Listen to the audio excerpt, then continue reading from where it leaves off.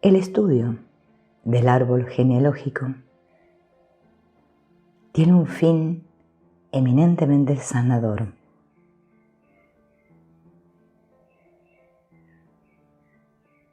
La vida psíquica de cualquier individuo se sostiene en la relación de éste con su familia, en especial con los padres.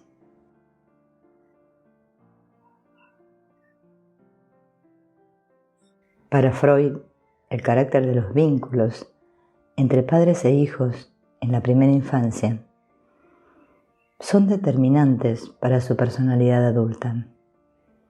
El origen de la neurosis está fundamentalmente en las pulsiones reprimidas en esa primera etapa de la vida.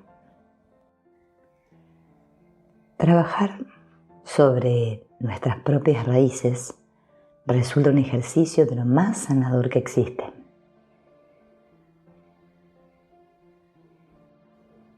Determinados comportamientos inconscientes se transmiten de generación en generación, impidiéndonos autorrealizarnos. Por lo tanto, tomar conciencia de estos comportamientos es fundamental en el estudio de nuestro árbol genealógico. Podríamos decir que en ocasiones estamos poseídos por nuestras familias. Las relaciones con nuestros padres juegan un papel fundamental en la formación de la psique del individuo. Por lo tanto, resulta imprescindible desatar esos nudos con el pasado e ir descargando el peso de las experiencias de vida que no nos corresponden. El árbol está vivo dentro de ti.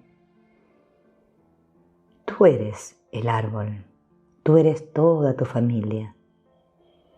Nadie tiene problemas individuales porque toda la familia está siempre en juego. El inconsciente familiar existe. Desde el mismo momento en que alguien toma conciencia de algo, hace que todos los suyos también la tomen. Ese alguien es la luz. Si uno hace su trabajo, todo el árbol se purifica. El árbol genealógico es a la vez nuestra mayor trampa y nuestro tesoro más preciado.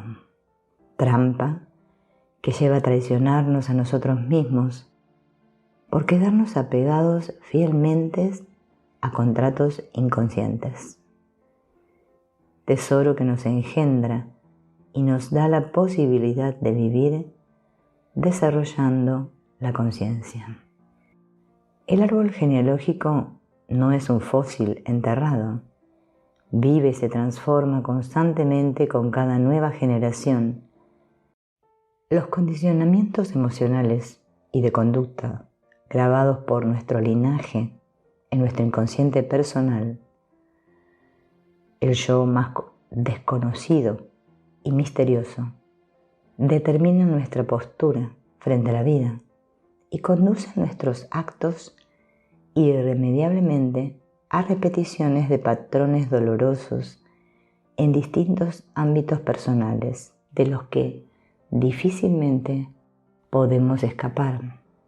El estudio de nuestro propio árbol nos revela las causas originales que desencadenaron esos patrones. Su visión y comprensión resulta sanadora, permitiéndonos superar las hirientes rutinas que nos privan de vivir en plenitud y conciencia. Somos portadores de los conflictos no solucionados de nuestro árbol, y eso se manifiesta en nosotros como chivo expiatorio, haciéndonos sufrir, impidiéndonos amar, realizarnos, ser felices. La memoria de nuestro árbol genealógico está siempre presente. Con frecuencia, los padres proyectan sus imágenes o deseos sobre sus hijos. Esto se llama proyecto parental. Con él nos imponen sutilmente un papel, una personalidad y en última instancia un destino al que debemos adaptarnos para no ser rechazados por el clan. A veces, para explicar un gesto que hacemos, una actitud o un dolor, es necesario remontarse a casi 4 generaciones. Hay elementos que vamos repitiendo. Todo está en el árbol genealógico. Por tanto, debemos investigar en el árbol familiar. Nosotros somos nuestra familia completa. Andamos acarreando a nuestros ancestros. Tenemos en nuestra espalda su historia. Y esa historia está viva y se manifiesta en distintas circunstancias, edades y generaciones. El árbol nos condiciona de todas las maneras imaginables. Influye en todo. Estamos poseídos por nuestro árbol. Hay tanto que desconocemos de nuestra familia que eso inconscientemente se mueve detrás del escenario racional y nos conduce por la vida. Nos conduce por lo que llamamos el destino familiar. Somos fruto de ese destino familiar y luego reproducimos lo mismo por inconsciencia, porque en todas las historias familiares hay secretos. Sanamos el árbol realizando lo que somos auténticamente, haciendo nuestro destino personal, echando luz en nuestras raíces. Para poder sanar, tenemos que tener una finalidad, responder a la pregunta ¿cuál es tu finalidad en la vida? Es la clave de todo. Responder a esa pregunta es como encender una luz que permite ver lo que nos faltó en la misma raíz de nuestro árbol genealógico. Ahí están nuestras limitaciones, lo que nos da miedo, lo que se nos prohibió o se nos prohíbe.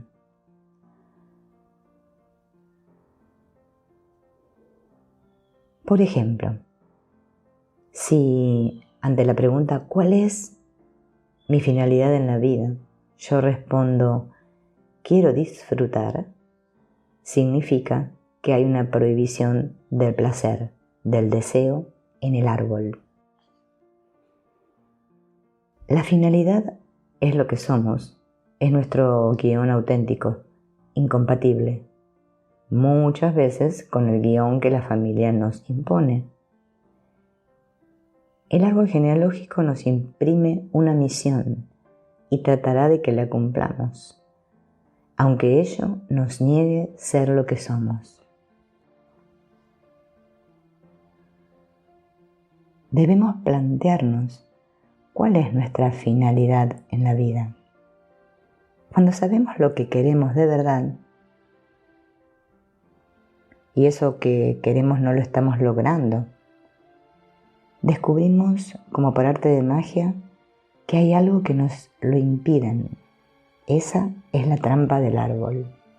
Si queremos ser felices, nuestro árbol quiere que suframos. Si queremos ser artistas, nuestro árbol nos está prohibiendo la creatividad. Si queremos amar, nuestro árbol nos limita las emociones. Si queremos ser libres, nuestro árbol nos quiere esclavos.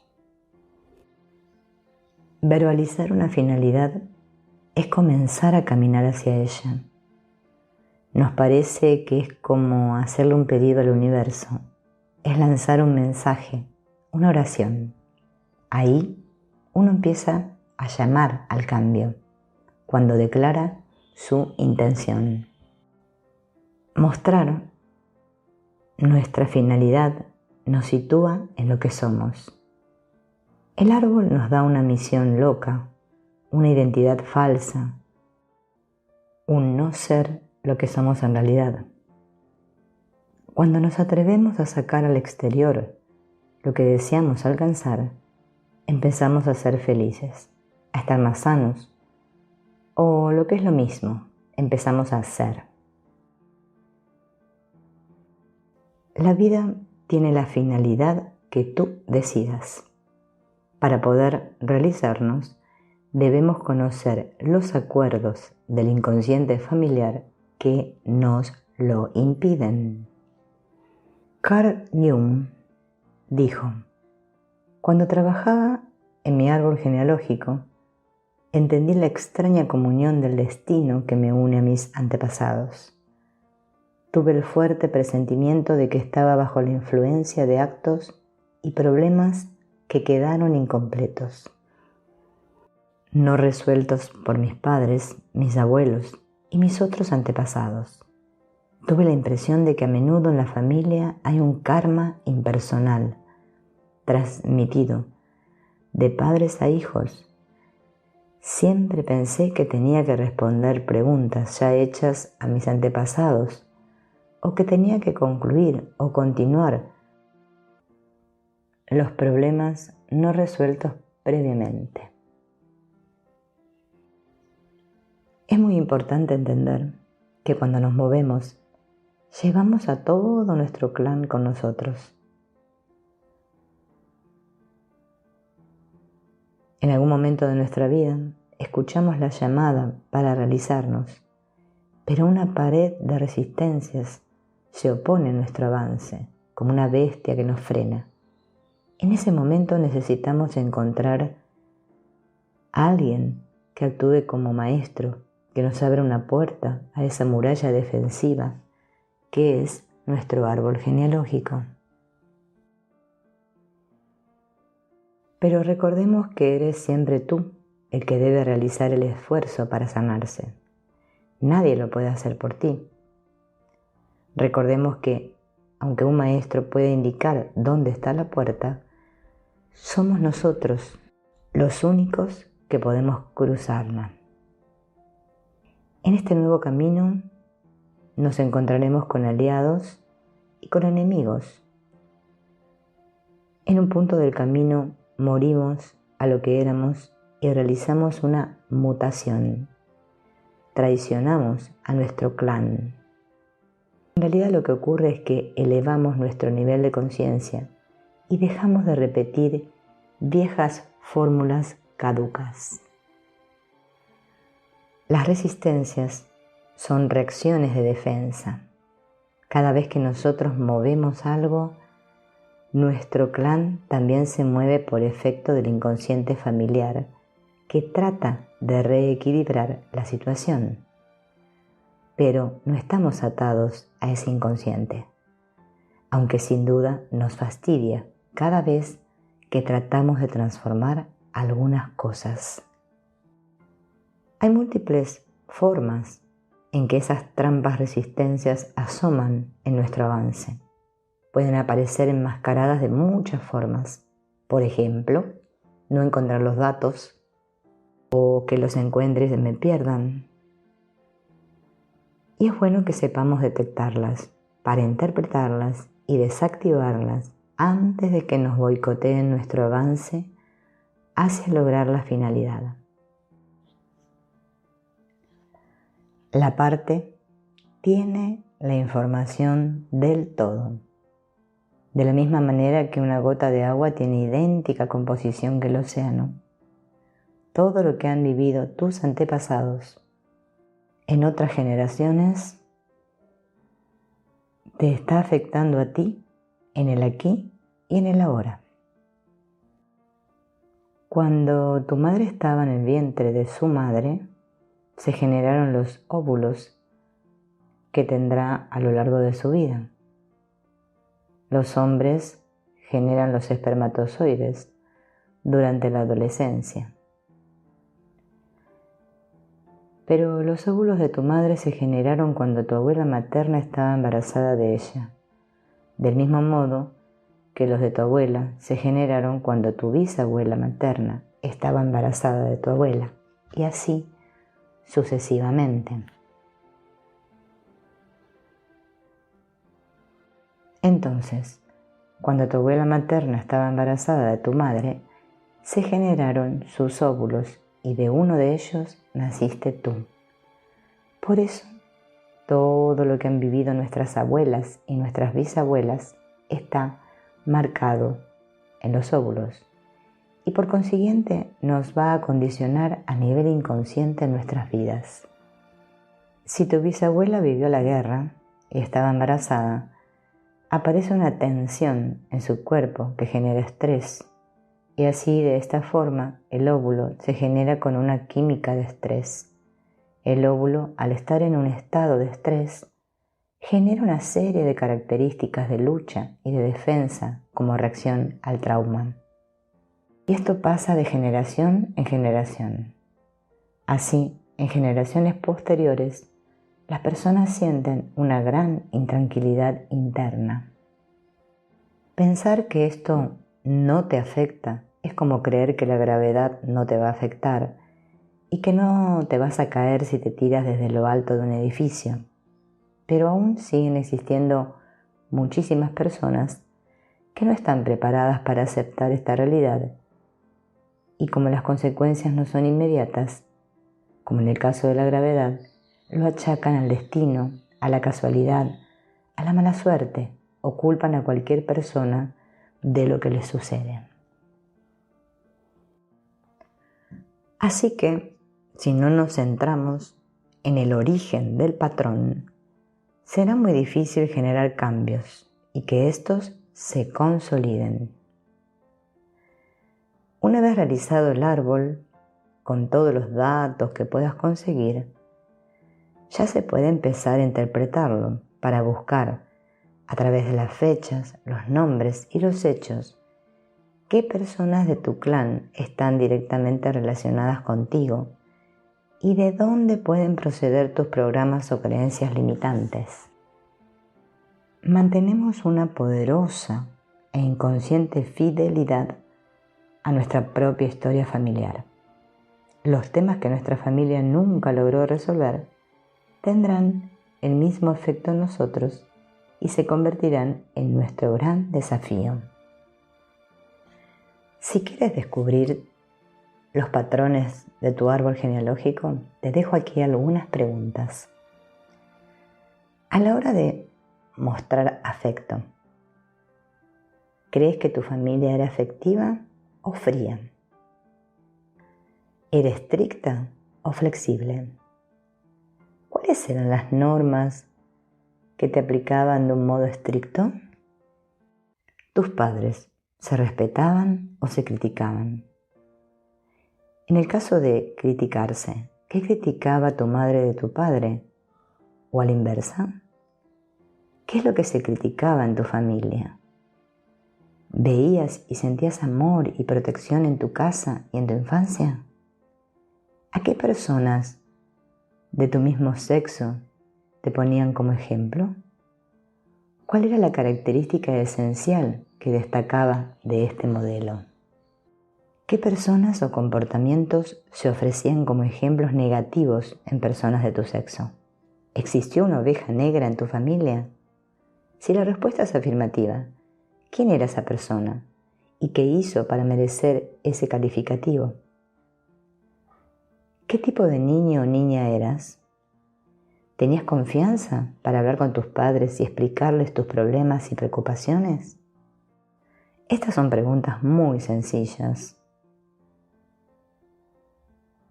que quizás nunca te las has planteado, porque considerabas que pertenecían al pasado y que nada tenían que ver con el momento actual.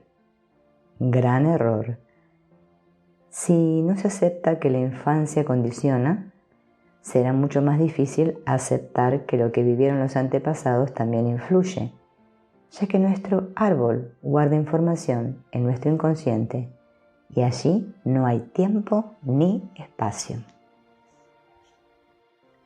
La observación de tu árbol genealógico te permite sacar a la luz las limitaciones, las prohibiciones, los patrones, los decretos y las reglas que dejaron tus ancestros, para que de esta forma puedas desactivar las repeticiones o programas poco saludables y potenciar aquellas cosas útiles que te conducen a tu propia evolución personal y la de tu familia.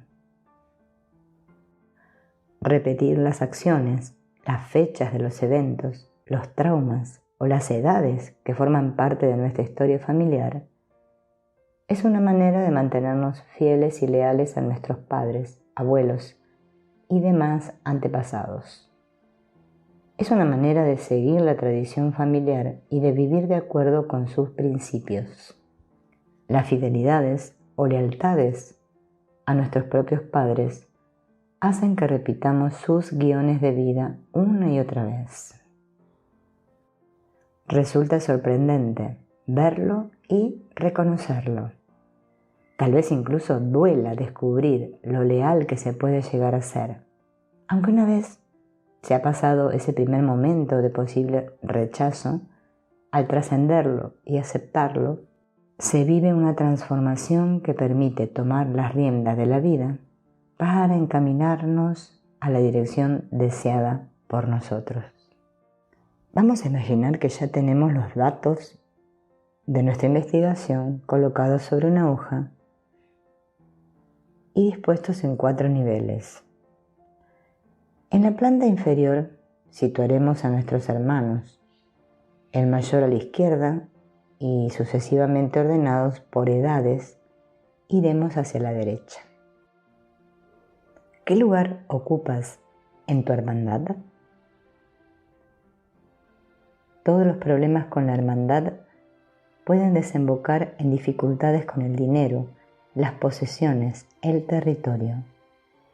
Los problemas con la hermandad no resueltos de adultos se trasladan a la pareja, los amigos, los compañeros y los vecinos.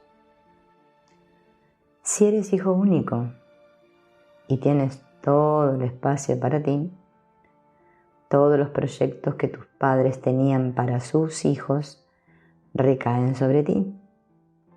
Puede que en la vida te cueste entender el concepto de jerarquía y te cueste compartir. El segundo hijo, cuando el mayor es niño, o la segunda hija, cuando la mayor es niña, puede suceder que te esperaban con un sexo diferente. Normalmente el que nace segundo acepta bien papeles secundarios y desarrolla con ahínco sus dones para intentar alcanzar los privilegios del primogénito. Existe una relación directa entre número de años de diferencia entre los hermanos y derecho de ocupar todo el territorio disponible para un hijo. Digamos que si nacen 2 hijos muy seguidos, inconscientemente la familia los trata como uno solo, de manera que si uno es el listo, guapo, come bien, ordenado y es artista, el otro es el cariñoso, simpático, malcomedor, despistado y trabajador. Pero cuidado, que no se le ocurra al listo tener gracia. Eso es territorio del otro. El pequeño, de la hermandad, ocupa el lugar de no crezcas. Te instalan en una adolescencia perpetua. Generalmente es el que hace pareja con uno de sus padres y queda congelado en la adolescencia, porque esto mantiene a los padres en una fantasía de juventud eterna. Si este pequeño no crece, nosotros no envejeceremos. Detrás de este está el miedo a la muerte. Por ello, cuando ese pequeño sale de casa, el padre, la madre o ambos desarrollan enfermedades o aceleran el proceso de envejecimiento, lo que provoca en el hijo un retorno total o parcial. Le otorgan inconscientemente la misión de cuidador que éste acepta para expiar el sentimiento de culpa. Si eres un hermano que está justo en el centro, repites cosas del mayor y del pequeño. Te dieron la posición más compleja. Muchas veces la vida es una verdadera lucha por encontrar tu lugar. Si tienes un hermano que es 10 años mayor que ti, en realidad tu hermano actúa más como un padre o una madre. Al fin eres hijo único, pero con más de 2 padres, lo que se traduce con frecuencia en desobediencia a todos o conflictos de lealtad que neurotizan. Cuando son muchos hermanos, una gran bola de hermanos, suelen suceder abusos a todos los niveles que los padres consciente o inconscientemente consienten. Por encima de nuestra hermandad, toda la mitad izquierda está destinada a nuestro linaje femenino, nuestra madre y sus ancestros, y la mitad derecha es la del linaje paterno. ¿De qué parte tenemos más información? Con frecuencia, la parte de la que tenemos más datos es aquella que ha influido más en nuestra educación y formación. Es muy difícil que los dos linajes estén equilibrados. Los huecos son fallos en la transmisión, esconden conflictos en generaciones anteriores a la nuestra. Hay secretos o cortes afectivos. Llevamos el nombre de alguno de nuestros tíos o tías, de los abuelos, de los bisabuelos. Si es así, tenemos un nudo narcisista. Otro dato a tener en cuenta es la forma en la que han muerto nuestros ancestros. Los accidentes son suicidios encubiertos. Los problemas cardíacos son resultado de dificultades emocionales. En realidad, cada enfermedad y cada muerte es una fuente de información valiosísima sobre la biografía del ancestro y las relaciones con las que convivió. Edades a las que se casaron nuestros padres y a las que concibieron los hijos. Casi todo en el árbol es fruto de la repetición. Cuando se deja de repetir es que se avanza. Las fidelidades con sus propios padres hacen que los hijos repitan sus guiones de vida una y otra vez. Lo más importante es considerar la relación que se establece entre padre, madre e hijo. Tomar conciencia de esta tríada es como optimizar el aparato que nos informa de las fuerzas y las formas con las que fue moldeado el ser que de verdad somos. Esta red de interacciones tiene repercusiones importantes a todos los niveles de nuestra existencia. Y es por eso que en el próximo video analizaremos cada tríada focalizándonos en 3 bloques de interacción: padre-madre, madre-hijo, padre-hijo. En cada una de ellas definimos cómo interactúan los personajes a nivel de los 4 egos, según lo explica Alejandro Jodorowsky. Sanar mi árbol. En esta barrera encontramos los amargos sedimentos psicológicos de nuestro padre, de nuestra madre, de nuestros abuelos y bisabuelos. Tenemos que aprender a desidentificarnos del árbol y comprender que no está en el pasado. Por el contrario, vive presente en el interior de cada uno de nosotros. En el momento en que nos hacemos conscientes de una manera o de otra, la familia comienza a evolucionar. No solo los vivos, también los muertos. El pasado no es inamovible, cambia según nuestro punto de vista. Ancestros, a quienes consideramos odiosamente culpables, al mutar o cambiar nuestra mentalidad, los comprendemos de manera diferente.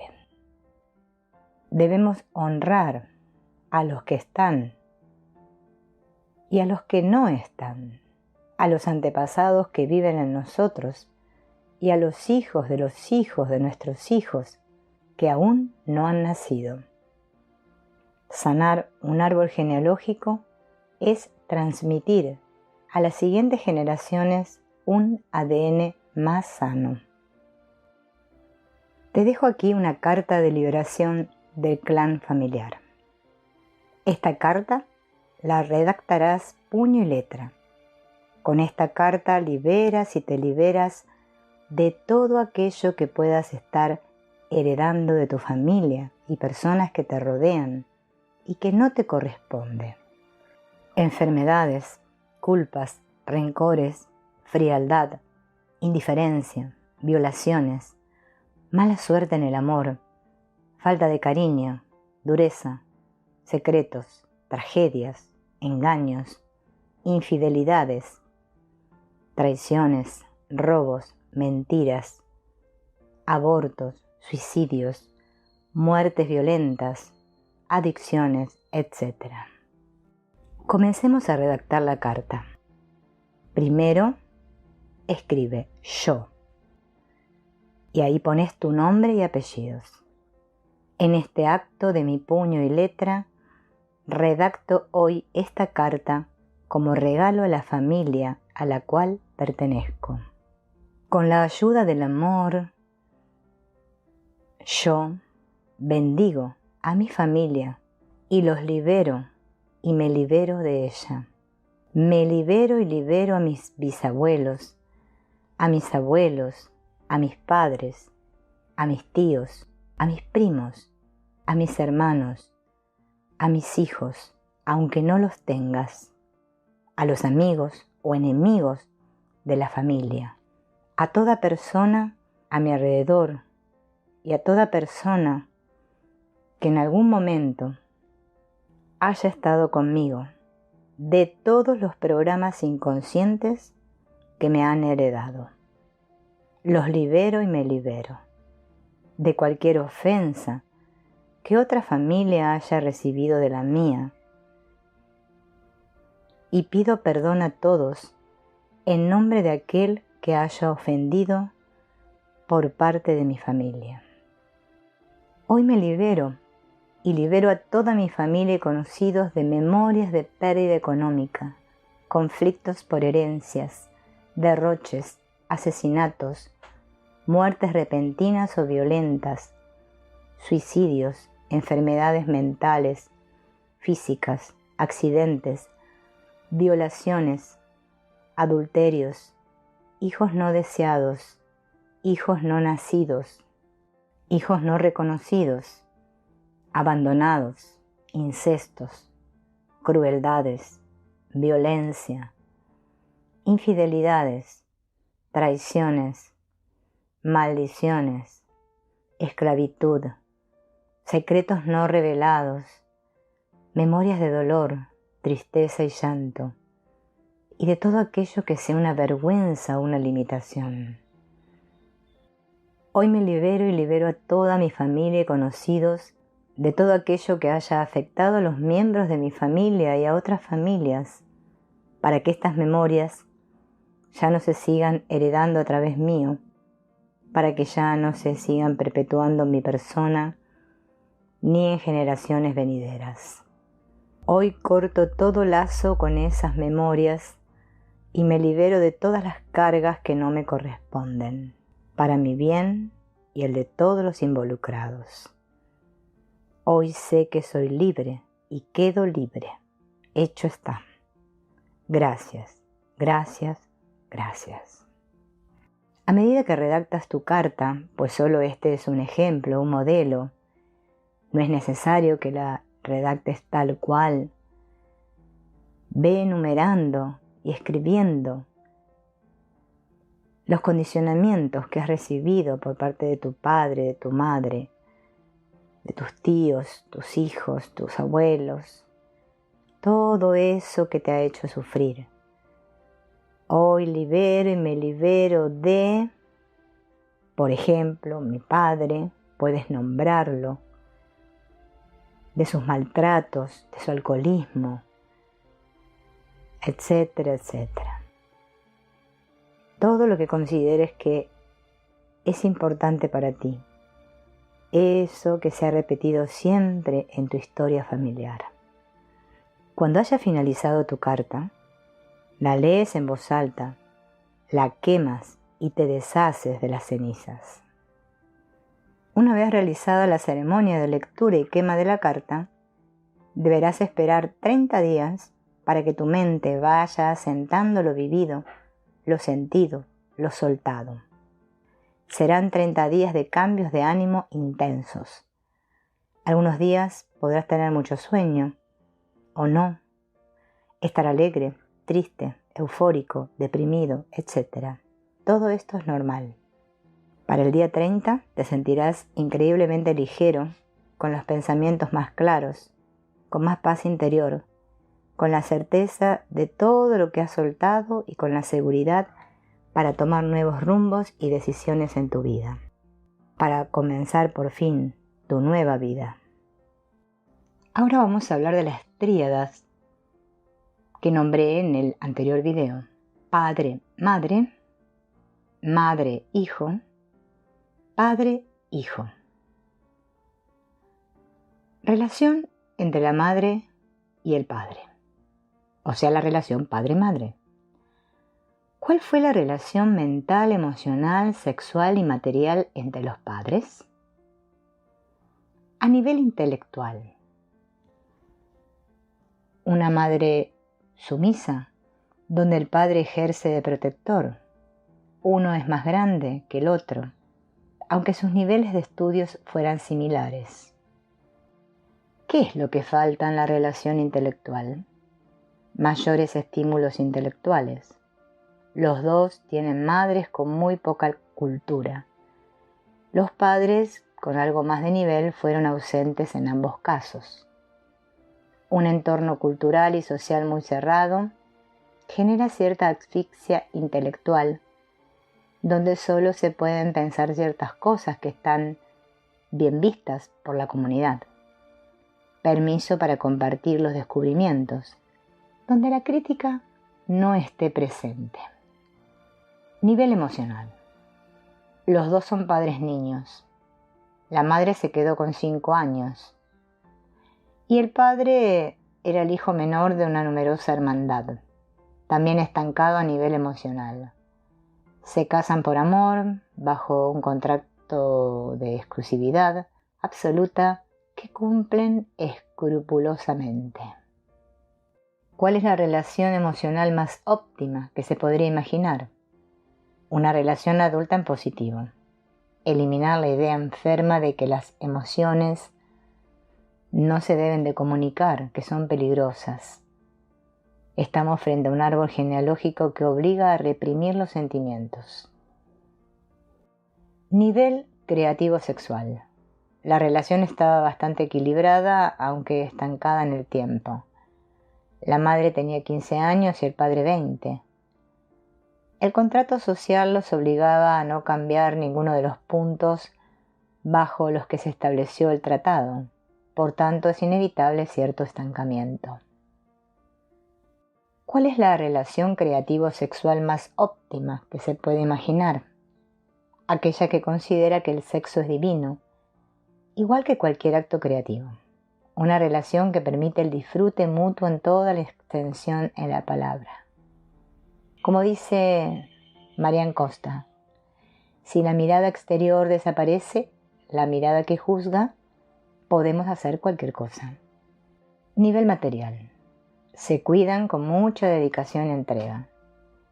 El padre tiene muchos conocidos por su trabajo, pero ningún amigo de verdad. La hermandad tan extensa provoca que solo se relacione a nivel simbiótico con uno de sus hermanos, el inmediatamente anterior a él. El padre y la madre comparten su espacio. 2 hermanos están casados con 2 hermanas, lo que representa un nudo homosexual. Comparten casa, territorio, trabajo y dinero. A pesar de compartirlo todo, también se rivaliza a nivel sutil. Parece que a un nivel del cerebro reptiliano, los pequeños han de competir para poder sobrevivir dentro de su hermandad. Si no son rápidos, pueden dejarlos sin comida. ¿Cuál es la relación material más óptima que se pueden imaginar? Compartir el espacio, saber vivir sin invadir el espacio del otro. Respetar ciertas parcelas de intimidad y privacidad que son muy importantes. Cuando dicen, tú eres mío, se apoderan de ti.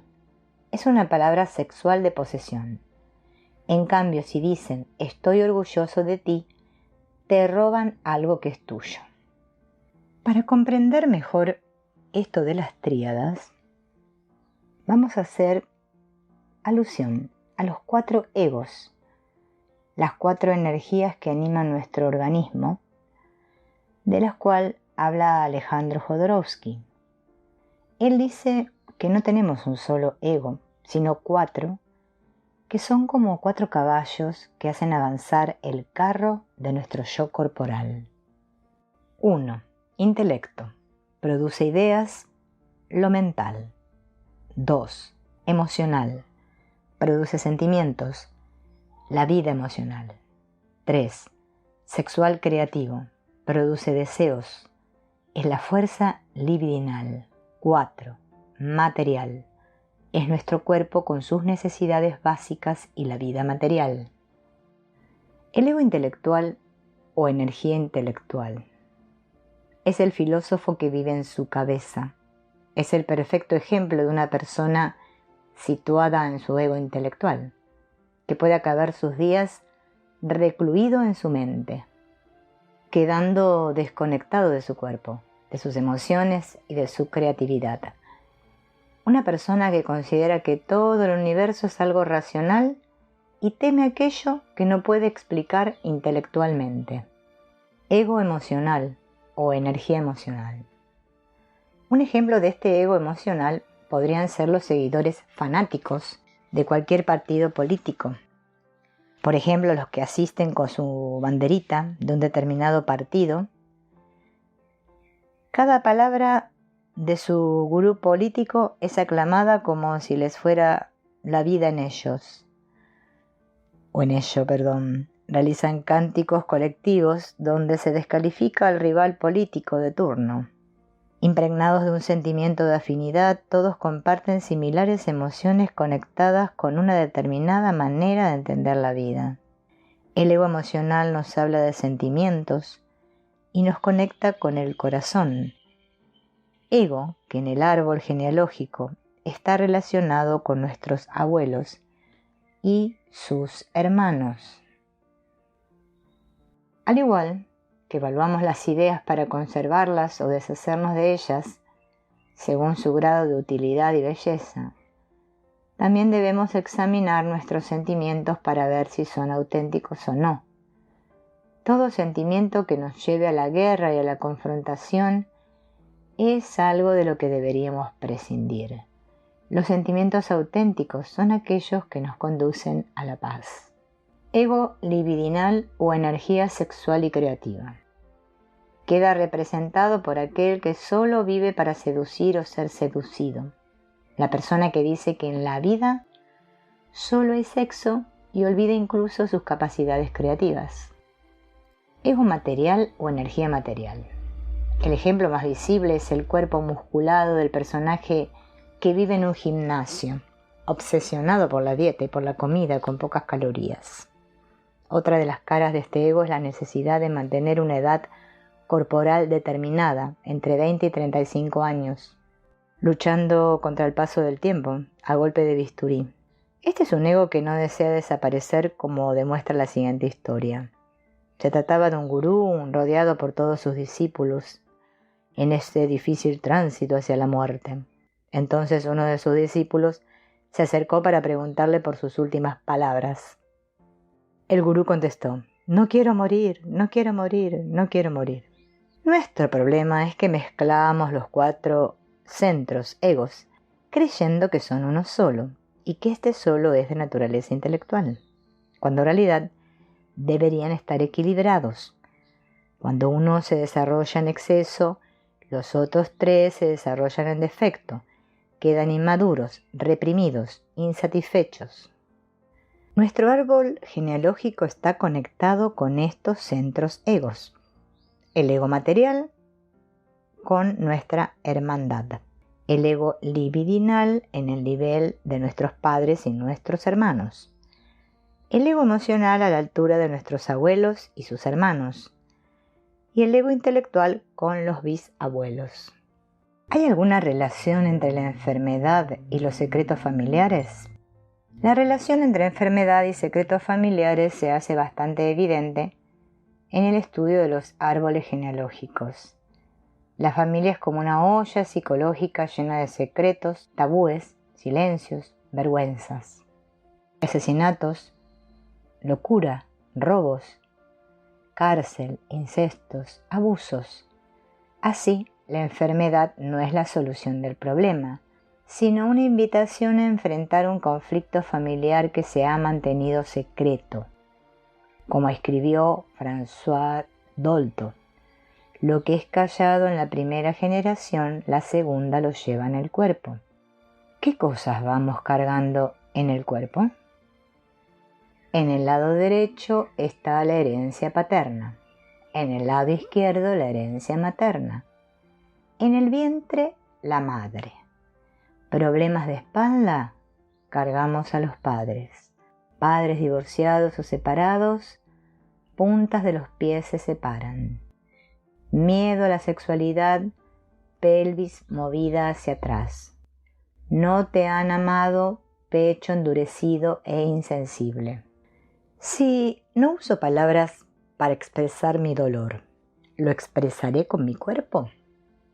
Los duelos no hechos, las lágrimas no derramadas, los secretos de familia, las identificaciones inconscientes y lealtades familiares invisibles pasean sobre los hijos y los descendientes. Lo que no se expresa por palabras se expresa por dolores o por accidentes, como en el caso de una bisnieta que pierde su virginidad por accidente a los 7 años, jugando al salto de pértiga y estudiando su árbol, descubre que su bisabuela, que fue fruto de una violación, concebida en la misma fecha que ocurrió el episodio. ¿Cómo se pueden observar los secretos en el árbol genealógico? Cuando el árbol quiere desvelarte un secreto, crea una estructura, algo que se repite. Con eso pretende llamar tu atención. Por ejemplo, una fecha que se repite, un estilo de elección de la pareja, unos accidentes con ingredientes similares. Los secretos se guardan por vergüenza, por pudor, por proteger a los niños o autoprotegerse ante la sociedad. ¿Dónde se sitúan esos secretos? Cada secreto que tenemos está en el estrato que le corresponde, a los 4 egos. Mis ideas locas secretas podemos identificarlas en el nivel de mis bisabuelos. Mis emociones secretas están en mis abuelos. Mis secretos sexuales creativos están en mis padres. Mis secretos materiales de territorio están en mis hermanos. Cuando el secreto lo porta un miembro de la familia, éste lo vive como un cuerpo extraño y molesto. Su cuerpo lo vive como un tumor o un bolo alimenticio que tiene que salir afuera. Nunca debemos contar secretos a los niños. Es un abuso con mayúsculas. Sabemos, además, el poder de la comunicación no verbal. Si alguien delante de ti se calla una información importante, se delatará tarde o temprano, con algún gesto inconsciente. Freud decía que aquel cuyos labios callan conversa con la punta de los dedos, se traiciona por todos los poros. Claudine Beg decía que vale más saber una verdad, aun cuando sea difícil, vergonzosa o trágica, que ocultarla, porque aquello que se calla es subordinado o adivinado por los otros. Ese secreto se convierte en un traumatismo más grave a largo plazo. El árbol guarda secretos, al tiempo que puede intentar desvelarlos. En todo árbol aparece en un momento determinado un héroe, el que lo sana y se sana, aquel que se atreve a construir el árbol genealógico.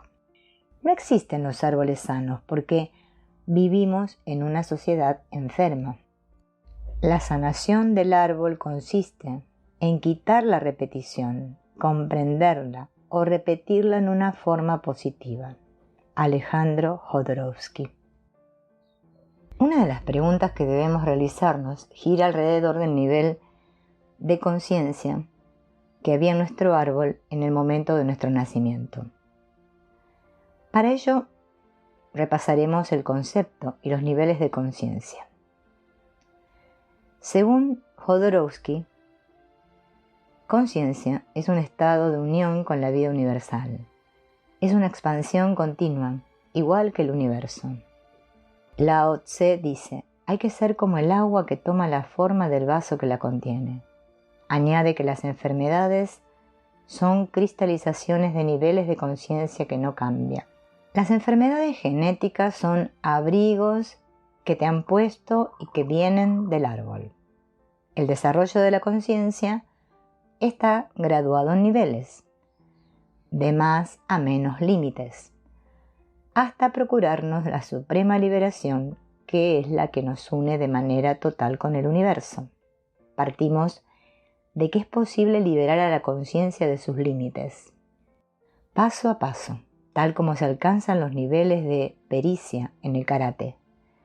Pasar simbólicamente del cinturón blanco al negro. Los tipos de conciencia los podemos clasificar según una escala evolutiva, empezando por el punto más bajo. Conciencia animal, caracterizada por los problemas de territorio. Solo se preocupa de cubrir las necesidades más primarias. Transforma la realidad en una jungla de agresividad.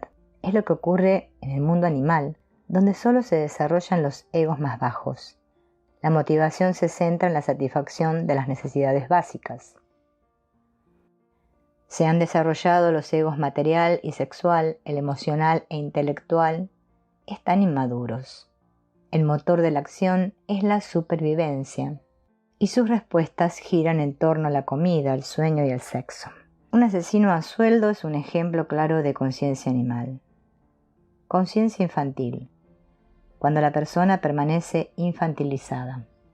Es la propia de la infancia, donde la prioridad es el entretenimiento. Jugar, coleccionar, ver películas. Es la conciencia de los parques temáticos y de las películas americanas. No se pretende llegar a ningún sitio. No hay ideal o búsqueda. Solo se plantea entretener. Nuestra sociedad trata de mantenernos en ese nivel, donde somos consumidores compulsivos. Un niño tampoco puede montar ninguna revolución. El poder puede manejarnos con total tranquilidad. Conciencia romántica. En este nivel se está permanentemente pidiendo, sin dar. El mundo de las telenovelas y de las noticias del corazón. Hay una visión cursi de la vida que conduce al perfeccionismo. Podemos observar a este personaje típico en muchas de las series de televisión actuales. Consiste en valorar por encima de todo el hecho de realizarse es encontrarse con su pareja. Continuamente se está a la búsqueda de la mujer o del hombre ideal. No se es consciente de que la pareja es una crisis continua. Conciencia adulta negativa. El adulto es el sujeto que invierte. Ahora bien, puede ser un adulto explotador, cuyo afán sea poseer y explotar. Es el político, industrial o traficante, que hace mucho dinero aprovechándose de los niños y de los románticos.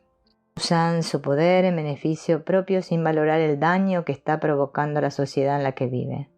No le importa plagiar si esto le va a aportar beneficios. Responsables de crear industrias tóxicas que generan muchos beneficios pero contaminando y lastrando a la sociedad. Ser explotador, el egoísmo le puede llevar a ser abusador y vivir en un aislamiento mental con nivel cero de empatía. Conciencia adulta positiva. El adulto generoso que por el contrario no se queda nada para él, sino que se lo da a los demás. El adulto generoso también sabe recibir y aprende lo que es el servicio. Es el que da un servicio a su comunidad, aunque gane mucho dinero con eso.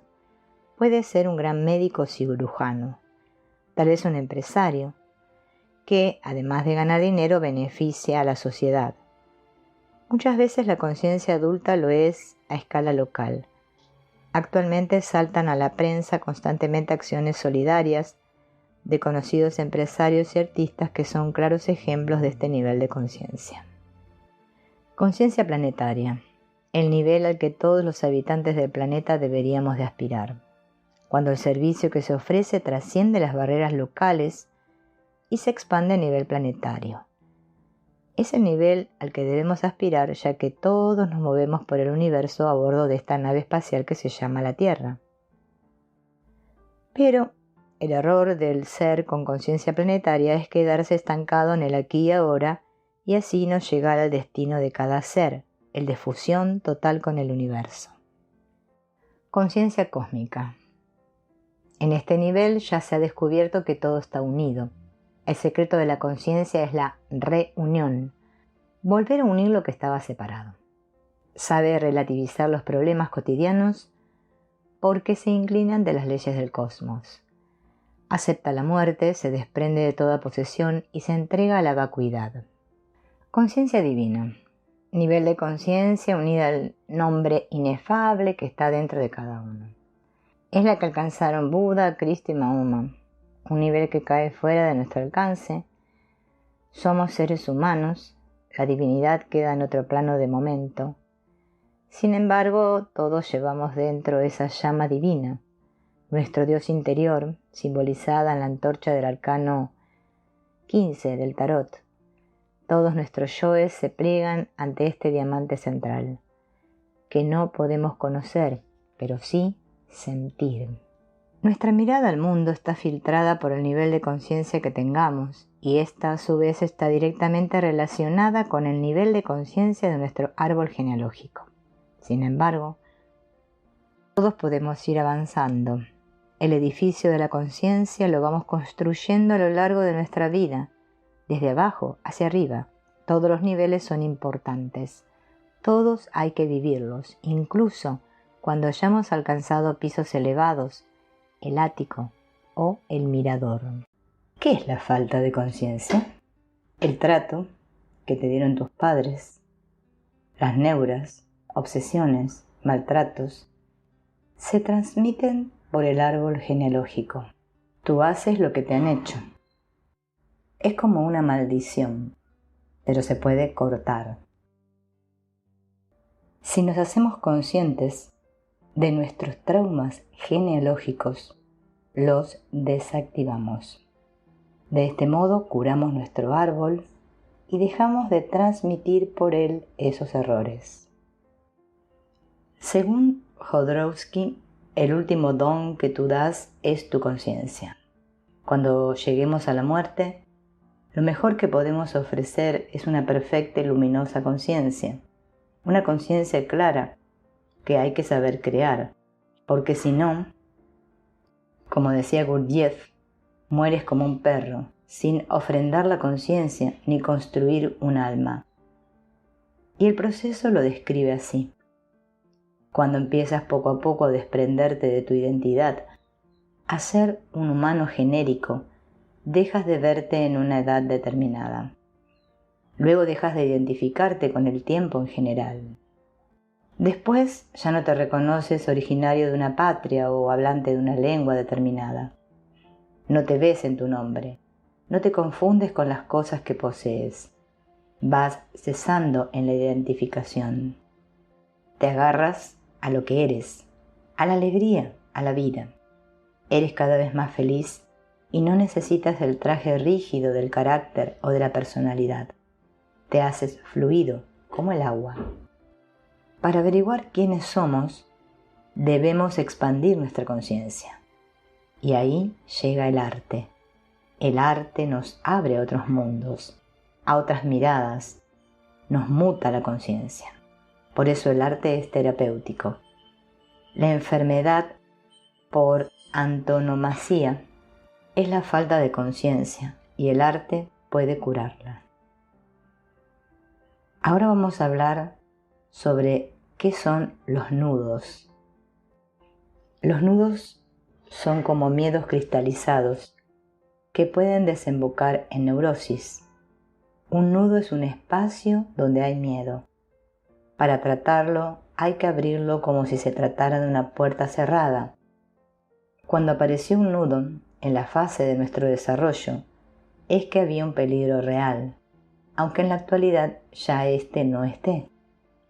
Es conveniente deshacerlos actuando con suavidad, sin forzarlos, intentar manejarlos y que no sean ellos los que dirijan nuestra vida. Los nudos hay que vivirlos metafóricamente para poder superarlos. La clave consiste en investigar los nudos de nuestros árboles genealógicos y de ese modo evitar repetir los errores de nuestros antepasados. ¿Cuáles son los patrones más repetidos dentro de un árbol genealógico? Según Alejandro Jodorowsky, esos patrones se llaman núcleos. Cuando se prohíben y no se realizan, se llaman nudos. El primer nudo es el incestuoso, el segundo es el narcisista, el tercero el homosexual, el cuarto el sadomasoquista y el quinto es el de neurosis social. Digamos que los núcleos son semillas destinadas a florecer, en una fusión total con el universo. Solo que este desarrollo natural se ve bloqueado en un momento dado por prohibición o por abuso, a la sombra del miedo. De esta manera aparece un nudo como freno neurótico a la evolución. El ser humano va transitando por esos nudos o los va deshaciendo. Las amarras al pasado se evaporan. Freud llamó a eso la novela familiar, porque es como una novela con muchos problemas distintos.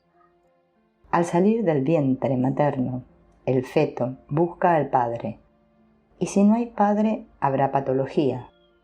Nuestro destino se va conformando así desde nuestros primeros pasos.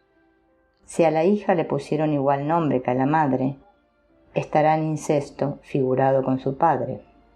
Si le pusieron el nombre de su abuela paterna, su padre esperará que su hija sea tan grande como lo fue su propia madre.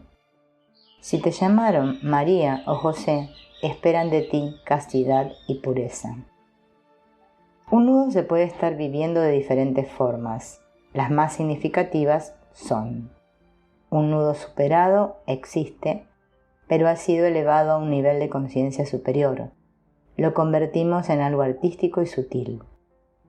Un nudo neutralizado es aquel que tenemos controlado, aunque se muestre de vez en cuando. Los nudos paralizantes son los que crean una enfermedad. Para identificarlos debemos buscar entre nuestros obstáculos.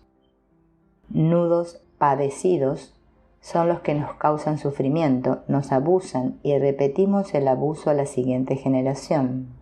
Nudos inventados, fantaseamos con un nudo con la finalidad de compensar algo peor. Hablaremos ahora del nudo incestuoso. Dentro de la familia, con alguien de la familia o nada fuera de la familia. Como nudo nos impide salir al mundo, nos encierra, rechazando las influencias exteriores. Quedamos amarrados a la familia sin posibilidad de expandirnos. La finalidad sana es conocer la totalidad del mundo. Como núcleo o semilla es el amor a los padres. Para identificarlo en el árbol se identifican algunos de los problemas con la pareja. Nudo narcisista. El otro no existe. Como nudo nos impide ver al otro. Todo queda igual. No nos dan una existencia real. Se repiten los destinos como fotocopias. No hay mutación, todo se estanca. La finalidad sana es descubrir todo lo que nos es ajeno, descubrir al otro. Como núcleo o semilla, consiste en asegurarnos de nuestra propia existencia, querernos. Para identificarlo en el árbol se detecta en la repetición de los nombres, lo que genera una catástrofe genealógica. Nudo homosexual. Rechazo a los géneros y a la colaboración entre ellos. Produce el odio a lo masculino o a lo femenino. Como nudo se presenta como una ceguera que nos impide ver al mundo tal y como es. Se rechaza la pareja, mamá, papá, se rechaza el andrógino, el Tao. La finalidad sana es vivir un mundo andrógino, vivir con felicidad la alternancia, luna-sol. Como núcleo o semilla consiste en identificar a la niña con la madre y al niño con el padre. Para identificarlo en el árbol se detecta cuando dos hermanos están casados con dos hermanas, cuando una chica le roba el novio a su mejor amiga y en todas las situaciones triangulares. El nudo homosexual está presente entre los niños que estudian en los monasterios zen, en los futbolistas, las monjas, los samuráis y los lamas. Nudo sadomasoquista. Voy a tener que causar dolor en mi vida. Este nudo nos quita la felicidad. Como nudo nos hace vivir en el dolor o huir del dolor permanentemente, cuando el sufrimiento define la forma de relacionarse con el mundo. La finalidad sana es sentir la alegría, no depender del dolor o del placer. Como núcleo o semilla, consiste en aceptar el dolor, aprender a decir que no. Para identificarlo en el árbol, la finalidad que se desea es ser feliz o bien quiero alegría en mi vida. Nudo neurosis social. ¿Cuál es mi sitio en este mundo con tanta gente diferente? Como nudo provoca todo tipo de nacionalismos y de racismos, desprecio a una determinada clase social. La finalidad sana consiste en que cada cual encuentre su sitio en el mundo. Cada uno tenemos nuestra propia y exclusiva misión en el mundo. Cada ser es una cara de Dios. Estamos en la abundancia. Dejamos de ir en manada, como los animales. Como núcleo o semilla significa que no hay igualdad en la vida. No hay justicia. Estoy en peligro. Hay dominantes y dominados. Para identificarlo en el árbol cuando uno de los padres es más rico que el otro, o bien es de una clase social diferente, o de una raza distinta, o de religiones rivales. La abundancia, el dinero, también vienen del transgeneracional. ¿Qué dice el transgeneracional al respecto del dinero? Afirma que proyectamos nuestros problemas familiares en la vida. El principio a nivel parental. Los problemas de dinero se relacionan con la influencia que recibimos de nuestros padres, con nuestra hermandad y con el territorio que ocupamos en el clan. La familia define lo que es el dinero, le da adjetivos y establece límites respecto a si está o no permitido ganarlo y de qué manera. Pero sobre todo, reparamos problemas de dinero de nuestros ancestros. En el plano parental, la neurosis de fracaso también puede impedir la prosperidad económica, cuando los padres implantan la prohibición de superarlos. Si yo no he ganado dinero, tú tampoco. El hijo entonces, por lealtad o por temor a la culpa, no sobrepasará nunca el estatus económico de sus padres. Se afirma que nuestro cerebro más primitivo, el reptiliano, es el que controla el territorio, alimento y la descendencia. ¿También controla el dinero? El dinero proporciona estas tres necesidades básicas. En el momento en el que creemos que nos falta, nos genera estrés y angustia. Las creencias implantadas por nuestros padres se vuelven creencias. Vamos a ver algunas de ellas. La familia que asocia el dinero con el pecado, lo que nos dificultará ganarlo y nos estresará de forma crónica. No puedes llamarte adulto hasta que no ganes tu propio dinero. Ganarás el pan con el sudor de tu frente. Este tipo de pensamientos implantados en nuestra psique infantil permearán a lo largo de nuestra vida, haciendo que nuestra relación con el dinero sea tóxica. Que no podemos ganar dinero con una actividad que nos guste. Si disfrutas, vas en contra del programa de que hay que sudar para ganarlo. Si creemos que para ganar dinero hay que sufrir, tenemos un nudo sadomasoquista. El dinero queda relacionado con el sacrificio y con ello nos impedimos prosperar. El caso más agudo es lo que pasa a nivel transgeneracional.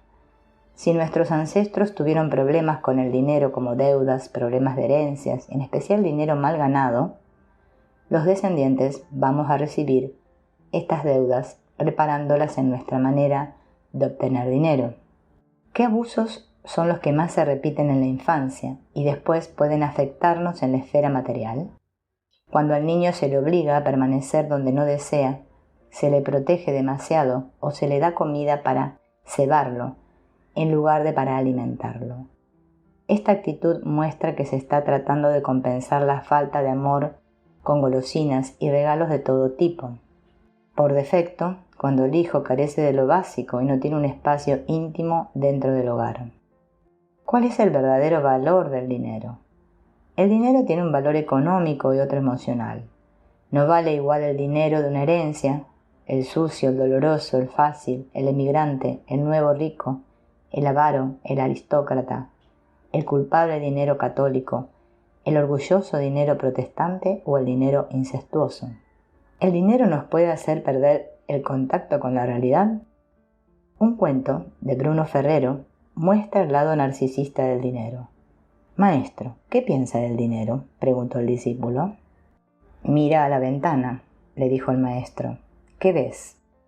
«Veo una mujer con un niño, una carroza tirada por 2 caballos y una persona que va al mercado».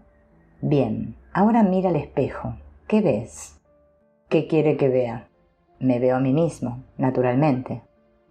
«Ahora piensa, la ventana está hecha de vidrio, lo mismo que el espejo. Basta una pequeñísima capa de plata por detrás del vidrio para que el hombre solo se vea a sí mismo. El ladrón y tacaño tiene problemas con el dinero. ¿Cómo se relacionan con la psicogenealogía? Las personas que roban creen que no tienen derecho a ganar dinero a causa de rivalidades presentes en su árbol genealógico. Piensan que para que ellos ganen es preciso que otros pierdan, o se convierten en explotadores porque, según su educación, su triunfo se debe a que otros en la familia están destinados al fracaso. Respecto a los tacaños, dice que cuando tratamos de economizar, podemos preguntarnos a quién le quitamos el dinero. Cuando guardamos, acumulamos, sin distribuir, nos estamos condenando secretamente a no recibir nada de la vida. Estamos rechazando el intercambio. Y si le damos la vuelta a esto, ¿qué ocurre? La persona que posea conciencia de prosperidad parece que encuentra ideas y oportunidades para hacer dinero. La ley de atracción actúa en todas partes, en todo momento. Según esta ley, los seres humanos emiten vibraciones a través de sus pensamientos y emociones y, en consecuencia, atraen a la realidad lo mismo que piensan o sienten. Pensamientos de carencia y pobreza atraen la miseria. Pensamientos de abundancia y gratitud atraen la riqueza. ¿Por qué? Según la teoría psicoanalítica, el dinero simboliza los excrementos. Para el niño, en la etapa anal, el placer, liberación de la tensión, lo encuentra en la retención de las heces, previa a su expulsión. Los excrementos son su tesoro preciado. Darlos o no depende de la relación de premio-castigo, a la figura de apego, normalmente la madre, y el lugar de depósito dependerá de si es o no lo que él considera su territorio. De adultos, el tesoro es el dinero y nos estreñimos cuando somos avaros, nos da diarrea cuando nos entregamos por demás. Siguiendo este hilo de razonamiento, los bancos simbolizarían anos gigantescos. También se asocia el dinero con el agua. Expresiones populares muestran esta asociación como estoy seco, nadar en la abundancia, dinero líquido. Sí, porque ambos son reforzadores universales, como pasa con la comida. Todos necesitamos agua para vivir y todos necesitamos dinero para vivir en sociedad. De igual manera, como se trata de una enfermedad, el tema del dinero se busca con quien tenemos la lealtad y se realizará un corte ancestral para dejar de tener la conexión con el ancestro. Por otro lado, podemos reprogramar las improntas de que recibimos de nuestros padres mediante ciertos usos prácticos. Disponer siempre algún dinero en casa, ahorrarlo con la finalidad de crear una familiaridad con él. Contarlo de manera rutinaria para romper la barrera de que el dinero está lejos de mis manos y reforzar el lazo de unión con él. Si nos han enseñado que el dinero es algo sucio, podemos perfumarlo. Después de un tiempo de ahorrarlo en casa, reingresarlo a la vida para que circule la abundancia y no se estanque. Hay que amar el dinero, tratarlo como un vehículo que representa lo mejor de nosotros mismos.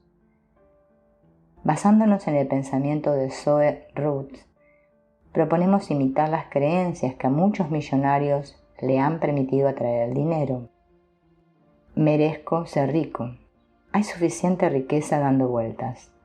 Cuando me enriquezco, hago que otros también se enriquezcan. Me enriquezco agregando valor a la vida de la gente, proporcionando servicios, conocimientos o productos que enriquecen a otros. Crear riqueza es agradable y divertido. Si deseo algo, puedo alcanzarlo, lo atraigo, lo poseo y lo disfruto. Soy el capitán de mi propia nave. No estoy solo en la construcción de la riqueza. Tengo muchos socios que me asisten en el diseño, la implementación y la administración de mis productos y servicios. Todos nos beneficiamos del crecimiento de la riqueza. Nadie sufre como resultado de que yo sea rico. La riqueza da la oportunidad de ayudar a otros. Estoy muy agradecido por todo lo que ya tengo en mi vida. Estoy en este planeta para gozar de mi vida. Ya soy desmesuradamente rico. Desde lo inconsciente al genosociograma. La vida de cada uno de nosotros es una novela. Tú, yo, vivimos presos en una invisible tela de araña de la cual también somos uno de los maestros de obra. Si aprendiéramos de nuestro tercer ojo a captar, también podríamos decir de nuestro tercer oído, a captar, a comprender, a entender, a ver estas repeticiones y estas coincidencias, la existencia de cada uno de nosotros se volvería más clara, más sensible a lo que somos, a lo que deberíamos ser. ¿Es posible escapar a estos hilos invisibles, a estas triangulaciones, a estas repeticiones? En cierto modo, somos menos libres de lo que pensamos. Sin embargo, podemos reconquistar nuestra libertad y salir de la repetición, entendiendo lo que sucede, captando estos hilos en su contexto y en su complejidad. Así, por fin, podemos vivir nuestra vida y no la de nuestros padres o abuelos, o la de un hermano fallecido, por ejemplo, y que sustituimos a sabiendas o no. Estos nexos complejos pueden ser vistos, sentidos o presentidos, por lo menos parcialmente, pero generalmente no se habla de ello. Se viven en lo indecible, lo impensado, lo no dicho o lo secreto. Pero hay un medio de modelar y estos lazos y nuestros deseos para que nuestra vida sea a la medida de lo que nosotros deseamos, de nuestros auténticos deseos, de lo que deseamos profundamente y necesitamos, no de lo que tienen ganas los demás para nosotros, y así poder ser.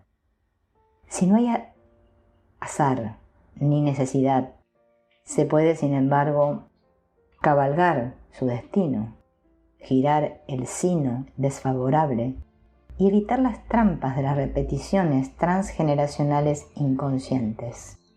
Freud, a partir de su problemática y de sus propios sufrimientos, angustias e interrogaciones, descubrió este otro escenario, este agujero negro que cada persona lleva en sí, su no dicho o no expresado.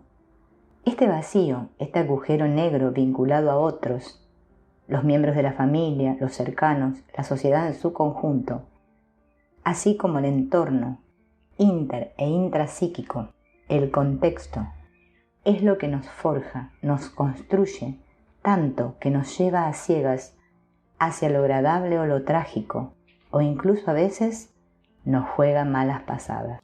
Al identificarlos, al escribirlos, podemos penetrar a pasos furtivos en esta cosa que trabaja dentro de nosotros.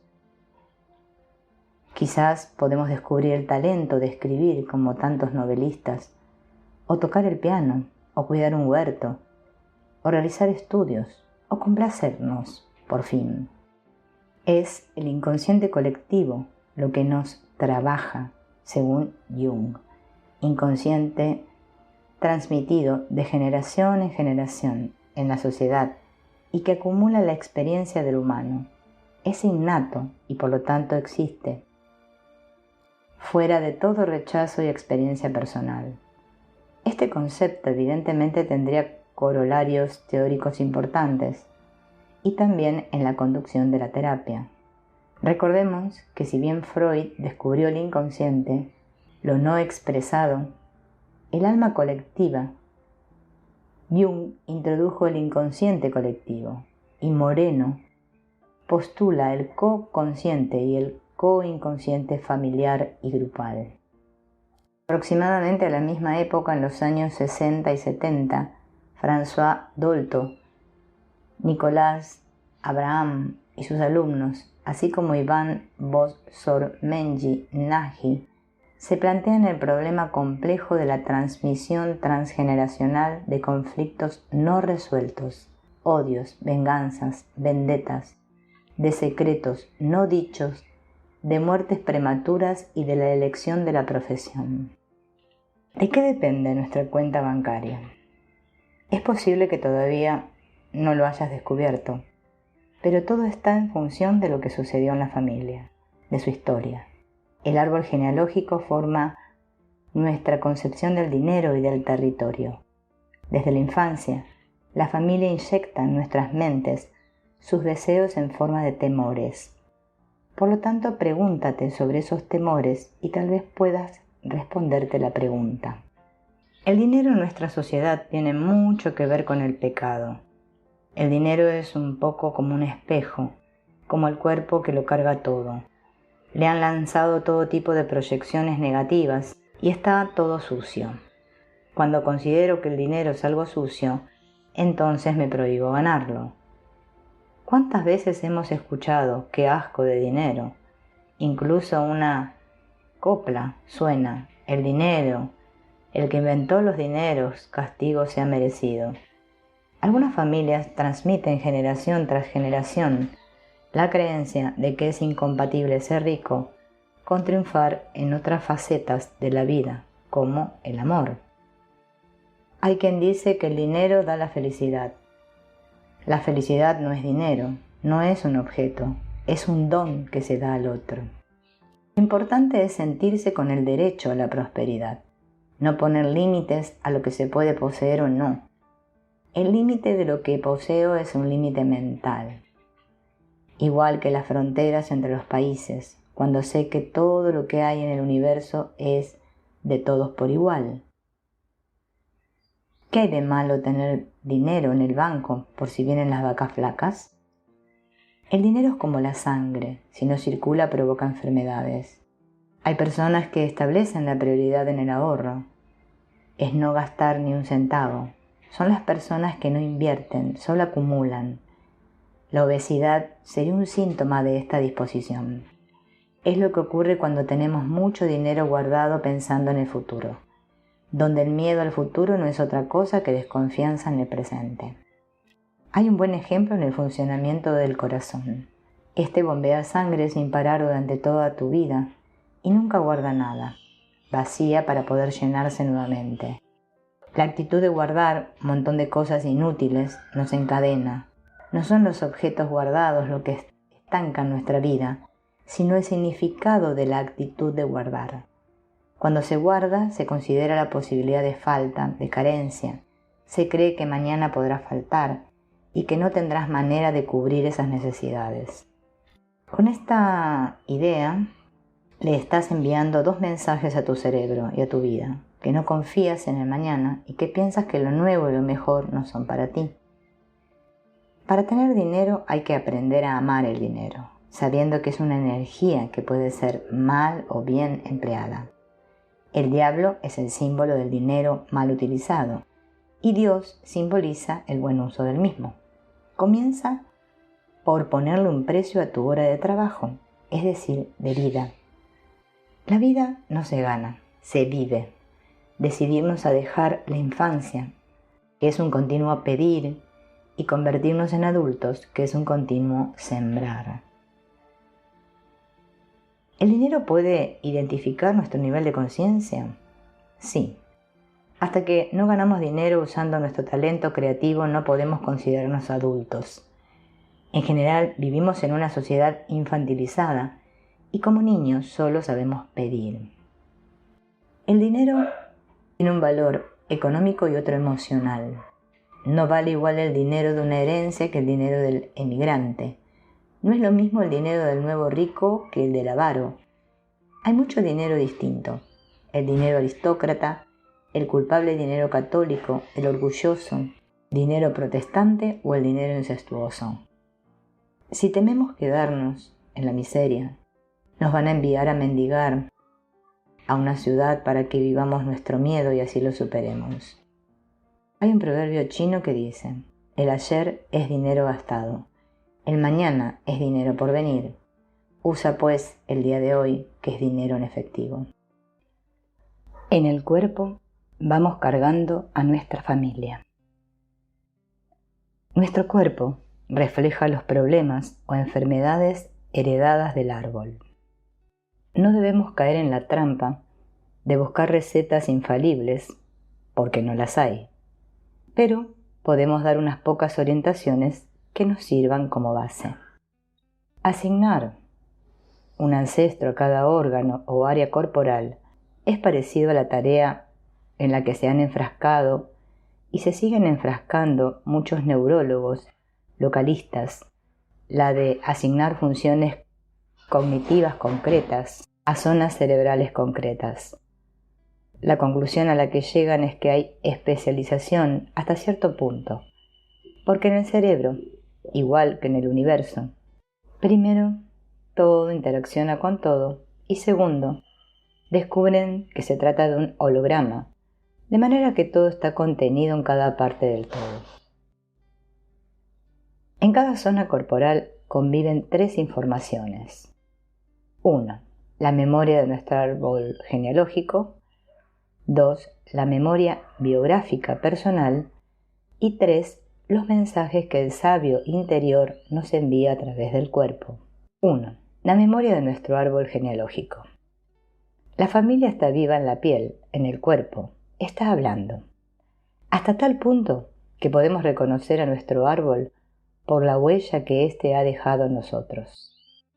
Esa cierta especialización en la que los estratos de nuestro árbol genealógico viven cada uno de nosotros se podría expresar así: parte derecha del cuerpo, rama paterna; parte izquierda, rama materna; hombros y cabeza, bisabuelos; tórax y brazos, abuelos; desde la cintura a las rodillas, padres; desde las rodillas a las plantas de los pies, hermanos. 2. La memoria biográfica personal. Desde la manera en la que somos concebidos hasta el efecto que nos ha causado la regaña del jefe, pasando por el tipo de parto, cómo nos han acariciado de niños, todo queda escrito en el cuerpo. Por ejemplo, consideramos que el peso de la culpa se asienta en la parte alta de la espalda y los traumas infantiles en los pies. La piel es un gran lienzo en la que queda escrita la historia de nuestras relaciones con el mundo. 3. Los mensajes que el sabio interior nos envía a través del cuerpo. Nuestro cuerpo es el mapa físico de nuestra conciencia, un fiel reflejo de cómo funcionamos en las distintas áreas de la vida. Cualquier síntoma físico es una oportunidad para hacernos conscientes de que hay un área en nuestra vida que necesita atención. El cuerpo en su totalidad se inclina al andar, hacia atrás o hacia adelante. Estaremos huyendo del pasado si caminamos inclinándonos ligeramente hacia adelante. Si nos inclinamos hacia atrás al andar, tenemos miedo a entrar en la vida. Somos unos cobardes. La cabeza también puede simbolizar al padre y a todos los ancestros varones. Caminar con la cabeza por delante es igual a no reconocer nuestros deseos. Andamos refugiados en el intelecto. Los tumores cerebrales tienen que ver con los secretos escondidos del árbol. Las migrañas con las retenciones sexuales. Los ojos, como conjunto, son de carácter masculino. El ojo derecho es el intelectual, el racional. El izquierdo es el del corazón, el ojo profundo, el de la receptividad. La boca y las orejas simbolizan el linaje materno, son receptivas. La sordera, en el oído izquierdo, puede ser algo que no quiero escuchar del linaje femenino. Los dientes picados son el resultado de la rabia no expresada. La garganta es el canal de expresión y de creatividad. Tras una amigdalitis se esconde el miedo, las emociones reprimidas y la creatividad sofocada. El pecho, en él está la relación corazón-emociones. Si no nos han amado, desarrollaremos un pecho endurecido e insensible. Las manos son el símbolo de la elección. La mano derecha es el símbolo de la elección racional, sin fe, y la izquierda es la intuitiva. Las uñas son nuestras defensas simbólicas. ¿Heredamos uñas de mucho grosor? La espalda simboliza los problemas que cargamos de los padres. Si no nos acariciaron de pequeños, podemos sufrir una desviación de columna. En la espalda se van archivando los conflictos no resueltos de nuestro pasado. En la parte lumbar está la conexión con nuestra sexualidad y creatividad, los padres. En la parte dorsal está la conexión con nuestra parte emocional, los abuelos. Y en la parte cervical nos conectamos con nuestro intelecto, los bisabuelos. El vientre es la madre y todo lo que digerimos de la vida. Los problemas de estómago están asociados al miedo, a la angustia y a la ansiedad. La pelvis se conecta con la sexualidad y con nuestros padres. El miedo a la sexualidad puede traducirse en una pelvis movida hacia atrás. Las rodillas nos muestran nuestra flexibilidad, nuestra adolescencia. Si vivimos encerrados en nuestro castillo, inflexibles, sufriremos con las rodillas. Los pies simbolizan el territorio, conectados con nuestra hermandad. Cuando no estamos viviendo nuestra vida, caminamos como un ladrón sin hacer ruido. Si somos hijos de padres divorciados o separados, las puntas de los pies se separan. Vivimos una época de regresión a la infancia. La punta de los pies miran hacia adentro. Cuando los pies se inclinan hacia afuera, nos señalan que no tenemos un lugar en el mundo. Somos un espíritu que utiliza un cuerpo de vehículo para pasearnos por esta vida, pero él no es una carrocería inerte. La célula contiene lo que fueron nuestros ancestros y lo que somos nosotros. Entrar en pareja es entrar en terapia, porque cuando dos personas se encuentran y deciden formar una pareja, cada una de ellas llega con sus neurosis y con sus respectivos árboles genealógicos a cuestas. Al principio, durante los 6 primeros meses se mienten, se hacen promesas imposibles de cumplir. El sexo y la atracción, producto de la locura hormonal, los tiene atrapados, pero más tarde tendrán que hacer frente a sus propias proyecciones. La imagen que tenemos del mundo está heredada de nuestro árbol genealógico. Creemos que el mundo es como pensamos que es, pero cada uno de nosotros se forma una imagen diferente de la misma realidad, que se corresponde con nuestra herencia genética, familiar, social y cultural. Nuestro destino está deformado por nuestra personalidad trastornada. Incluso se nos inculca que tenemos que ser como nuestros padres, de lo contrario seremos considerados traidores o enfermos. Nuestro árbol es como un equipo donde cada integrante tiene una función específica. Por ejemplo, cuando presentas a la pareja en el seno de tu familia, puede ocurrir que la acepten y se la queden o sea rechazada por el árbol. Este rechazo ocurre cuando no es viable que la pareja pueda desempeñar un papel. No hay sitio para ella. Entonces, es conveniente que revisemos las relaciones enfermas dentro de nuestro árbol genealógico. La polaridad femenina, polaridad receptiva, se caracteriza porque se prioriza la necesidad de ser amado o amada, dejando en un segundo lugar la realización personal que puede darse cuando se cumple con esa prioridad. La polaridad masculina, polaridad activa, tiene como principal característica que en la vida hay un ideal, una acción a desarrollar y queda en un segundo plano la realización romántica. Siempre debemos preguntarnos, ¿cuál es nuestro caso? Con independencia de que seamos mujeres u hombres. ¿Que nos amen? ¿Necesidad de ser dominado? ¿Ser el seducido? ¿O ser el que seduce, el dominante, en presencia de un ideal y la acción? Cuando en una pareja los dos son activos, se produce una crisis continua. Si el hombre es el receptivo y la mujer activa, se da una inversión en los roles que puede desembocar en que los hijos crezcan sin saber si son hombres o mujeres. La relación amorosa no tiene como finalidad una visión común, sino una creación común. Es el lugar donde deberían de compartirse visiones diferentes. No podemos pretender que nuestra pareja comparta nuestra forma de entender el mundo y además lo sea todo para nosotros, o que nos complete partes que nosotros no nos hemos trabajado. Veamos los conflictos que se dan en las parejas referidos a los 4 egos. En el ego material está la lucha por existir. Si nuestros padres no nos han dado la atención suficiente, ni nos han valorado, no sabemos quiénes somos, estamos vacíos, no creemos valer nada. No puedes darle nada al mundo.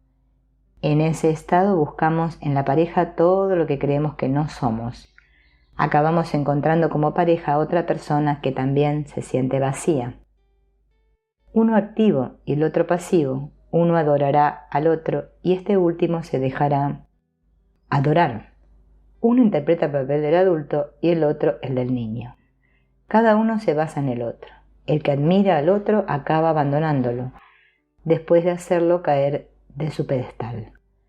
Después inicia la búsqueda de otra pareja que merezca su admiración. En el ego libidinal está la lucha por la identidad sexual. Esta lucha aparece cuando una mujer forma pareja para simular una feminidad que no conoce, porque tuvo una madre viril. O un hombre crea una pareja para simular una virilidad que tampoco conoce, porque tuvo un padre débil o ausente. Fue educado por la madre o la tía o una hermana o la abuela y está dotado de un ánima muy fuerte. Al principio, la mujer se resigna a un papel más pasivo y le deja al hombre uno más activo. Con el tiempo ella empieza a llegar tarde y a hacer lo que le da la gana. Al mismo tiempo que ella se impone, él se encierra en su pasividad. Uno es infiel y el otro celoso. Esto no dura siempre. La mujer se va volviendo frígida y el hombre cada vez tiene más dificultades para conseguir una erección. Ambos van perdiendo el deseo. En el ego emocional está la lucha por la satisfacción. Este conflicto ocurre cuando creemos que sin fusión no hay amor, cuando queremos convertirnos en un solo ser. Puede ser la consecuencia de que nuestra madre no nos diera el pecho suficientemente ni nos abrazara todo lo que deseábamos. Eso ha provocado que nos convirtamos en adultos que buscan ser mantenidos material y emocionalmente. Nos acabamos casando con una madre y no con una mujer. Hemos crecido como un bebé frustrado y acabaremos encontrándonos con otro bebé frustrado. Uno le dice al otro: enciérrate en casa conmigo, no te enredes con amistades, no cambies, te daré todo lo que quieras pero no crezcas, no te hagas adulto. Son dos niños aparentando ser una pareja adulta. Cuando el hijo empiece a ejercer de madre, el otro, destronado, enferma, tiene un accidente o se arruina. Si uno crece, el otro disminuye. Nunca dejarán de exigir. Será una angustia permanente. En el fondo no buscan que los amen, sino que les agradezcan, cosa que nunca ocurrirá. En el ego intelectual está la lucha por el poder. El que domina ocupa el 90% de la relación de pareja. Ambos miembros, cuando eran niños, no tuvieron la oportunidad de ser ellos mismos, sino que fueron obligados a hacer lo que sus dominantes padres querían que fueran. Crecieron con un enorme deseo de dominar al otro, y la pareja es un campo de batalla. Quienes vencen pierden el interés en la relación y se alejan. Quien mantiene sometido y atrapado al otro dice: ya que en la pareja uno tiene que dirigir, voy a ser yo el que lo haga. Con mis padres nunca pude opinar, satisfacer mis gustos ni desobedecer. Ahora que te he encontrado a ti, débil y cobarde, aprovecharé para tratarte como ellos hicieron conmigo. El dominado y el dominador a veces intercambian los papeles por miedo a la separación. Si en la pareja una de las partes se sacrifica, no es una pareja de verdad. El odio hacia nuestra pareja es en realidad como el odio hacia una parte de nosotros mismos. Si despreciamos a nuestra pareja, nos estamos autodevaluando. También es cierto que no se puede estar con la pareja que no corresponde. Eso es vivir la ilusión del árbol genealógico. ¿Y qué es una relación sólida? Hay parejas que, dando por actuales sentimientos que solo existen en su pasado, afirman mantener una relación sólida. Sin embargo, son sólidos y pueden estar muertos emocionalmente. Las relaciones amorosas tienen que vivirse intensamente en el momento en que se producen. Es lo único verdadero. ¿Cuál es el antídoto para los celos y las infidelidades? Llegar a amar a la pareja sin pretender poseerla y respetar plenamente su libertad. Ese es el antídoto universal contra el mal de los celos. La fidelidad es totalmente posible cuando se está con la mujer apropiada o con el hombre apropiado.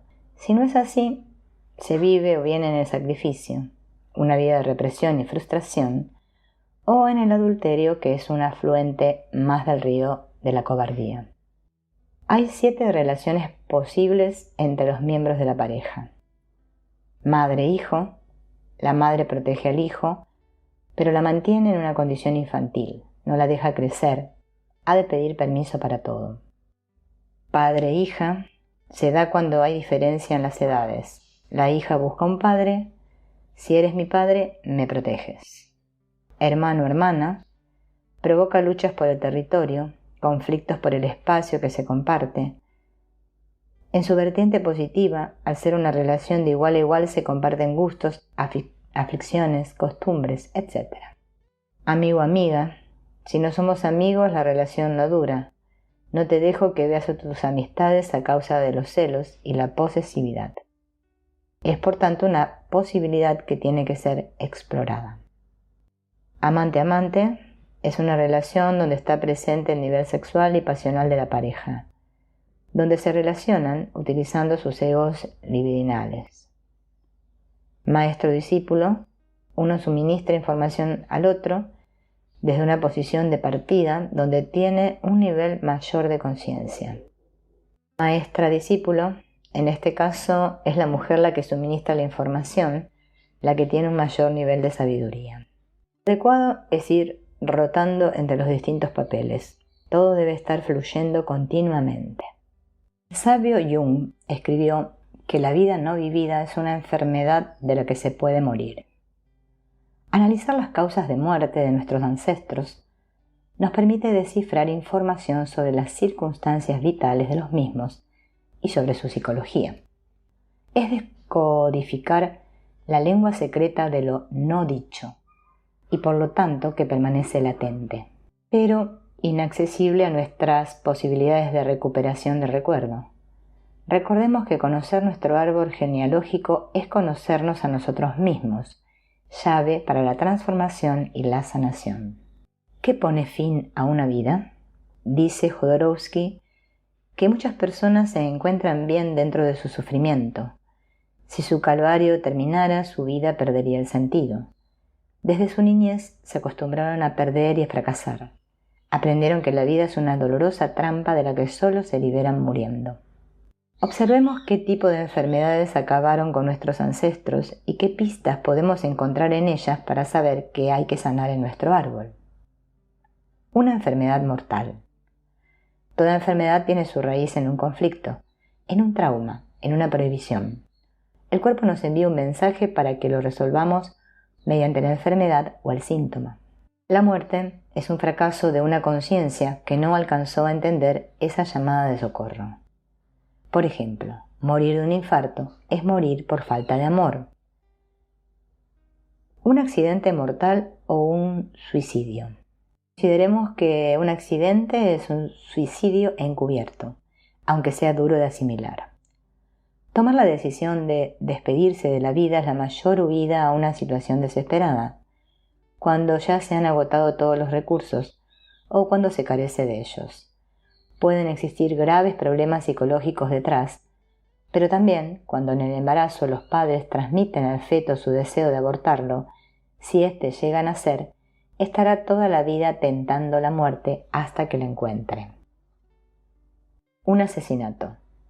Morir asesinado es el extremo máximo del extremo masoquista de la relación sádico-masoquista.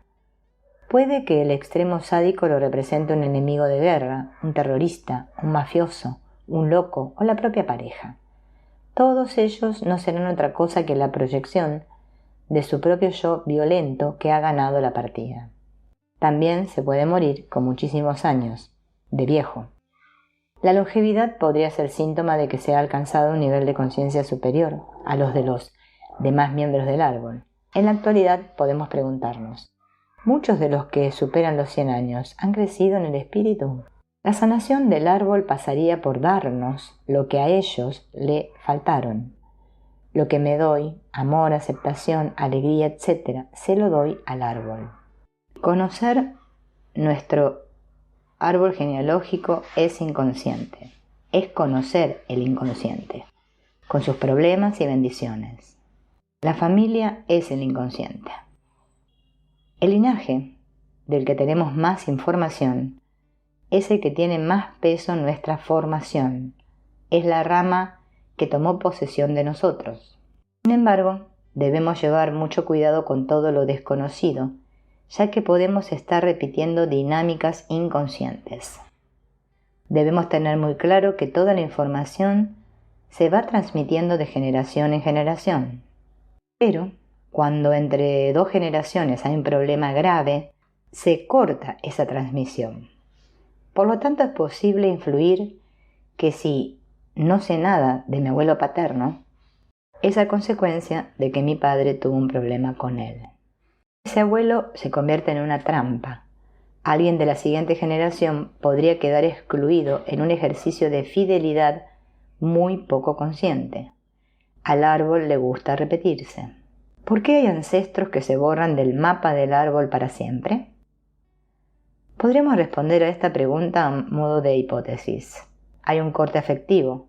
Esa persona cortó el vínculo afectivo con la generación siguiente. Sucede en alcohólicos, por ejemplo. Hay un gran secreto y hablar de ese abuelo supone que se desvele el secreto.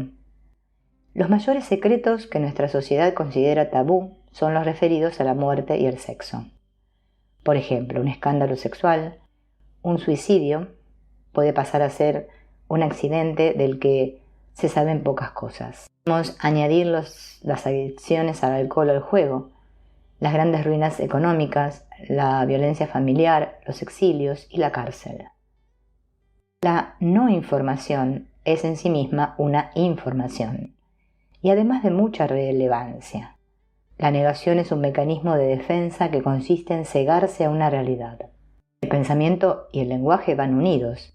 De lo que no se habla, no existe. Si seguimos negando un fragmento de nuestro árbol, es como si negáramos una parte de nosotros mismos. ¿Qué hacer, pues, con estos vacíos? Procederemos a activar nuestra intuición y todo nuestro poder creativo. No olvidemos que existe el inconsciente familiar, a través del cual, y en ese plano no consciente, todos los miembros del árbol genealógico están en continua comunicación.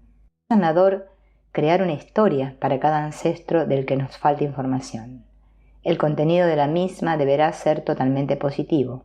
Les daremos lo que intuimos que les faltó, sabiendo que lo que les damos a ellos nos lo damos a nosotros mismos. Anne Anselin Schuttenberger, una de las pioneras en el estudio de la psicogenealogía, dice que el inconsciente tiene buena memoria y marca acontecimientos importantes del ciclo de vida por repetición de fechas o edad. Podemos hacer un ejercicio sencillo, aunque laborioso, tomar un calendario y apuntar las fechas de nacimiento y muerte de los miembros de nuestro árbol genealógico, así como otras fechas significativas, como bodas, accidentes, encarcelamientos, etc. Nos sorprenderá ver cómo en un mismo día o alrededor de él se amontonan acontecimientos. Otro ejercicio interesante consiste en observar la edad a la que nuestros antepasados sufrieron un trauma significativo.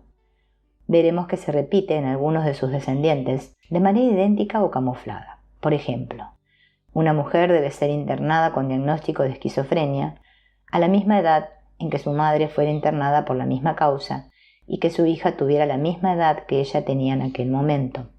El fenómeno del doble aniversario se da cuando coinciden la edad y la fecha de la repetición. Esas coincidencias no se deben al azar. Un estudio estadístico de probabilidades lo confirmaría, sino que obedecen a la voluntad del árbol. El aniversario puede tener un componente asociado a un contrato. Los contratos son una especie de códigos que actúan sobre nuestra vida en forma de creencias y de inhibiciones. Puede ser el caso del nacimiento producido en una fecha que viene a recordar un acontecimiento alegre o triste de otra generación. Por ejemplo, el nacimiento de una hija del mismo día y mes en que falleció la abuela, para que esa fecha se convierta en un significante.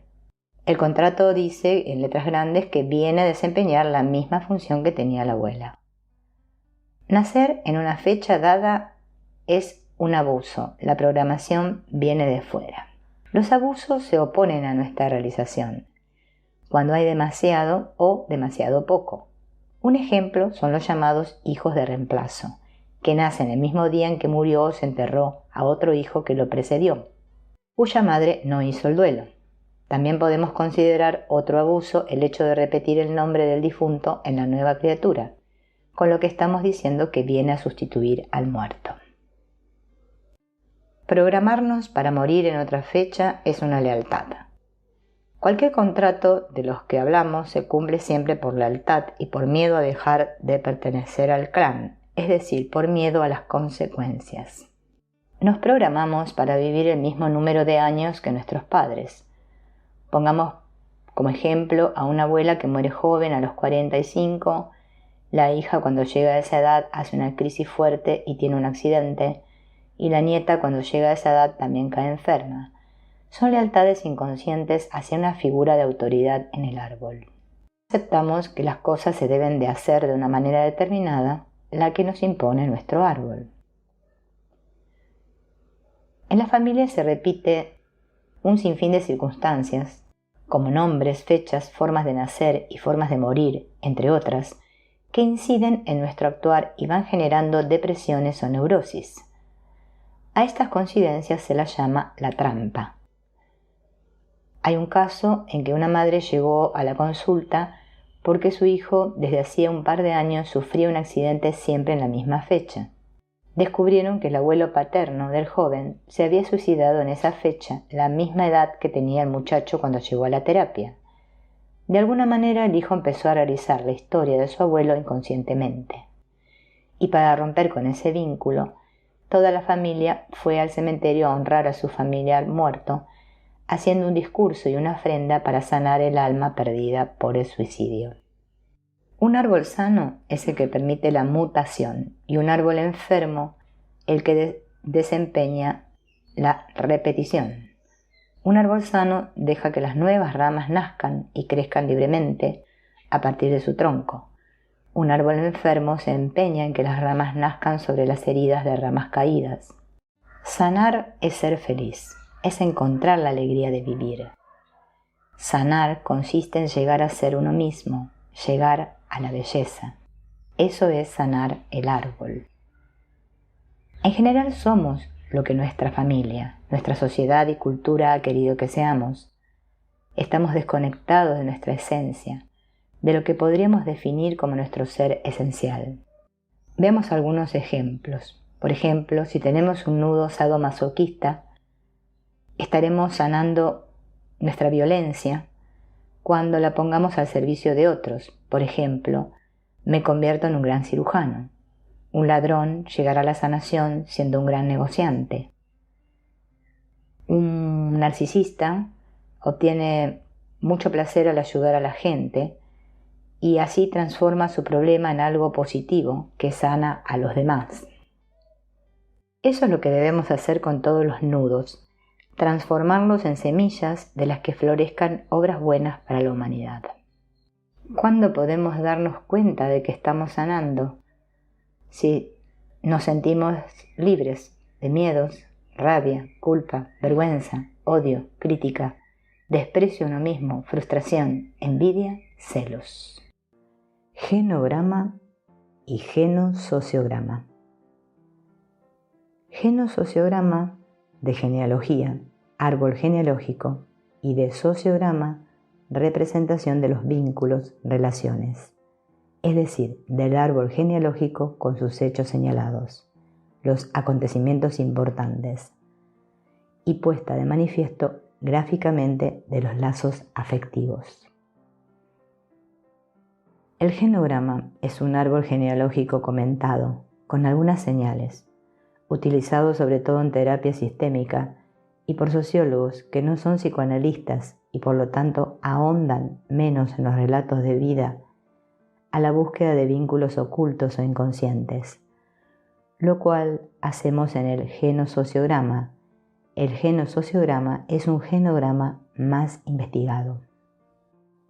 El genosociograma permite una representación sociométrica afectiva, figurada del árbol genealógico familiar, con sus características de apellidos, nombres, lugares, fechas, marcas, vínculos y principales sucesos de vida. Nacimientos, bodas, fallecimientos, enfermedades importantes, accidentes, traslados, ocupaciones, jubilación. El genosociograma es una representación del árbol genealógico comentado, genograma, con una puesta de manifiesto, por flechas sociométricas, de los diferentes tipos de relaciones del sujeto, con relación a su entorno y a los lazos entre los diferentes personajes, de la copresencia, de la cohabitación, de la coacción, de las díadas, de los triángulos, de las exclusiones. ¿Quién vive con quién bajo el mismo techo y come en la misma olla? ¿Quién cría los hijos de quién? ¿Quién huye y a dónde? ¿Quién llega, nacimiento, traslado, en el momento en que otro se va, muere o se va? ¿Quién sustituye a quién en la familia? ¿Y cómo se hacen las reparticiones, sobre todo después de una muerte, herencias, donaciones? Los favorecidos, los desfavorecidos, las injusticias, las cuentas familiares y sociales, las repeticiones. Algunos relacionan el origen del genograma con una conferencia de Murray Bowen en 1967 sobre la terapia familiar, pero se podría decir que el genograma ha salido de las primeras reflexiones sobre los lazos familiares complejos hechas por Moreno y su átomo social, sin que los diversos practicantes de la terapia familiar sistémica y del genograma describan esta genealogía histórica. Los utilizadores ahondan más o menos en las relaciones, los lazos, los pormenores. Sin embargo, la luz psicosocial y psicoanalítica, con algunas referencias en eco, así como la percepción de los cambios de sujeto y también del ritmo respiratorio, profundiza y enriquece la exploración por el genograma y hace de él un genosociograma. Así se pone de manifiesto lo dicho y lo no dicho, los lazos y las relaciones socioafectivas presentes y pasadas.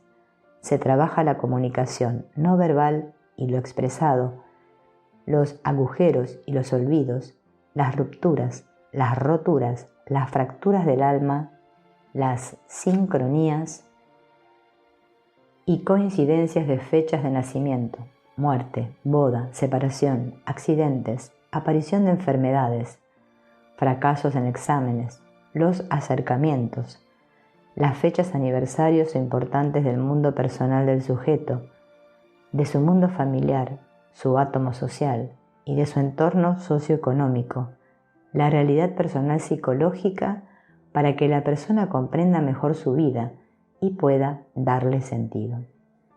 Freud y la inquietante extrañeza. A veces cosas vistas y oídas en psicoterapia parecen extrañas, incluso a terapeutas curtidos.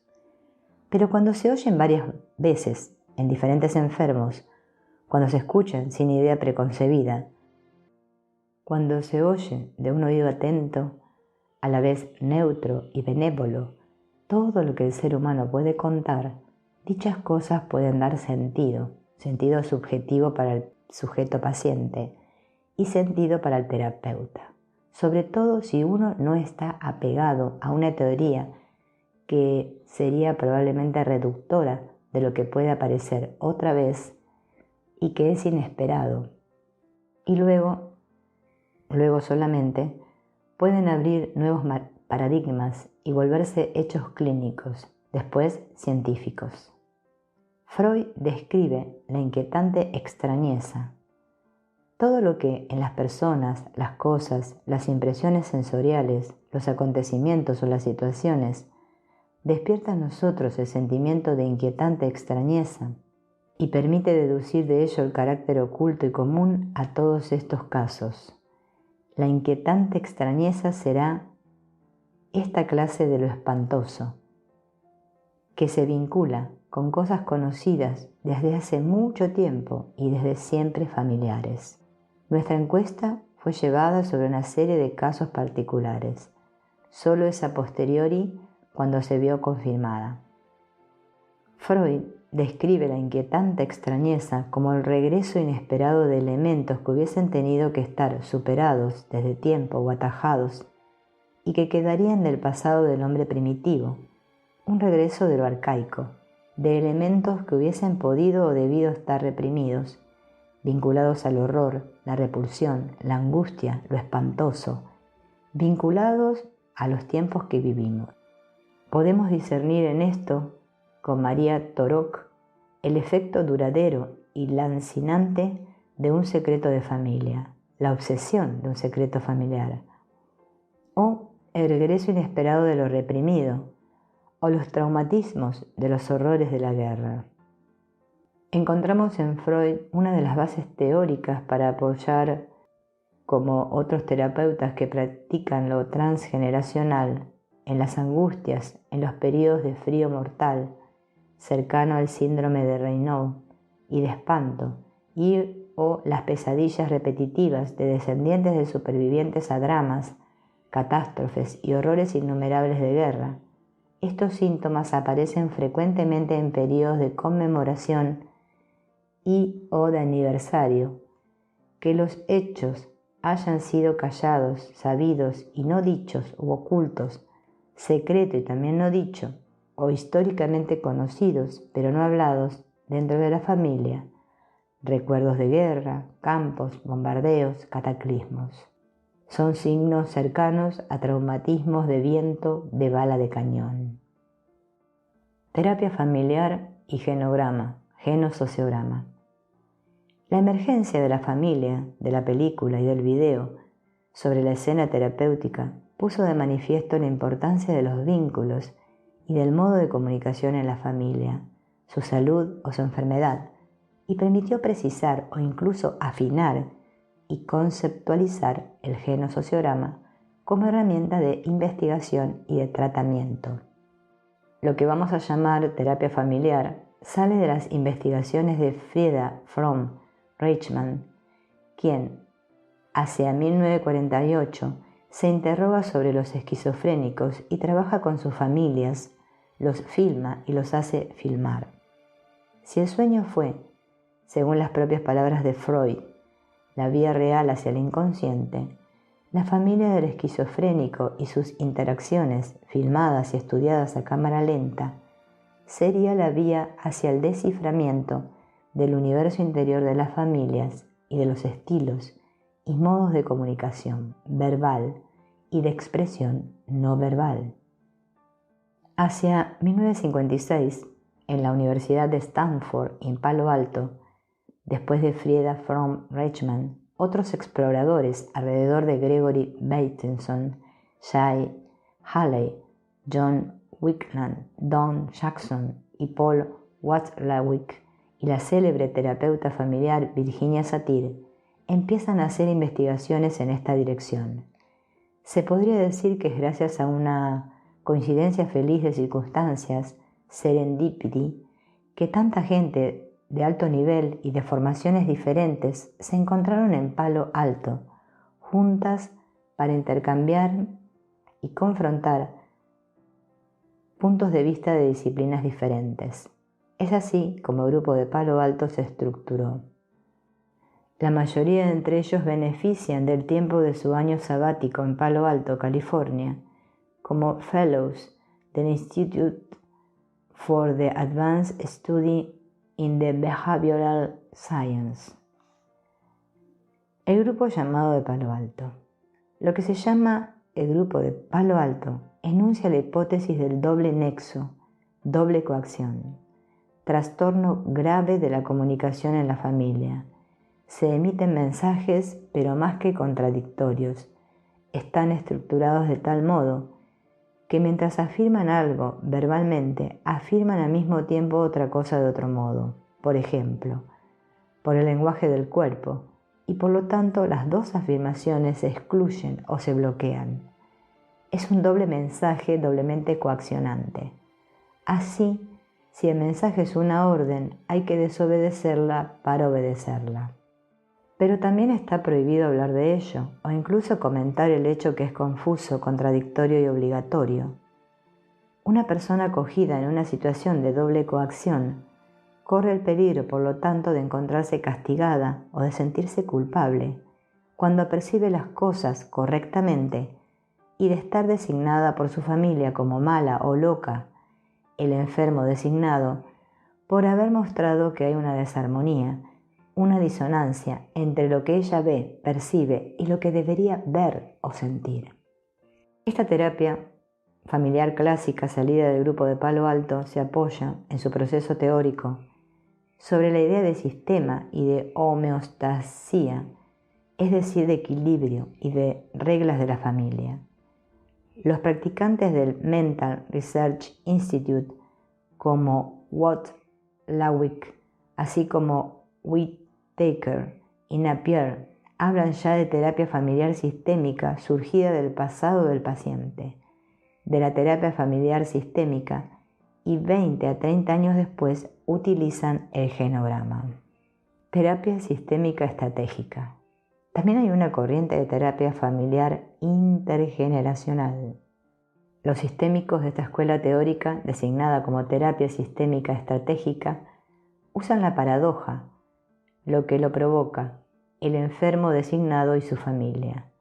Consideran que la realidad del problema del enfermo es conocida por el enfermo y también es conocida por su familia. Su principio de base es que cada cual puede definir su propia realidad. Las soluciones a las dificultades encontradas en la vida, que sean del orden de la salud física o psíquica, se vuelven el problema esencia. La intervención quiere volver a definir la realidad de un modo más funcional. Podríamos decir, en un lenguaje que sería quizás también el de Goffman, que hay que llegar a ver, percibir, situar un acontecimiento en otra perspectiva, en otro marco, es decir, en otro contexto, hacer otro planteamiento. Terapia sistémica estructural. La terapia familiar estructural, otra rama de la terapia sistémica, se propone cambiar las costumbres relacionadas de la familia, relaciones que se han vuelto estereotipadas. En Filadelfia, en la Child Guidance Clinic alrededor de Minuchin, estos sistémicos hicieron escuela y sus técnicas fueron ampliamente adoptadas, sobre todo para la terapia de los niños. Se trata, naturalmente, en lo que a este grupo se refiere, de un proceso centrándose sobre el aquí y el ahora. Es Murray Bowen, conocido por su concepto de masa de yo familiar y por sus técnicas de transformación de los conflictos triangulares, triangulación en conflictos de dos, díada, quien levanta por este hecho el problema de la transmisión de angustia de una generación a otra, si no se rompe la triangulación.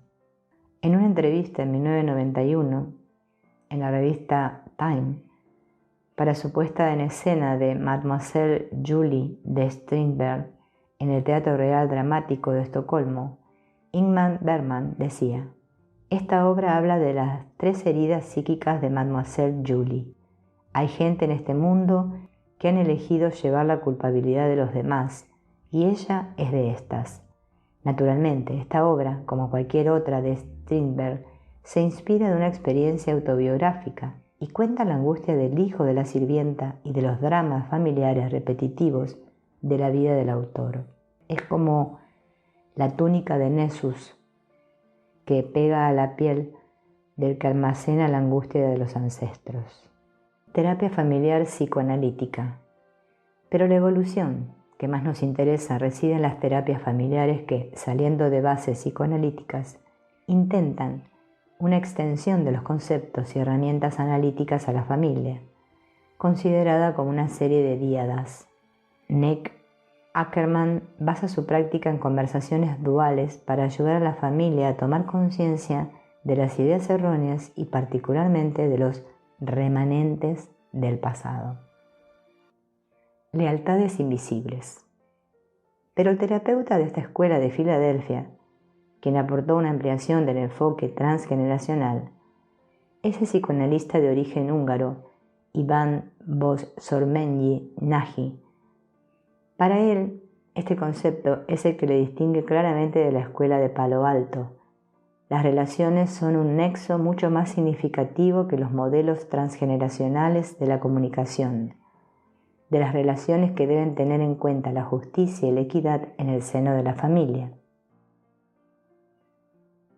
A través de estas relaciones es la vida, su vida, que nos transmiten los ancestros y que transmitimos a la posteridad. En su consulta, él hacía hablar largamente a sus clientes de su vida, porque para él el objetivo, la fuerza de intervención terapéutica, sería la restitución de una ética de relaciones transgeneracionales.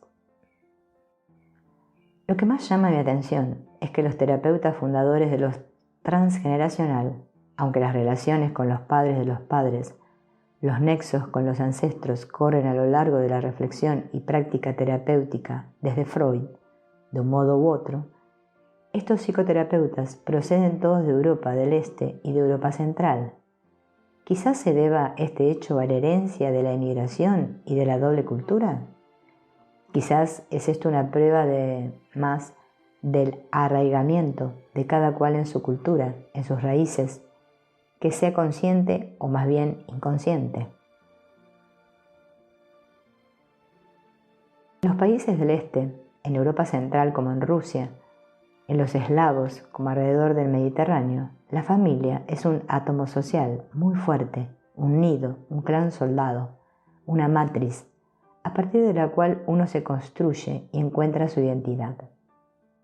Uno de los pensamientos claves de Boszormenyi Nagy es el concepto que se refiere a la lealtad.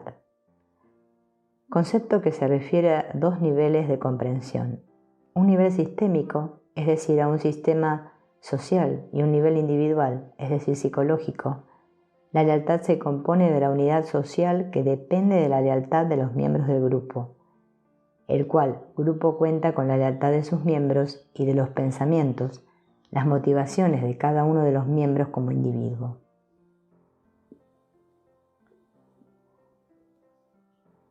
De aquí el concepto de justicia y de justicia familiar. Cuando no está hecha justicia, esto se traduce por la injusticia, la mala fe, la explotación de los miembros de la familia los unos por los otros, a veces por la huida, el desquite, la venganza, incluso por la enfermedad o el accidente repetitivo.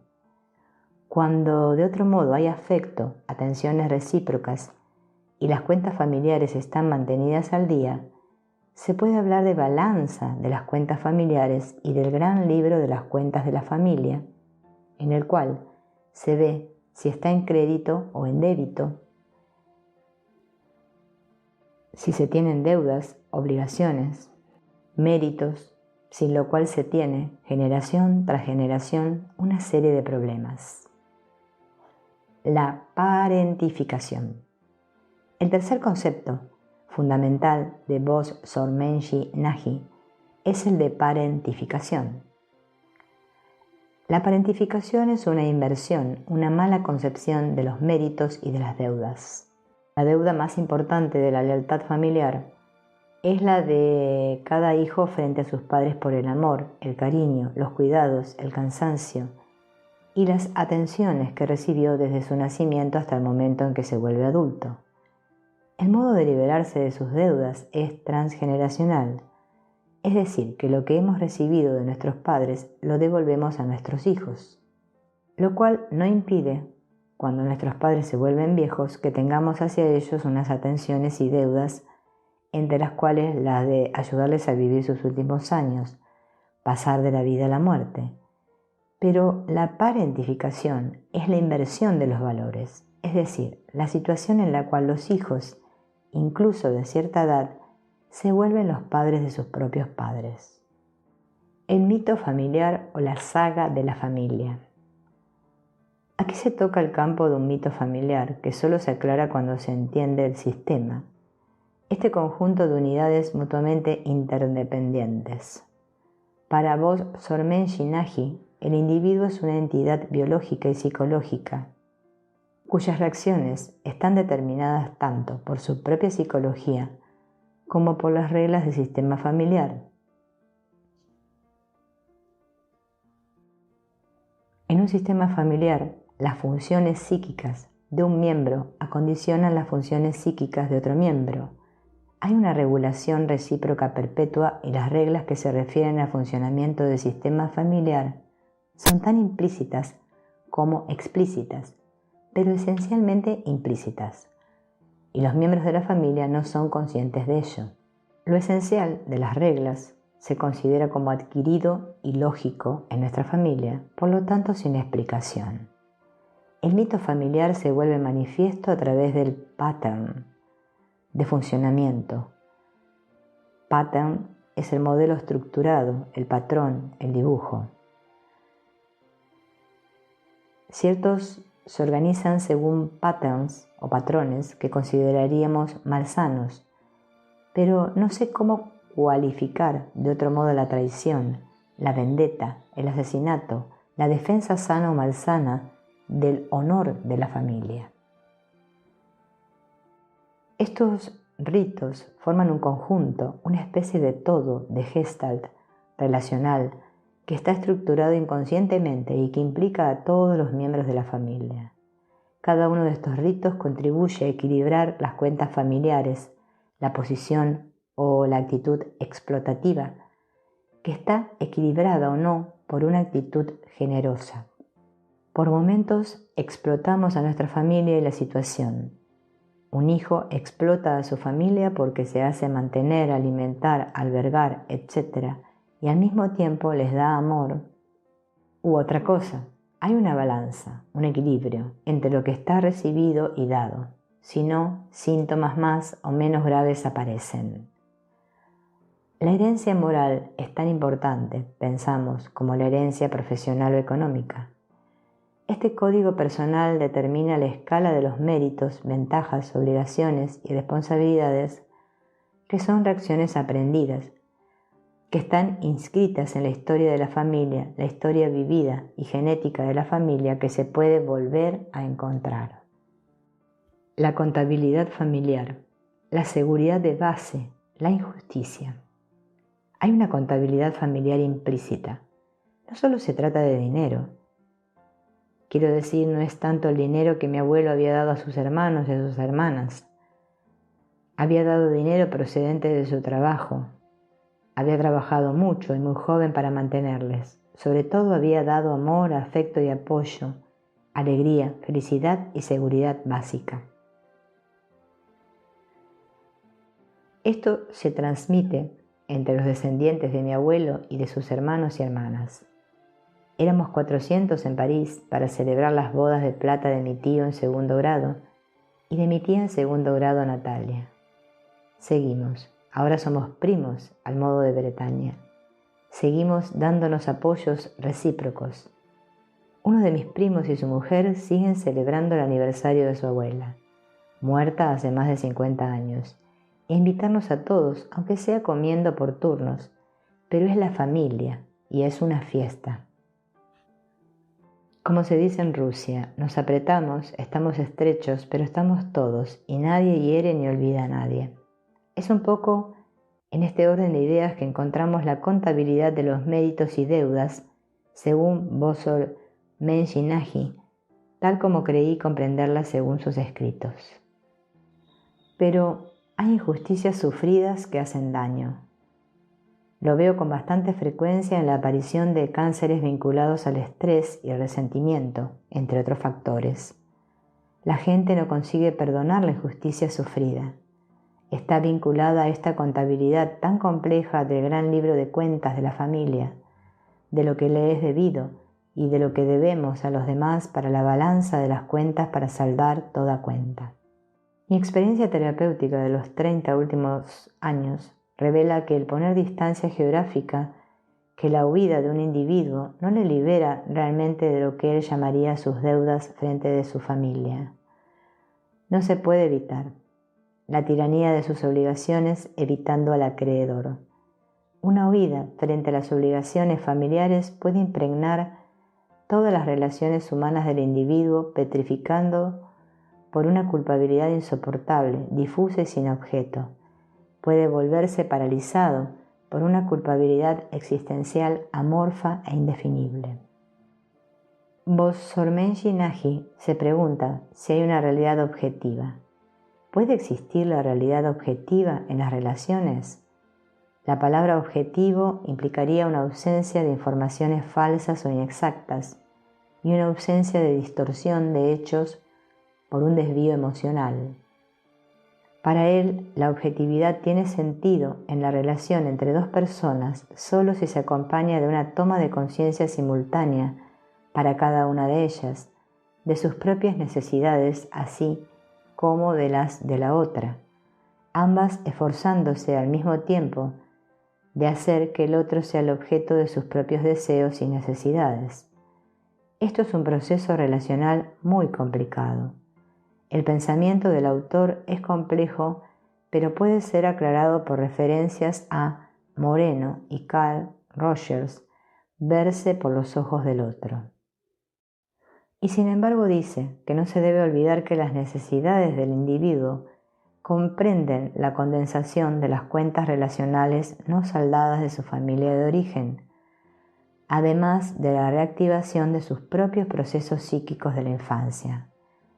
Es aquí cuando se ve, como Alan de Mijola lo mostró, a qué punto los problemas familiares, por ejemplo, del poeta Arthur Rimbaud, le impidieron vivir, no conseguía resolverles y huyó. Uno de sus problemas era el abandono de su padre, militar, cuando tenía 6 años. Pero si remontamos las generaciones,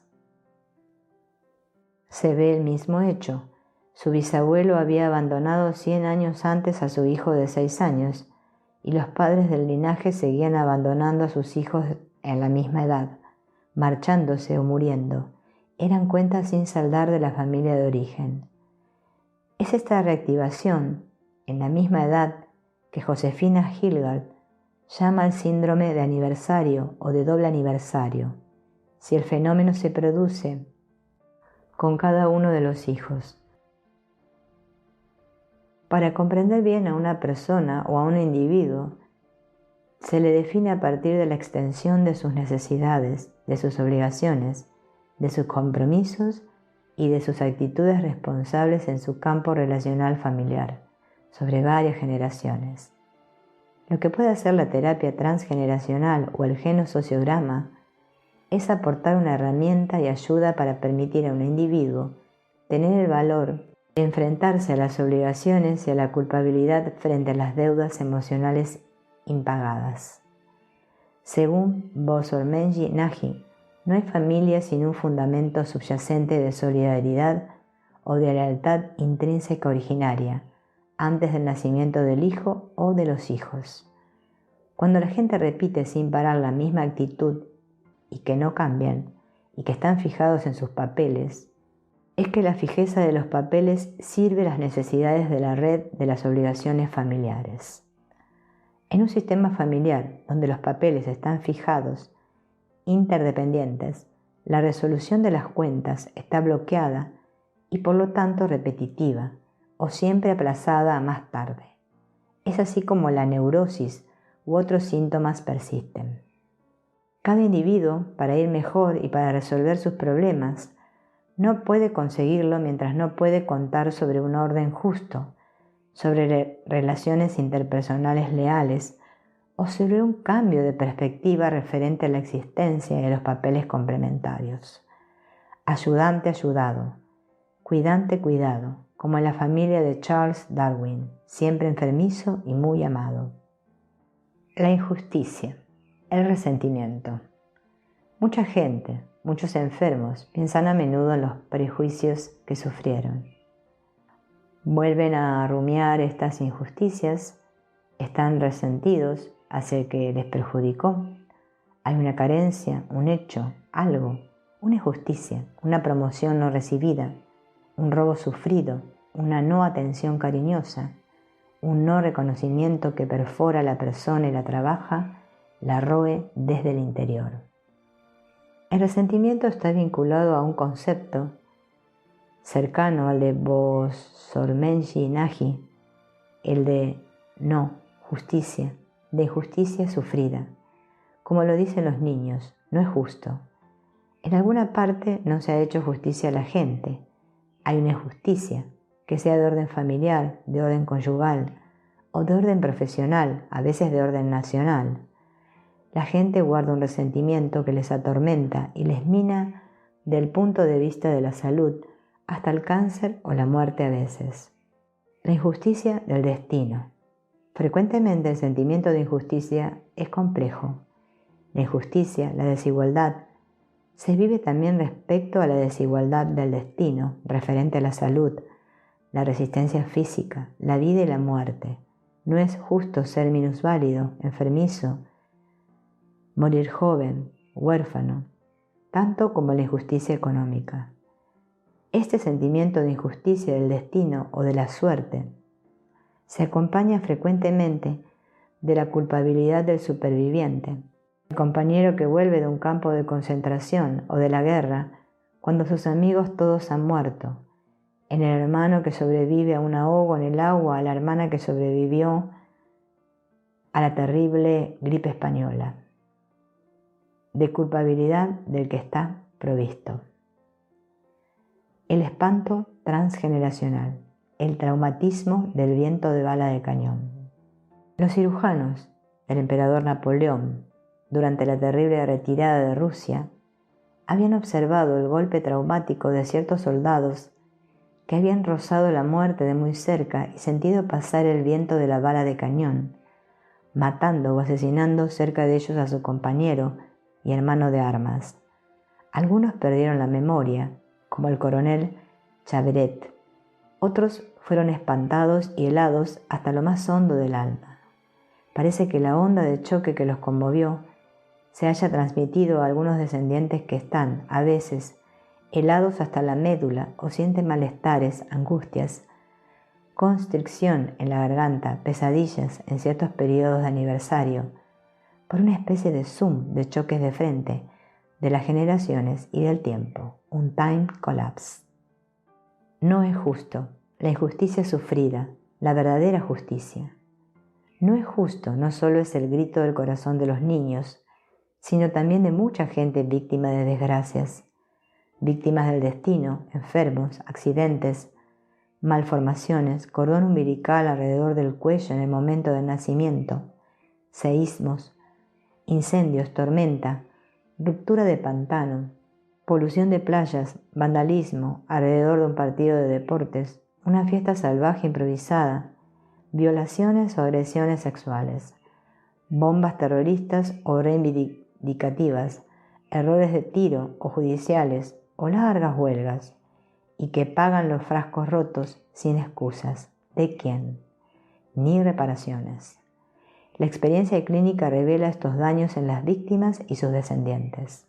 Pero recientemente policías neozelandeses y australianos han empezado a integrar en los países occidentales la costumbre maorí de verdadera justicia, después de constatar que policía y justicia buscan a los culpables y los castigan a veces, pero que nada se hace realmente para ayudar a las víctimas a superar el perjuicio, el dolo, los daños perdidos, el sufrimiento, el sentimiento de injusticia, frecuentemente más intolerable que el prejuicio financiero.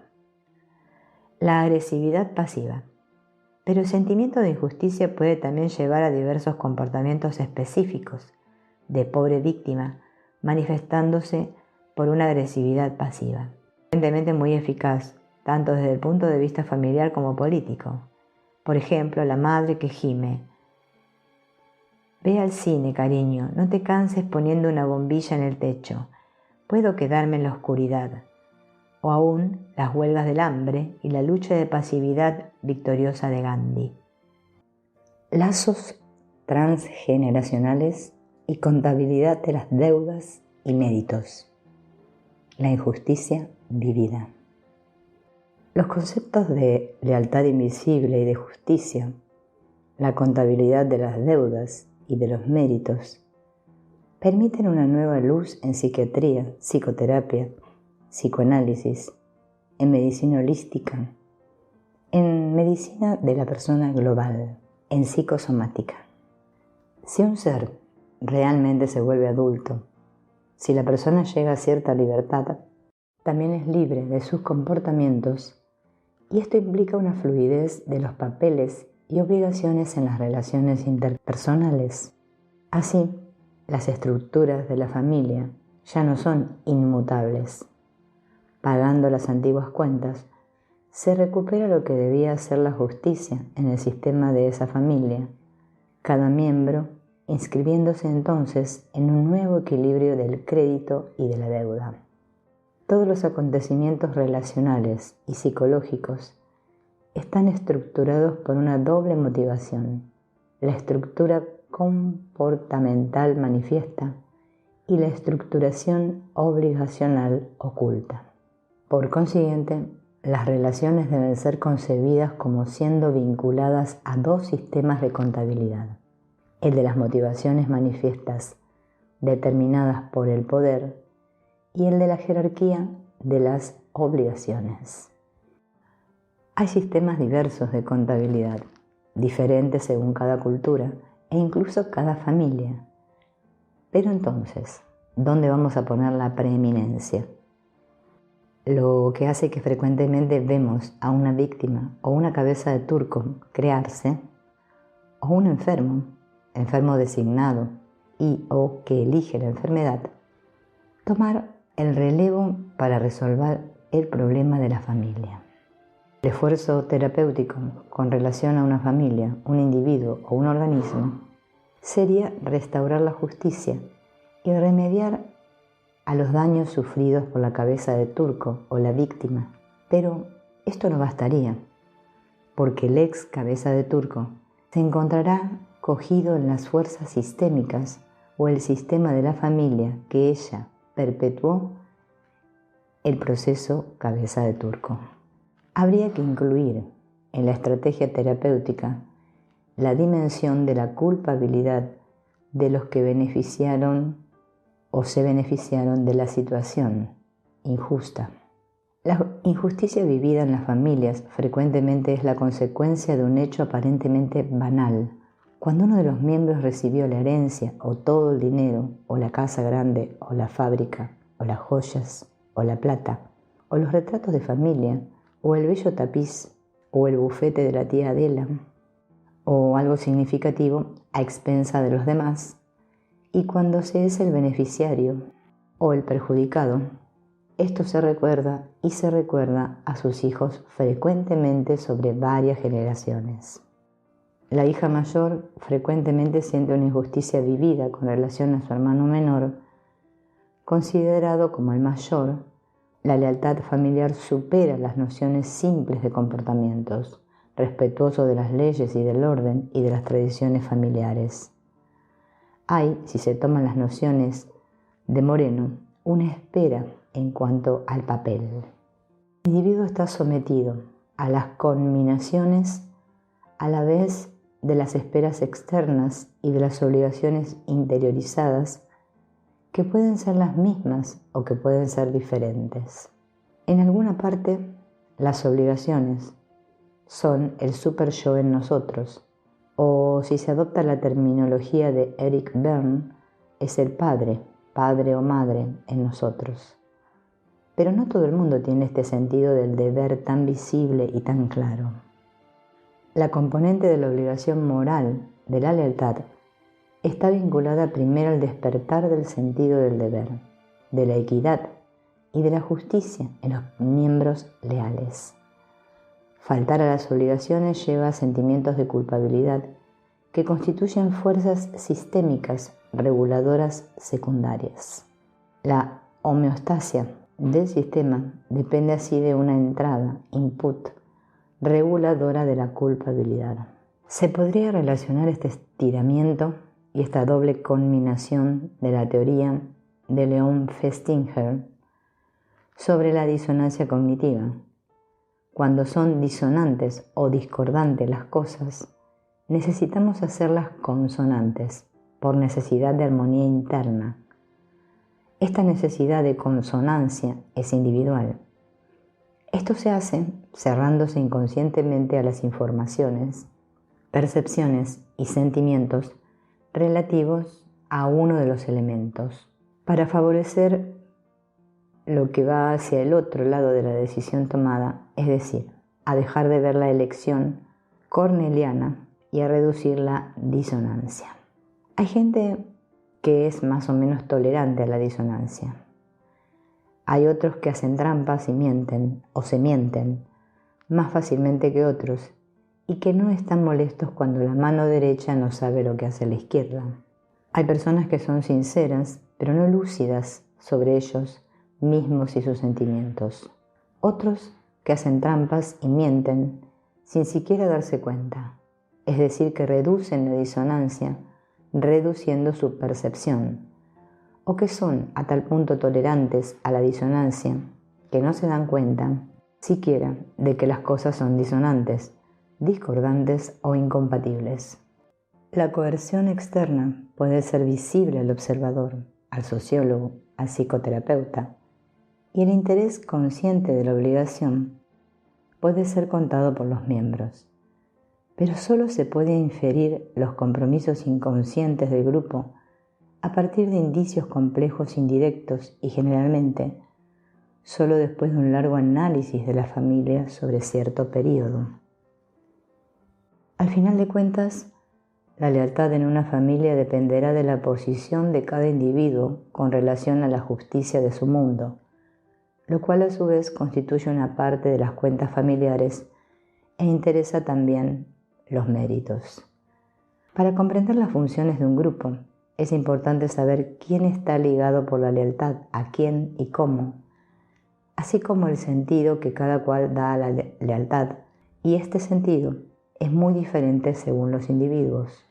Cada cual mantiene una contabilidad subjetiva de lo que dio y recibió en el pasado y en el presente, y lo que dará y recibirá en el futuro. Esto quiere decir que cuando se recibe y se da en una familia, entre padres e hijos, entre hermanos y hermanas, entre primos nacidos de primos, hermanos, entre abuelos y demás en una familia en amplio sentido, es a veces muy difícil o complejo ponerlo en evidencia. Ciertas deudas son demasiado pesadas de llevar, como las vendetas, el honor perdido, el recuerdo de los genocidios y masacres. Gran número de padres o madres abusivas mantienen con lazos a sus hijas o hijos diciéndoles: me sacrifiqué tanto por ti, bien me debes esto. Y así, cierto número de jóvenes entran desgraciadamente en un juego y no se diferencian de su familia. No toman distancia entre ellos, su yo, su sí, su self y su familia. No se vuelven adultos porque se sienten unidos por obligaciones que son cercanas de hecho a lo que en África se llama regalos con dientes. Hay sistemas sociales o familiares cuyo resultado es mantener a la gente en esclavitud, habiéndoles pagado tales regalos, la educación, por ejemplo, de los cuales solo pueden liberarse mediante un agradecimiento eterno por los servicios dados, el cual debe expresarse durante mucho tiempo, si no siempre. A veces, entre padres e hijos se ven situaciones dramáticas a causa de esto. Por ejemplo, un hijo de viuda, pobre, que se sacrificó al 100% para educarlo y pagarle los estudios, se siente obligado a siempre hacer compañía a su madre y no se atreverá a casarse ni siquiera a salir con amigos de su edad mientras viva. O bien malgasta o sacrifica su vida, o bien hace su vida tarde después del fallecimiento de su madre. Por lo tanto, la contabilidad familiar es variable. Puede también hacer un uso de explotación de los dones, como esto se ve a veces con los padres de jóvenes, incluso muy jóvenes, deportistas o virtuosos, o los premios de belleza. Tomemos por ejemplo lo que se ve en las madres de esquizofrénicos y en madres abusivas. Es verdad que criaron a su hijo, frecuentemente dándose mucha pena, pero nadie les pedía sacrificarse como lo hicieron, y de hecho, devolverlas, lo que dieron sería un volver a ser padres, obligado, es decir, volverse el padre de sus padres. Entonces, se debería a la vez rodear a sus padres de afecto, pero volverse padres a su vez y seguir con la cadena, y que el hijo pague sus deudas y devuelva a sus propios hijos y no a su madre o a su padre directamente lo que le ha sido dado. La terapia analítica de los psicóticos pone de manifiesto que estos expresan inconscientemente lo que sucedió en la vida de su madre antes de expresar lo que sucedió en la suya. La noción de deuda, de lealtad, está estrechamente vinculada al concepto de delegación. Hay un sistema complejo de contabilidad de las familias. No es un doy para que des directo. Frecuentemente en las relaciones sociales y profesionales se constata amargura. Este sentimiento de haber sido explotado se ve a veces cuando no ha habido esta reciprocidad. Ciertos dones a veces son tan comprometedores, desagradables, que Jacques Lacan fue llevado a hablar del deber sagrado de ingratitud. No es a la gente que les dio que debería usted devolver. Hay que devolver a veces a otros. Si ha sido bueno con usted, usted es bueno con los demás, menos fuertes o más pequeños y más necesitados. Y usted devuelve el bien que recibió, pero no forzosamente a los mismos. Este sistema de intercambio de dones es difícil de poner de manifiesto y es frecuentemente totalmente inconsciente y no percibido. A veces es voluntario, manipulatorio, pero esto es otra historia. Si se cura a un individuo sin tocar el conjunto de la familia, si no se ha comprendido las repeticiones transgeneracionales, no se ha hecho gran cosa en terapia. Esto frecuentemente solo es una mejora pasajera.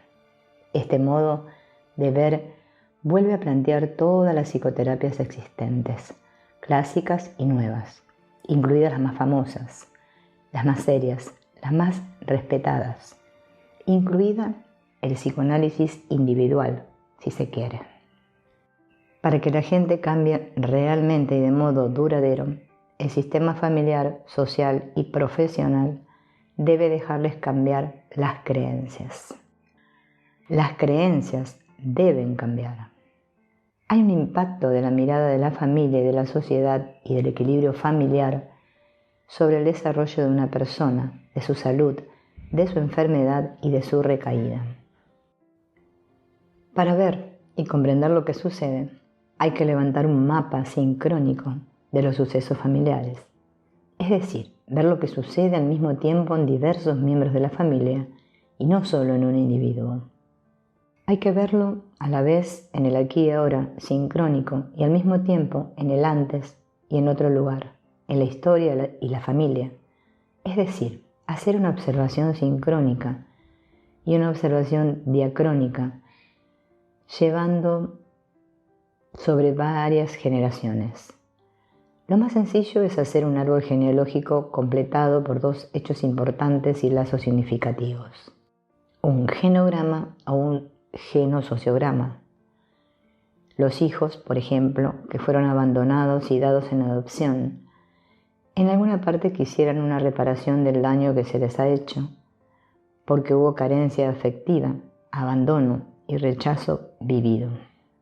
El problema de la adopción y o del rechazo es aún complicado con lo vivido de la familia de acogida o de la familia adoptiva.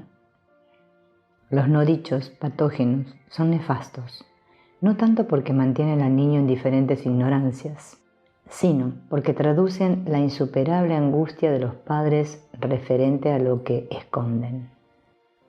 Cuando empezamos a trabajar con una familia o con una persona teniendo en cuenta la familia, trátese de problemas psicológicos o psiquiátricos, problemas de salud o problemas existenciales, es importante comprender en esta óptica cuáles son las reglas tácitas de esa familia, de ese medio.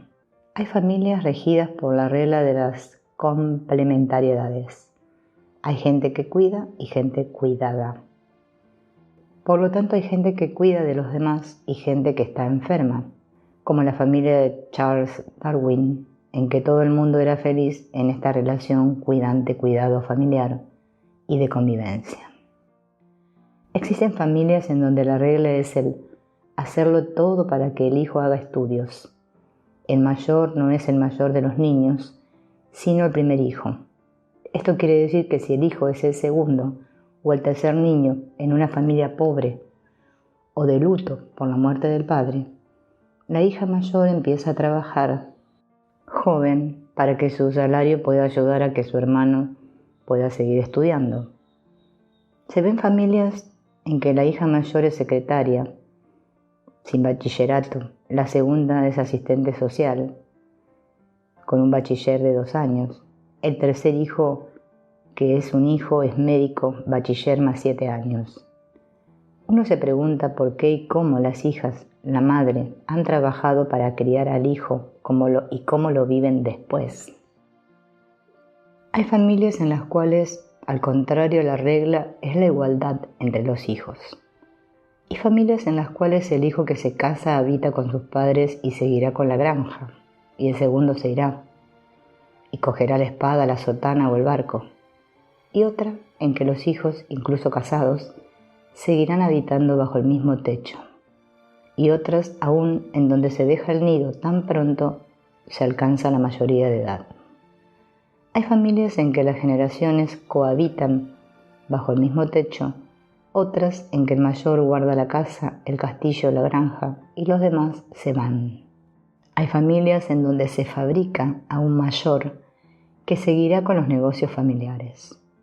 Este mayor que se fabrica a veces es un segundo o un tercer hijo.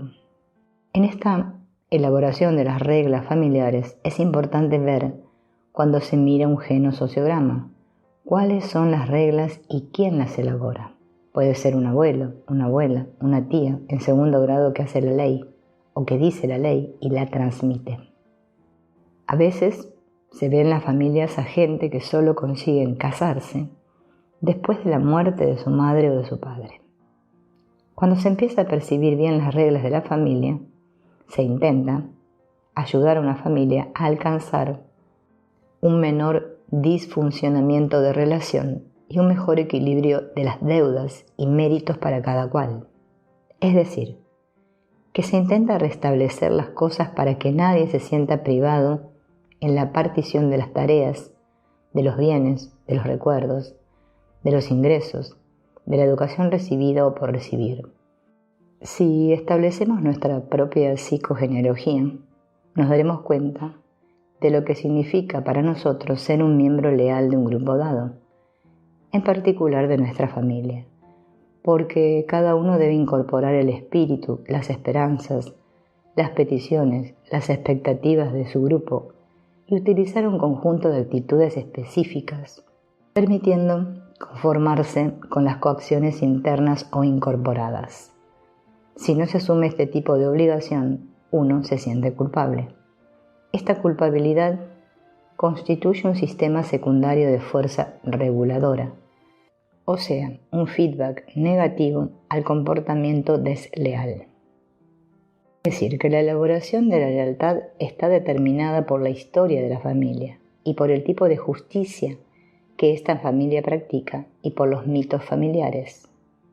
Haya resonancia en cada uno de los miembros de la familia y a cada uno incumbe, por una parte, obligaciones según su posición, su papel y por otra parte, lo que siente frente a las deudas y los méritos y su estilo personal y su modo de conformarse a ello.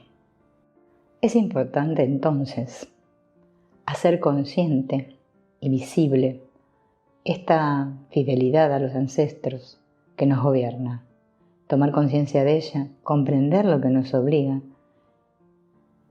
y si eventualmente no se debería volver a situar esta lealtad para recobrar la libertad de vivir la propia vida. En 1978, dos psicoanalistas freudianos clásicos parisienses de origen húngaro, Nicolás Abraham y María Torok, publican una recopilación de sus artículos, La corteza y el núcleo, introduciendo las nociones de cripta y de fantasma, a partir de sus investigaciones clínicas. Trabajaron sobre casos de enfermos que decían que habían hecho esto o aquello sin comprender por qué. Y sus familias apoyaban sus afirmaciones, explicando que realmente habían actuado como si fuera otro. Abraham y Torok propusieron la hipótesis de que todo sucedía como si hubiera un fantasma actuante que hablara por la gente al modo de un ventrílocuo e incluso actuara en su lugar. Este fantasma sería como alguien que saldría de la tumba mal cerrada de un ancestro, después de una muerte difícil de aceptar, o un suceso que avergüenza, o una situación difícil para la familia, algo muy mal visto, algo feo, algo poco claro, algo que no está bien para la mentalidad de la época. Por ejemplo, un asesinato, una muerte sospechosa, la tuberculosis, la sífilis, una internación, una estancia en el hospital psiquiátrico o en la cárcel, una quiebra, una enfermedad avergonzadora, un adulterio, un incesto. Se trata de olvidar algo o alguien que ha sido caído en desgracia o había desgraciado a la familia, la cual estaba avergonzada y no se hablaba del tema. Todo sucedía como si un miembro de la familia guardase este no dicho, que se había vuelto un secreto y del cual se había vuelto el dueño, en su corazón, en su cuerpo, como en una cripta dentro suyo, y que este fantasma de vez en cuando saliera y actuara después de una o dos generaciones. A partir del concepto de incorporación, Abraham y Torok suponen que tuvo lugar la instalación en sí de un objeto prohibido en compensación, una introyección fallida, lo cual creará como un lazo imaginario. Pero veamos las definiciones de Abraham y Torok. El fantasma, el aparecido, la cripta, la unidad dual. El fantasma es una formación del inconsciente que tiene la particularidad de nunca haber sido consciente y de proceder del paso, cuyo modo queda por determinar del inconsciente de un padre o madre al inconsciente de un hijo. Fantasma es el trabajo en el inconsciente del secreto inconfesable de otro, ya sea un incesto, crimen, un hijo ilegítimo. No son los difuntos los que vienen a asediar, sino los vacíos dejados en nosotros por los secretos de los demás. Su manifestación, la obsesión, es el regreso del fantasma en palabras y actos extraños, en síntomas. Así se revela y se esconde lo que yace como una ciencia muerta viva del secreto del otro. Es un secreto que no se puede revelar, frecuentemente el secreto vergonzoso de uno de los padres, una pérdida, una injusticia. Al ocultar este luto indecible, se le instala adentro de uno, en un ataúd secreto, en una cripta. Es un fantasma que recubre este secreto inconfesable de otro, secreto que puede transmitirse del inconsciente de uno de los padres al inconsciente de un hijo, de una generación a otra. Todo sucede como si ciertos muertos mal enterrados no pudiesen quedarse en su tumba, levantasen la piedra y circulasen y fueran a ocultarse en esta cripta, llevada por alguien de la familia, en su corazón y en su cuerpo, de la cual salían para estar reconocidos, para que no se les olvide, para que no se olvide el acontecimiento. El terapeuta, trabajando en lo transgeneracional, ayudará al cliente a identificar su cripta, a liberar, nombrando el fantasma, al portador del fantasma, quien podrá así desidentificarse, diferenciarse del fantasma del ancestro y permitir salir en paz. Lo transgeneracional pone al individuo a la casa de sus secretos de familia, de su genealogía completa y de su historia, en su real contexto. Cuando se encuentran secretos, revelaciones providenciales, desaparece cierto número de dolencias vinculadas a la vivencia difícil, de repeticiones nocivas y de traumatismos. En la óptica transgeneracional, una persona, padeciendo de un fantasma que sale de la cripta, padece una enfermedad genealógica familiar, una lealtad familiar inconsciente, las consecuencias de un no dicho hecho secreto. Desde un punto de vista psicoanalítico, Abraham y Torok ven en esto una formación del inconsciente dinámico que se ha instalado, no por el hecho de una represión propiamente del sujeto, sino por el hecho de una empatía directa, consciente y denegada del sujeto parental, quizás un choque frontal de las generaciones y del tiempo. Es obvio que algunos de nosotros llevan en ellos criptas como tumbas en las cuales se hubiesen metido muertos mal enterrados, mal muertos, enterrados con secretos no decibles por sus descendientes, o muertes injustas. Comportamiento extraño, la enfermedad o el delirio encarnan frecuentemente este fantasma y ponen en escena la agitación verbal o las actuaciones de un secreto enterrado vivo en el inconsciente paterno o de los abuelos. Pero queda una cuestión que no está elucidada a propósito del modo en que están transcritos y transmitidos los secretos de familia en la vida cotidiana cuando las cosas no están dichas. Abraham y Torok, los autores de ambos conceptos, emiten la hipótesis de un fantasma y como testigo de un muerto enterrado en el otro, cogiendo su fuente en la unidad dual madre-hijo transformada, en unión dualista interna entre consciente y yo, con mayúscula. Los descendientes de un llevador de cripta estarían obsesionados por estos vacíos dejados en nosotros por los secretos de los demás. Según la expresión de Abraham y Torok, este no dicho, abusado por el silencio y el hecho de eludirlo, es lo que es elocuente y actuante. El genosociograma es un tipo de árbol genealógico hecho de memoria, es decir, sin búsqueda de información ni de documentos, completado con los sucesos de vida importantes, con sus fechas y sus nexos, y del contexto afectivo, nexos sociométricos marcados por flechas o rayas de colores. El genosociograma no es solo un árbol genealógico situando la parentela. Lo que es importante es el modo en que el autor de este árbol fantasmático percibe a los personajes y los nexos que los unen y que le unen a sus ascendentes y colaterales, y así como sus papeles. A veces incluso son los blancos, los agujeros de memoria de la familia que hablan mucho sobre lo que ha sido rayado de la memoria familiar. Lo más elocuente, lo más interesante, lo más nuevo en este trabajo es el establecimiento de nexos probables entre los sucesos, hechos, fechas, edades, situaciones. El postulado de una interacción eventual entre, por ejemplo, una muerte y un nacimiento, o la coincidencia de fechas o edades, sincronía, síndrome de aniversario, son las repeticiones y la hipótesis de una reactivación de sentimientos y de estrés de anticipación en ciertos periodos de la vida de una persona y de la vida de una familia.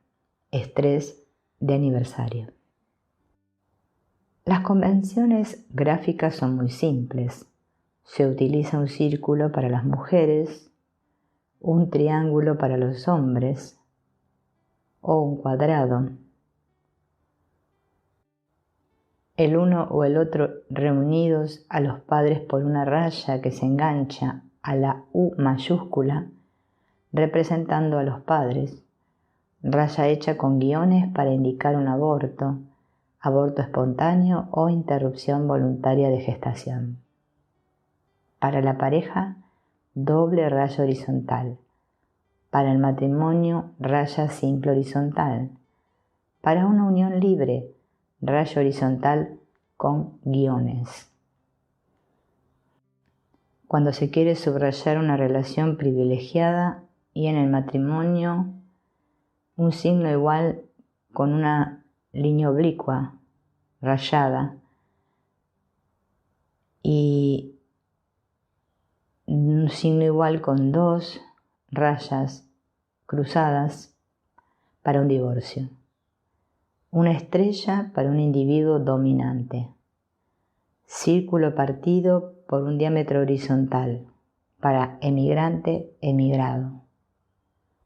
Círculo partido por un diámetro horizontal y otro vertical, problemas psíquicos. Cuadrado con dos rayas horizontales paralelas en el interior, hermanos, hermanas distantes de 12 a 20 meses y tratados en casi mellizos. Cuadrado con tres rayas horizontales paralelas en el interior, idem para hermanos tratados en casi trillizos. Círculo con un punto en el interior, aún no casado a los 45 años. Una B para un maltratante, violencias diversas. Otra B con otra B pequeña adentro, maltratado. Círculo con una cruz en diagonal en el interior, homosexual o bisexual. Los círculos indican cualquier persona del sexo femenino. Los triángulos indican cualquier persona del sexo masculino. Los cuadrados indican que no se conoce el sexo de la persona. Los cuadrados hechos con guiones representan los abortos, espontáneos o no, en el caso cuando el sexo del niño se desconoce. Los triángulos o círculos de guiones representan un aborto, espontáneo o no, en el caso en que se conocía el sexo del niño. El círculo o el triángulo dentro de un cuadrado indica a la persona de quien se ha hecho el genosociograma. La doble raya horizontal que une a dos personas significa un matrimonio. Una raya horizontal simple representa una unión libre. Una raya en guiones indica una relación simple. Una rayita oblicua sobre la doble raya horizontal significa separación. Una doble rayita oblicua sobre la doble raya horizontal significa divorcio. Otro casamiento se ponen números en las rayas horizontales para el orden de los matrimonios. 1 igual primero. Padres, hijos, el número indica su orden dentro de la familia. Aquí el tercer hijo con un nexo de filiación doblado de una rayita en guiones porque se trata de un hijo adoptado. Padres, mellizos, los dos triángulos unidos por una raya entre los ápices representan las mellizas, raya unida por otra raya a la U de sus padres. Dos triángulos horizontales con una raya dotada de flecha hacia ambos triángulos. Este nexo significa entendimiento entre ambas personas. Mismo dibujo, pero con las flechas que miran hacia adentro, en vez de mirar hacia afuera, como en el caso anterior. Este nexo indica desacuerdo entre las dos personas, con un zigzag si hay conflictos. Círculo con una cruz al lado. La cruz indica que la persona ha fallecido. Generalmente la fecha de fallecimiento se indica al lado, así como la edad.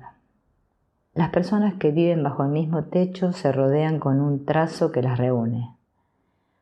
Una raya oblicua sobre los lazos de filiación indica que las relaciones han sido cortadas. El dibujo de matrimonio con una raya uniendo la base del triángulo a la base del círculo cortada por un zigzag indica conflictos conyugales. Al hacer el genosociograma, en general se pone el marido a la izquierda y a la mujer a la derecha. Se pone un número en los niños, se inscribe el número de orden encima del símbolo del sexo, se pone la edad dentro del círculo o del triángulo y se escriben los fallecimientos con una cruz, seguida de la flecha y de la causa. Por ejemplo, Cruz 1915, G. Verdún. Un trazo circular rodea a las personas que viven bajo el mismo techo. La persona que trabaja, el sujeto, se pone en el centro de la pizarra, dentro de un círculo o triángulo, doblado de un cuadrado para verlo con facilidad. Una raya, flecha, indica los lazos positivos y negativos. Las fechas son importantes, como marcas y claves de la memoria. Frecuentemente también el día de nacimiento, el nexo con una festividad o una celebración importante, religiosa, histórica. Las fechas precisas son importantes porque a veces estas fechas pueden ser claves de la memoria y todo lo que depende de la memoria de las rupturas, casamientos y todo lo que releva de la memoria de los mitos familiares. Y si nuestra memoria nos falla, hay que preguntarse el por qué y sobre todo no olvidar el loro que puede revelarnos los olvidos de la memoria familiar o la vieja tía soltera que es de alguna manera la secretaria familiar, la memoria familiar. Esta representación gráfica es importante porque permite captar las repeticiones, los vagabundeos de un fantasma, las sincronías o coincidencias significativas, el síndrome de aniversario. La juntamos con una raya roja. Un genosociograma es lo que la familia guarda en memoria, las fechas, hechos importantes, momentos clave, reparticiones de herencias o lazos, injusticias, verdaderas o falsas, hechos cargados de afectos. El genosociograma de memoria contiene también los huecos de memoria y los olvidos, los blancos, lo que no se sabe sobre algunos, marchados lejos y que no se ven. Ni el genosociograma ni el genograma son investigaciones genealógicas objetivas, basadas en documentos, ni un árbol genealógico. En el genosociograma se indica a la vez los hechos significativos, sucesos de la vida, objetivamente importantes, nivel de estudios, fechas de nacimiento, casamientos, fallecimientos, profesión, y subjetivamente importantes, reuniones, promociones, fracasos, separaciones, traslados, cualidades y sus nexos. Los nombres de pila, los lugares de residencia o de vacaciones, las casas, Ciertos objetos pueden ser claves, un anillo, un mueble, etc. Fechas de guerra, de traslados, de jubilación, de fiestas de familia. Paralelamente a la reconstitución biográfica de la familia, es importante recordar su contexto histórico, político, sociológico y económico, que le enseñará muchas cosas sobre la evolución de las mentalidades y el vívido familiar probable de la época. Esta reconstitución no es muy difícil de hacer. Hay que contar 25 a 30 años por generación. Si su padre se casó en 1930, se supone que probablemente su padre se había casado en 1900. Si se casó con su abuela en 1900, por lo tanto tenía 25 a 30 años. Por lo tanto había nacido alrededor de 1870. Entonces usted intenta ver en qué contexto pudo haber nacido y estar criado. Si nació alrededor de 1870 y 1872, era entonces quizás la guerra de 1870 contra los alemanes. Si sus padres vivían en París, quizás sufrieron el sitio de París y la hambruna que siguió. Entonces, puede usted anotar sucesos tales como la Comuna, el voto que hizo fracasar a Napoleón. Eventualmente, tome un buen diccionario para comprobar y completar sus conocimientos históricos. Así, entonces usted puede emitir algunas hipótesis sociológicas o histórico-económico-sociológicas sobre la infancia de su abuelo a partir de lo sucedido. Entonces, usted comprende que si empieza a emitir hipótesis histórico-económico-sociológicas, entonces a pesar de que el cliente dice que no se acuerda de nada, en ese momento es como si un cerrojo se abriese en su mente y empieza a decir: «Ah, sí, es verdad, me acuerdo. No es en el momento del asunto de Panamá que la familia se volvió muy pobre, sino en el momento del asunto de Suez. Se cambió a mi padre o a mi abuela de escuela. Hubo historias». Bruscamente, trozos enteros de memoria brotan, simplemente porque se ha quitado el cerrojo. Zonas de memorización. Las asociaciones libres van a poder empezar a hacerse y la gente va a poder recordarse cosas sumamente importantes que sabían sin saber que lo sabían. Las bases de la identidad, el nombre y apellido, el apellido o el patrónimo. ¿Cómo te llamas? En esta pregunta se sobreentiende que uno sabrá pronto cuándo has nacido, dónde has nacido y de quién has nacido. Se situará al otro en el tiempo, el espacio y la historia. ¿De dónde vienes tú? ¿Quiénes son tus padres? ¿Qué hace tu padre? ¿De qué cultura? ¿De qué tradición? ¿Cuál nivel? ¿Cuál sexo? ¿Cuál raza? ¿Cuál religión? ¿Cuál franja de edad? La identidad, el yo, self. El ser profundo. El yo para yo está unido a la vez al yo para otro, la imagen que se da de uno mismo a otro, imagen que se proyecta sobre usted, los estatutos y los papeles recibidos y la espera en cuanto al papel. Al yo dentro de yo, el yo llamado objetivo y el sentimiento de yo mismo y de la identidad de uno mismo. La identidad pasa por el cuerpo, por el etiquetado social, labeling. Los hijos, según una encuesta, establecen su nexo de filiación ya a los 4 años y medio y son capaces ya a los 7 años y medio de articular el átomo de parentesco, es decir, reconociendo el nexo de filiación con relación a sus padres. Más tarde es cuando el hijo se dará cuenta de la noción de generación y de la parentela. La filiación es al mismo tiempo una realidad biológica, una realidad social y una realidad psicológica. La realidad biológica es finalmente una ficción genética. Es el casamiento de los padres lo que funda la filiación, aun cuando se trate de un hijo adulterino clandestino o el reconocimiento voluntario a título justo o como ficción social. Se puede analizar la estructura del nexo de filiación según dos ejes: la filiación instituida, lo mediante el cual tal persona se dice y dícese el hijo, la hija, el padre, la madre de tal otro y del grupo al cual pertenece, y la filiación imaginaria o narcísica, que es una realidad psicológica inscrita en una historia pasada y por venir. Esta filiación psicológica se ve frecuentemente por la importancia dada a los parecidos físicos entre generaciones. Es un nexo de parecido pasando por el cuerpo. Es aquí donde se inscribirían cadenas de sucesos repetitivos en una familia: niño muerto, padre muerto, suicidio, enfermedad hereditaria o vivida como tal. A la pregunta ¿cómo te llamas?, se podría responder: no me llamo, me llaman.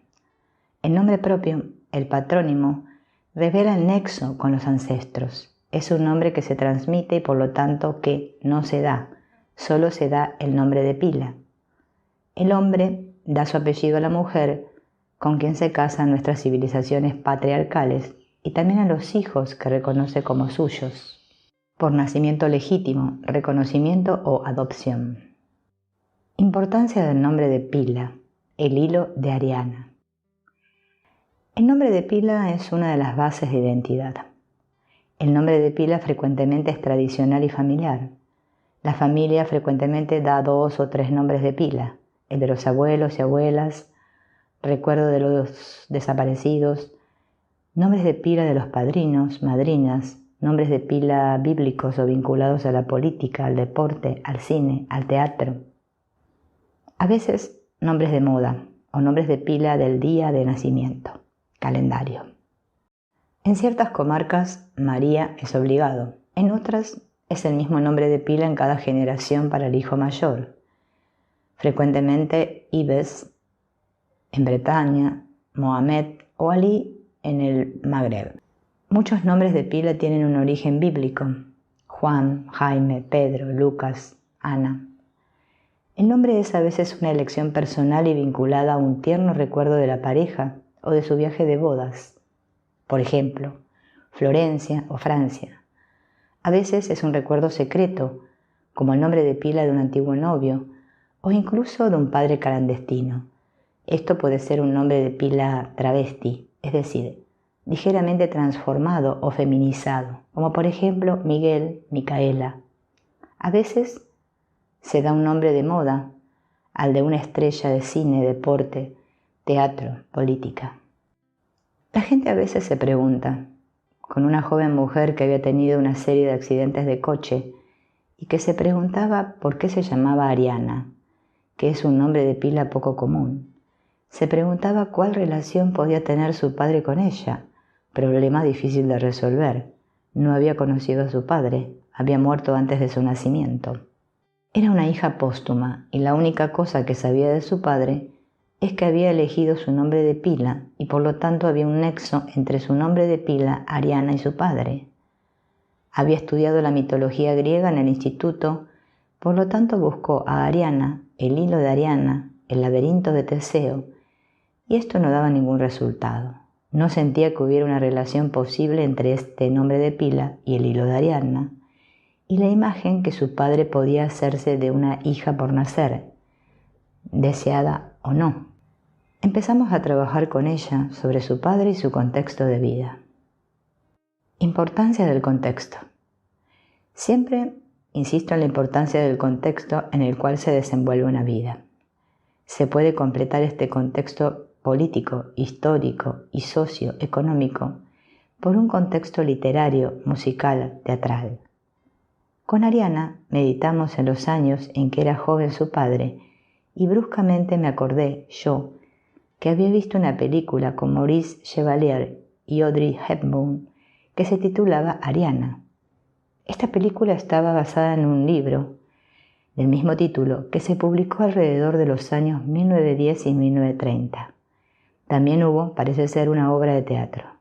En ese momento Le aconsejé seguir sus investigaciones preguntando alrededor suyo, a padres, primos, amigos de infancia de su padre, si Ariana, muchacha rusa, les decía algo. Una de sus tías dijo, pues sí, naturalmente que me dicen algo. Tu padre actuaba en una obra de teatro que se llamaba Ariana, muchacha rusa. A partir de entonces pudo empezar a contestar a su pregunta. ¿Qué es lo que tenía en mente mi padre referente a mí? Es obvio que si su padre había actuado en una obra de teatro que se llamaba Ariana, muchacha rusa, y que quería que su hija se llamara Ariana, es que estaba atraído por el personaje de Ariana en la novela. En la novela, Ariana era una muchacha moderna que cursaba sus estudios antes de la guerra de 1914, que era independiente, valerosa, un poco marginal, que elegía ella misma su propio destino, vivía sola y que además se enamoraba de un hombre original y brillante, que viajaba mucho y que la amaba. Esta joven mujer pudo identificarse con esta protagonista de novela. Se puso a hacer grandes viajes alrededor del mundo, frecuentemente en barcos de vela, al límite de la hazaña deportiva, y pudo volver a encontrarse y resolver problemas de identificación y de identidad. Frecuentemente, la búsqueda de la propia identidad es complicada. Los objetivos del genosociograma.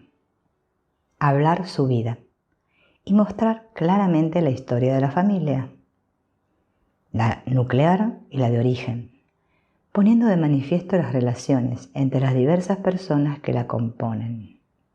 Descubrir que el mundo no empezó con nuestros propios padres, sino que ellos también son el fruto de un mundo que empezó a existir mucho antes que ellos, es decir, situarse en una perspectiva transgeneracional y ponerse a la búsqueda de sus raíces y de su identidad.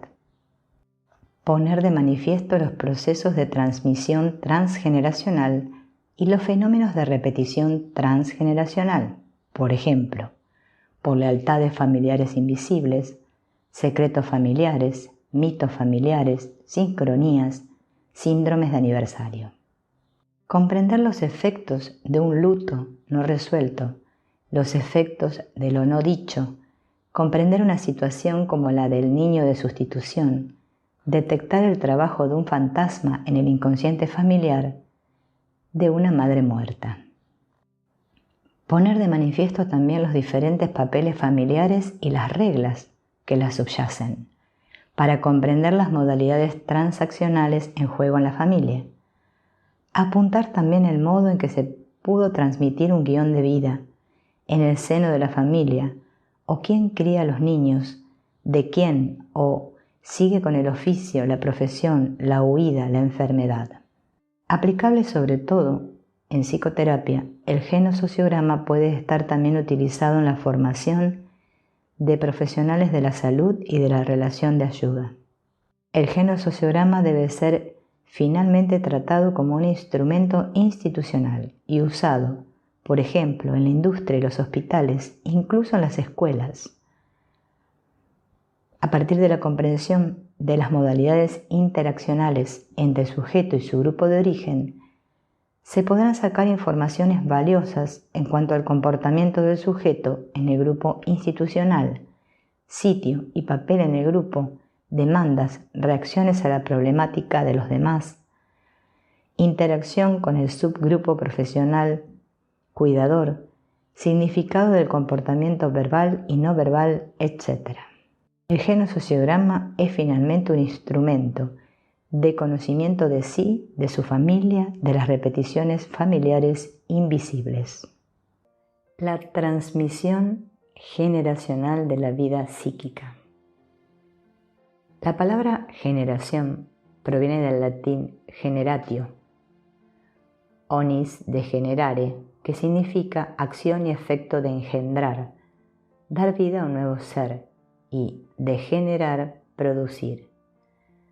A su vez, le define como el conjunto de individuos que descienden de un otro en línea recta al conjunto de personas que, habiendo nacido en fechas próximas y recibido educación e influjos culturales y sociales semejantes, adoptan una actitud en cierto modo común en el ámbito del pensamiento o de la creación. Y por último, también significa casta, género o especie. La generación, a su vez, es un lugar en la memoria colectiva,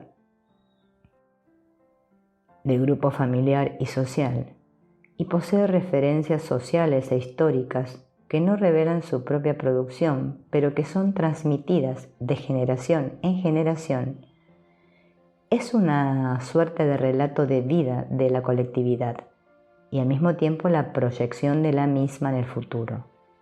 La memoria colectiva opera como hilo conductor que une a las generaciones pasadas, presentes y futuras. Por tanto, la generación está impregnada de esta memoria colectiva que la enlaza a un pasado, la inscribe en el presente y la proyecta en el futuro. Asimismo, se entiende que la historia de cada generación se graba en el presente gracias a la existencia de un patrimonio común transmisible. Partiendo de que existe dicho patrimonio común transmisible, resulta imprescindible definir el concepto transmisión. La palabra transmisión proviene del latín transmissio, onis, y significa acción y efecto de transmitir. Esta última, del latín transmittere, refiere a la acción de trasladar o transferir, que a su vez significa hacer llegar a alguien mensajes o noticias, comunicar a otras personas enfermedades o estados de ánimo y hacer pasar lo que uno ha recibido.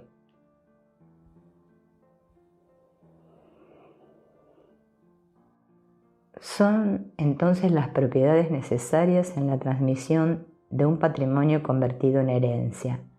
Se trata de huellas, es decir, impresiones en hueco, borradas, olvidadas, que se señalizan por las manifestaciones residuales de los rasgos psicopatológicos, de las disposiciones psíquicas, por ejemplo, el sentimiento inconsciente de culpabilidad o la violencia irreprensible y universal de los deseos incestuosos y mortíferos. Sus trazos velados, deformados, impresos en negativo, se manifiestan también en la tradición, los muertos, los rituales de las comunidades, la supervivencia de actitudes arcaicas. De esta manera, esos trazos continúan en el presente, se conjugan en el futuro porque ellos entrelazan la construcción del narcisismo del sujeto.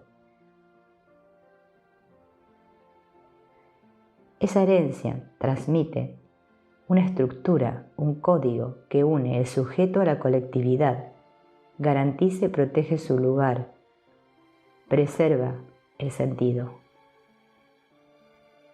Otra definición dice que la transmisión psíquica es el término utilizado en psicoanálisis para designar tanto los procesos, las vías y los mecanismos mentales capaces de operar transferencias de organizaciones y contenidos psíquicos entre distintos sujetos y, particularmente de una generación a otra, como los efectos de dichas transferencias.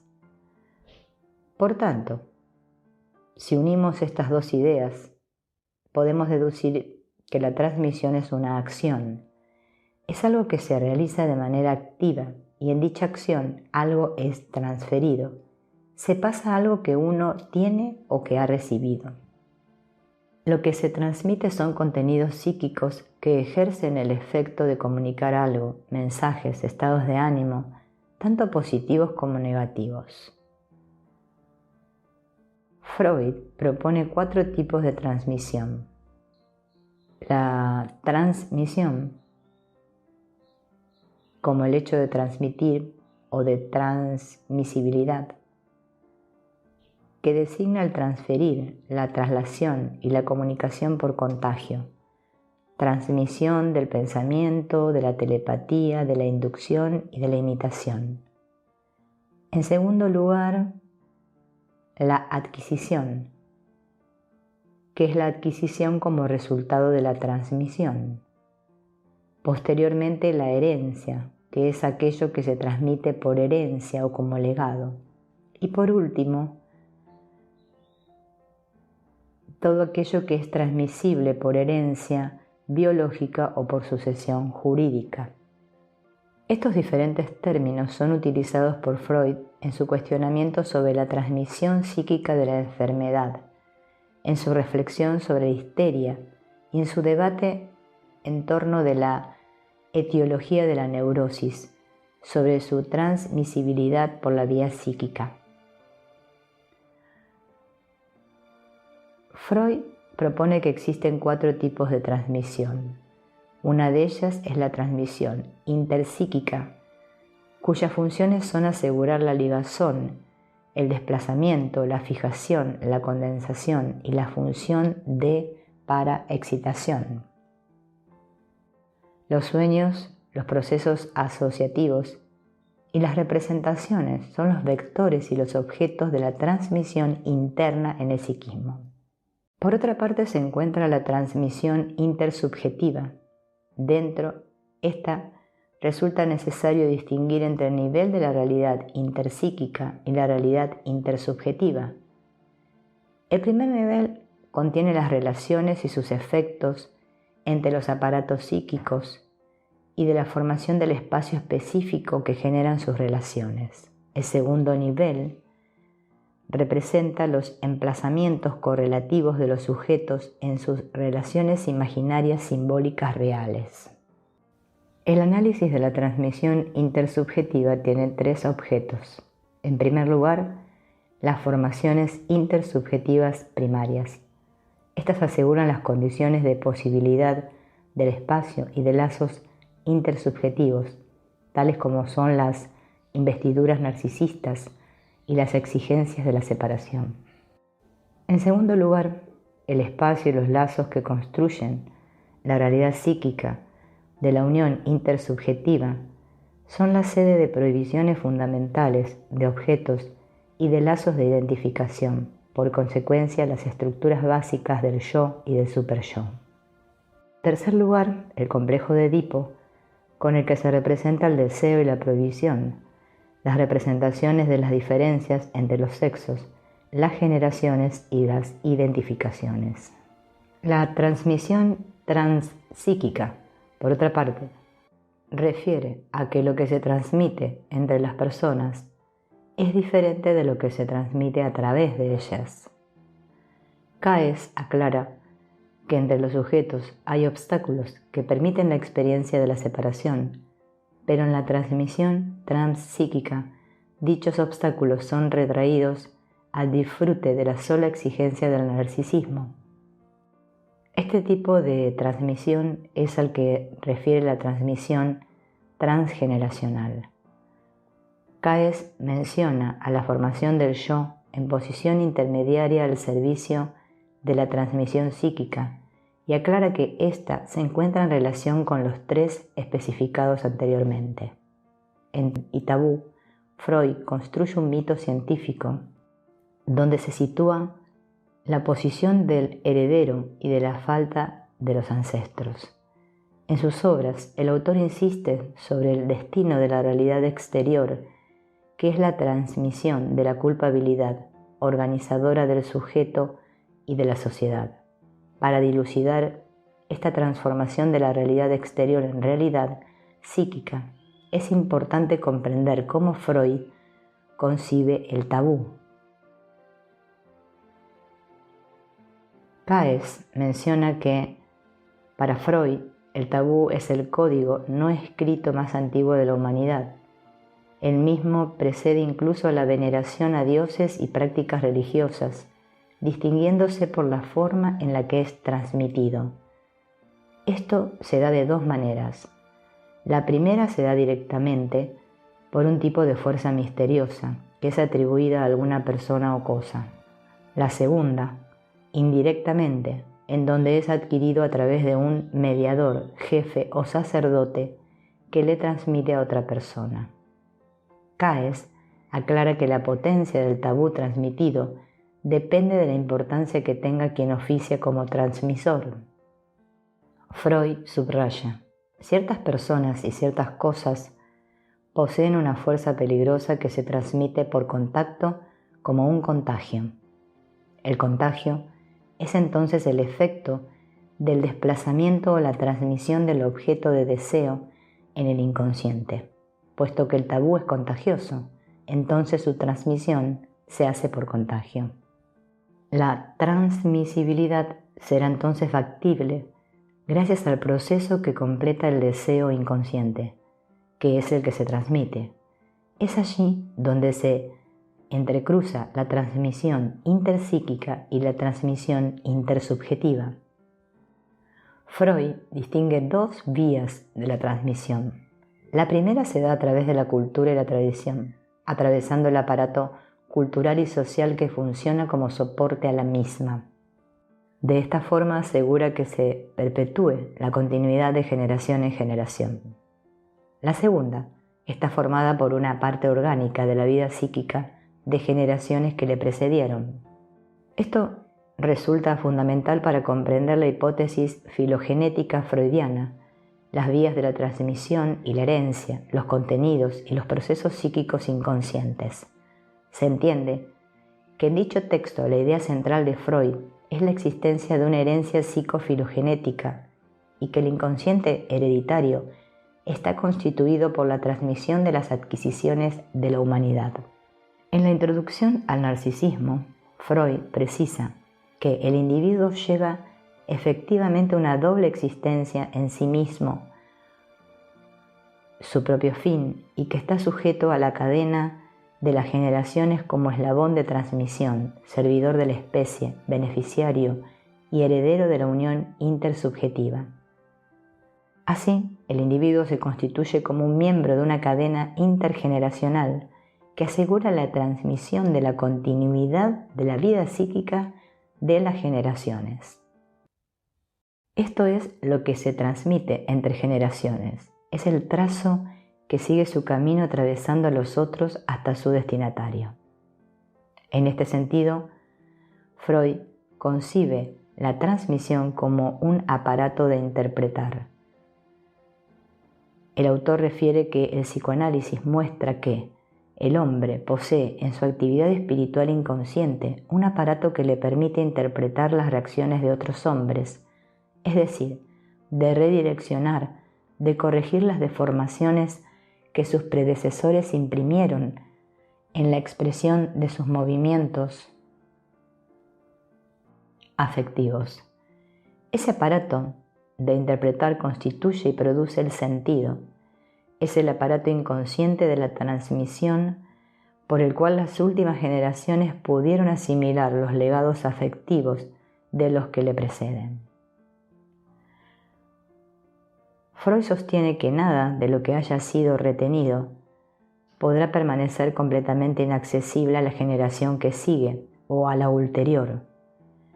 El autor plantea que siempre va a surgir la necesidad de transmitir hacia otro aparato psíquico lo que no resulta posible sostener en el propio sujeto o entre sujetos que están ligados entre sí.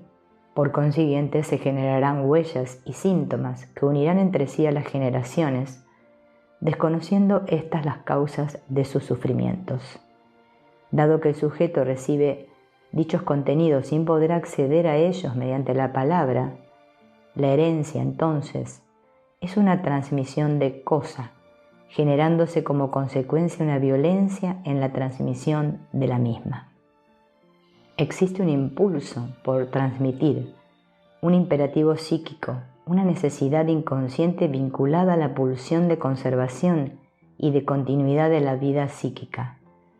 Esta pulsión de conservación, integrada en Eros, constituye el inconsciente hereditario y su objetivo es la transmisión de la genética y la cultura a los sucesores. Esta urgencia o impulso tiene como fin dos objetivos opuestos.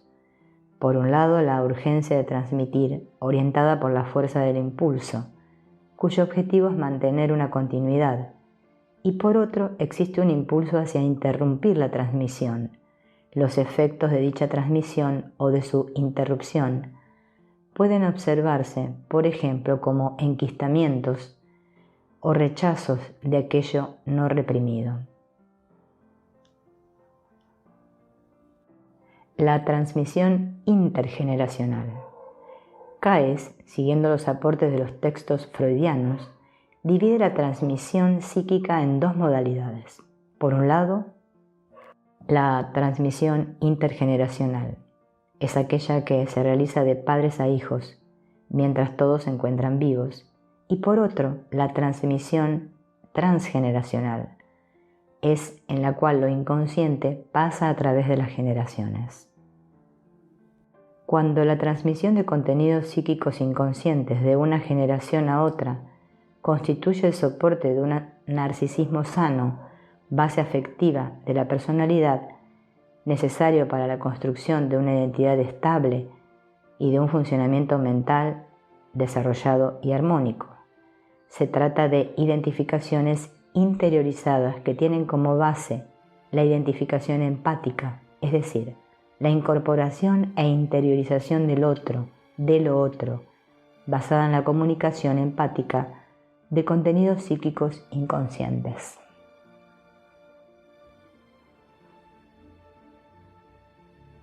La transmisión resulta necesaria y concomitante para la constitución del sujeto y se apoya esencialmente sobre los procesos de identificación, sobre todas sus formas, de proyección y a su vez sobre el principio de lealtad. Se la entiende como una obra de enlaces y transformaciones, en donde el paso de una generación a otra se ve acompañado de una modificación de lo que se va transmitiendo. Este resulta un aspecto fundamental en la transmisión intergeneracional. Su contenido resulta modificado con el paso del tiempo y mediante la capacidad de cada generación para simbolizar la historia de sus antepasados. La transmisión intergeneracional de contenidos psíquicos inconscientes es bidireccional e interactiva, ya que se da entre los ascendentes y los descendientes vivos. Cicerón aclara que prefiere utilizar el término transmisión solamente para designar aquellas situaciones que implican objetos concretos claramente identificables y plantea que prefiere la palabra influencia al momento de designar una acción ejercida de un sujeto hacia otro, sea esta realizada de manera voluntaria o involuntaria, consciente o inconsciente. Y plantea, al hablar de influencia, que ésta se habilita a que el receptor realice una interpretación del mensaje, desprendiéndose de ello que, frente a un mismo estímulo, pero ejercido en personas diferentes, el resultado no sea el mismo y surja lo innovador. En la misma ocurre que quien recibe los contenidos transmitidos tiene la posibilidad de transformarlos y hacerlos propios. Por tanto, esta transmisión no se realiza de forma pasiva. El sujeto toma lo transmitido por vía de las identificaciones, lo elabora, lo transforma y se produce lo novedoso. Este proceso que ocurre entre las generaciones resulta necesario para la constitución del psiquismo del sujeto e implica un proceso de transformación. En la transmisión intergeneracional, el patrimonio psíquico familiar es recibido por una generación, memorizado, historizado, transformado, elaborado y transmitido a la nueva generación. En relación a esto se observa que Freud, en Moisés y la religión monoteísta, desarrolla el concepto de herencia arcaica. El autor hace referencia a que ésta no abarca solamente las predisposiciones, también los rastros de recuerdo de la experiencia de generaciones anteriores. Si suponemos la persistencia de tales huellas némicas en la herencia arcaica, habremos tendido un puente sobre el abismo entre la psicología individual y de las masas. Estas huellas o rastros aportados al individuo incluso desde antes de su nacimiento influirán como parte de sus factores constitucionales. Por último, se considera importante señalar que el sujeto, al ser puesto en el mundo por más de otro, carga en su inconsciente la marca del inconsciente de uno u otros. Esto puede producir que en el inconsciente del sujeto se produzca un enquistamiento de las formaciones inconscientes de otro con quien éste se identifica de una forma alienante. Transmisión transgeneracional. La transmisión psíquica transgeneracional es esencialmente un proceso inconsciente que pasa por el modo de comunicación no verbal e infraverbal. En relación a esto, De Luca y P. Tritz conciben una transmisión realizada desde los ancestros a los padres y de los padres a los hijos, entretejiendo una trama, una cierta continuidad psíquica de las sucesivas generaciones a partir de la pertenencia a una cadena genealógica. En este sentido, se considera que la transmisión transgeneracional de contenidos psíquicos inconscientes no es interactiva, en contraposición a lo explicitado en la transmisión intergeneracional, ya que es unidireccional. Actúa como si fuese un legado que no se puede elaborar ni integrar. Esto lleva a que se vaya transmitiendo inconscientemente de generación en generación entre los miembros de una familia.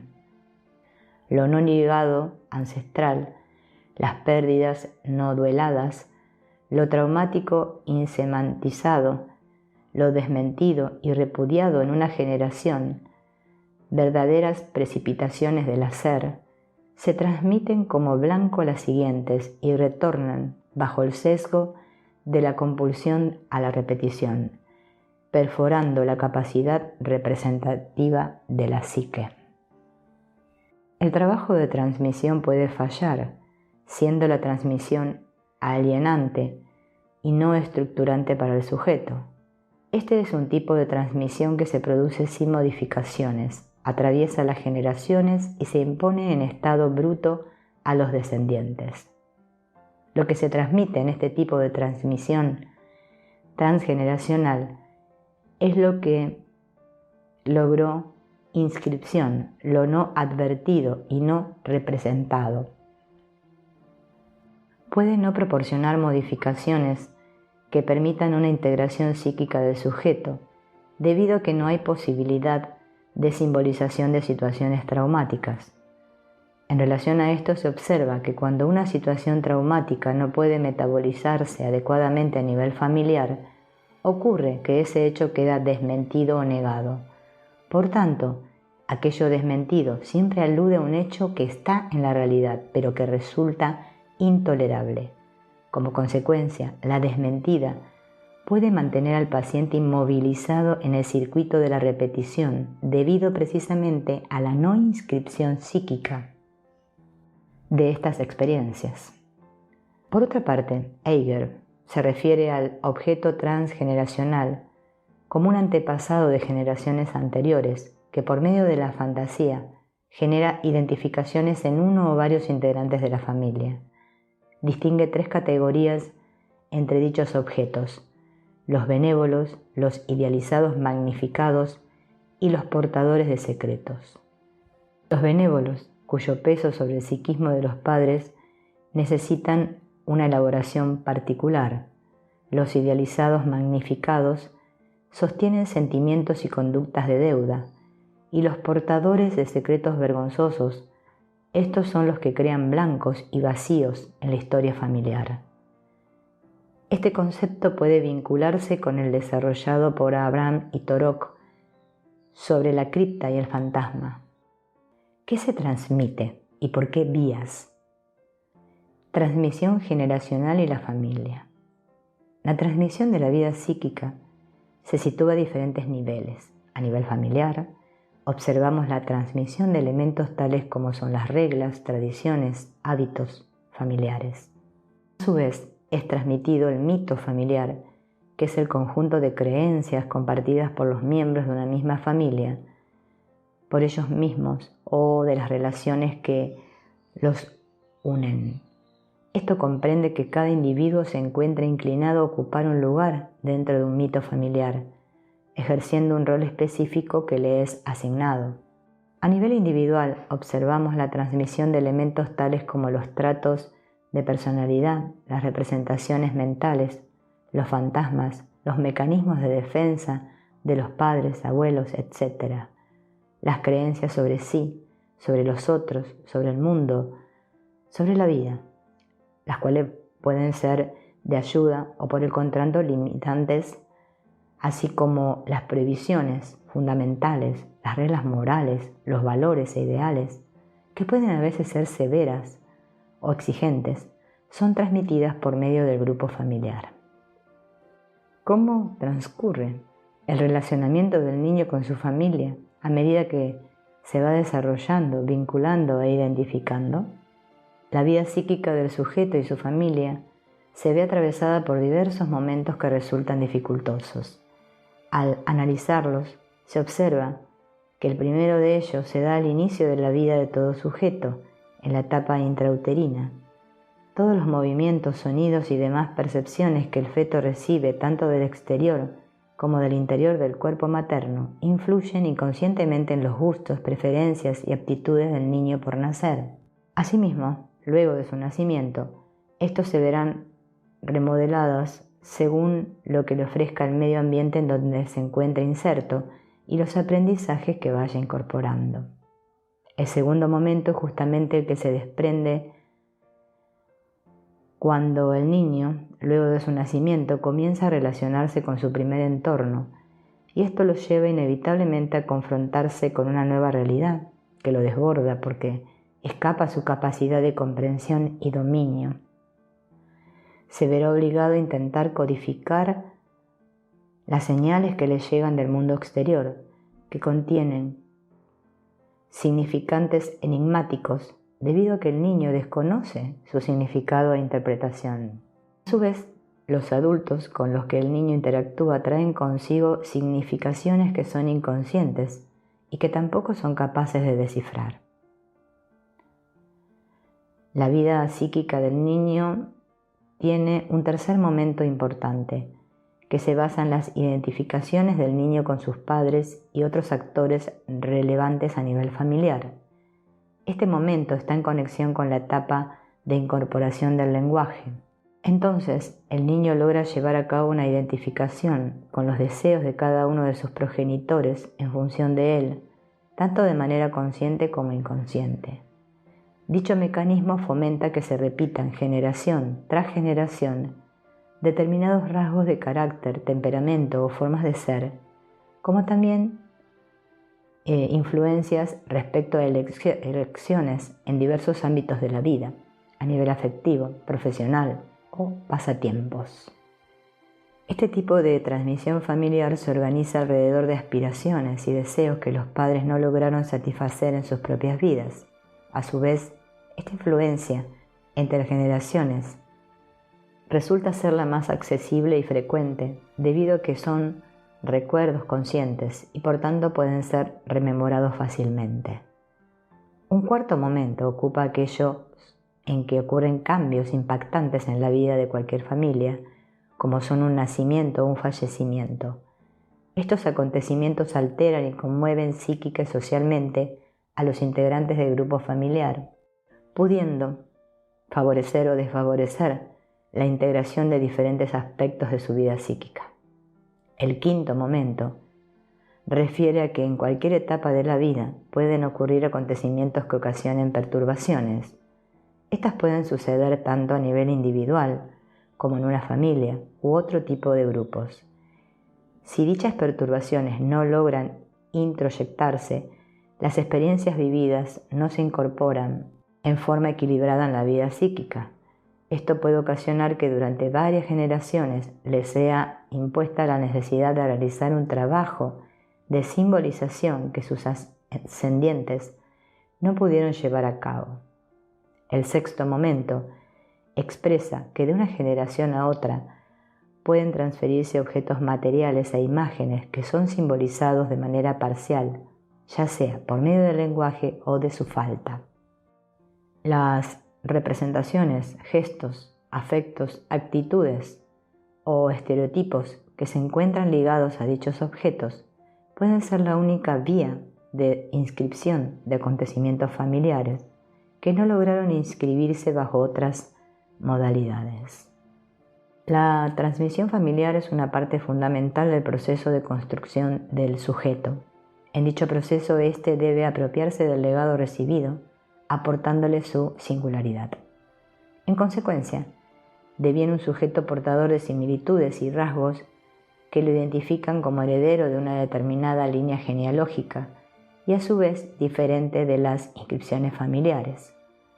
Esa herencia se representará por medio de patrones, valores y deseos, así como también con los efectos de acontecimientos de tipo traumático que padecieron sus antecesores. Como estos acontecimientos no pudieron ser elaborados, entonces serán parte también de los significantes a heredarse.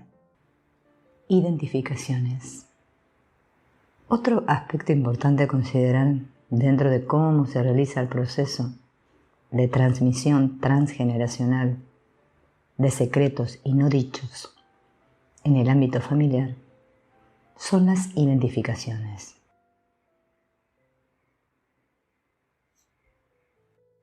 La identificación se define como el proceso psicológico mediante el cual un sujeto asimila un aspecto, una propiedad, un atributo de otro y se transforma total o parcialmente sobre el modelo de éste.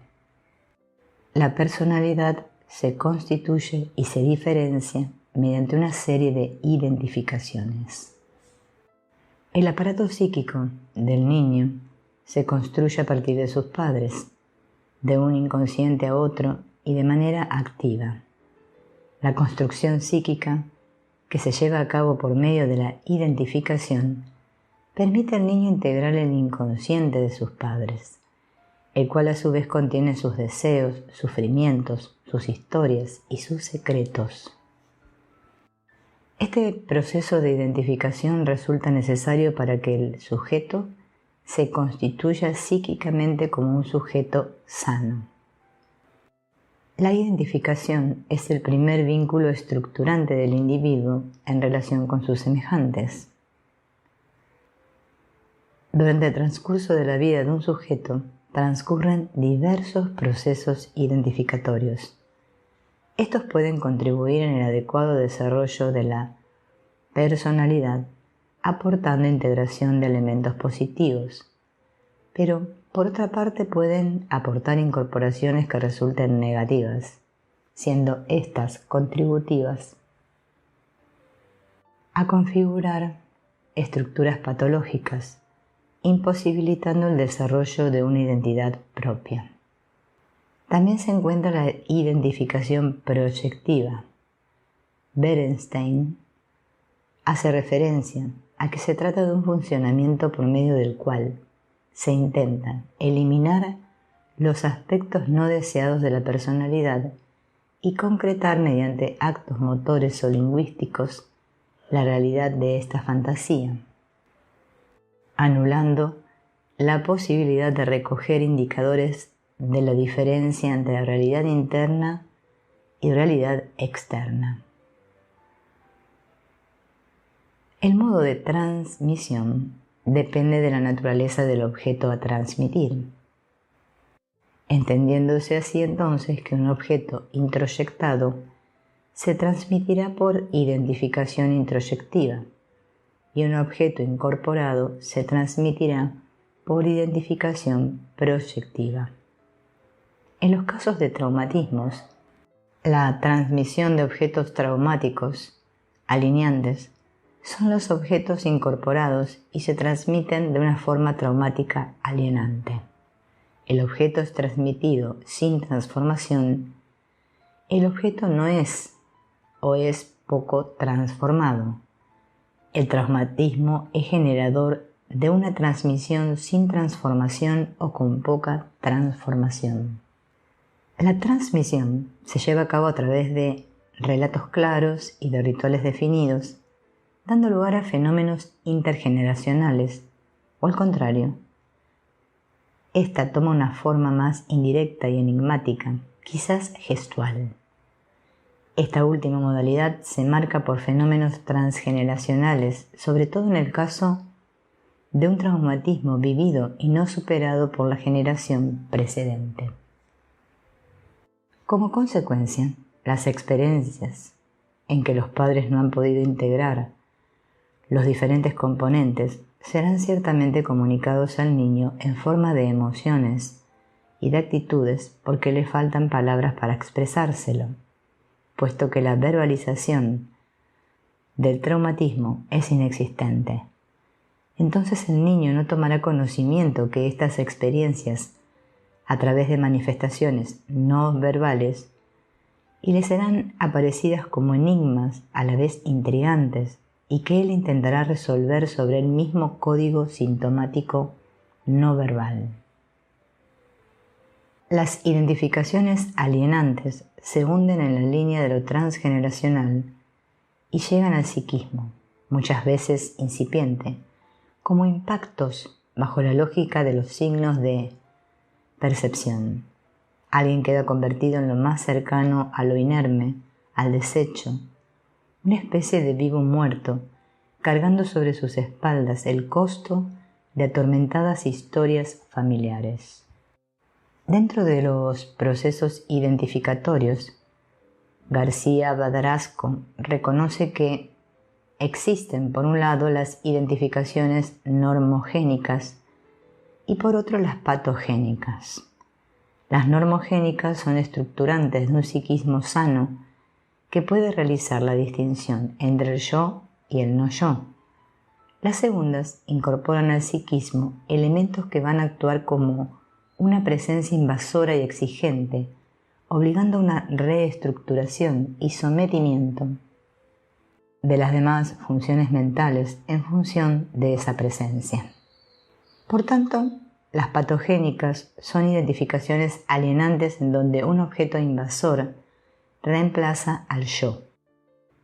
Por lo general, estas identificaciones están relacionadas con situaciones de mucho padecimiento psíquico por parte de un antepasado.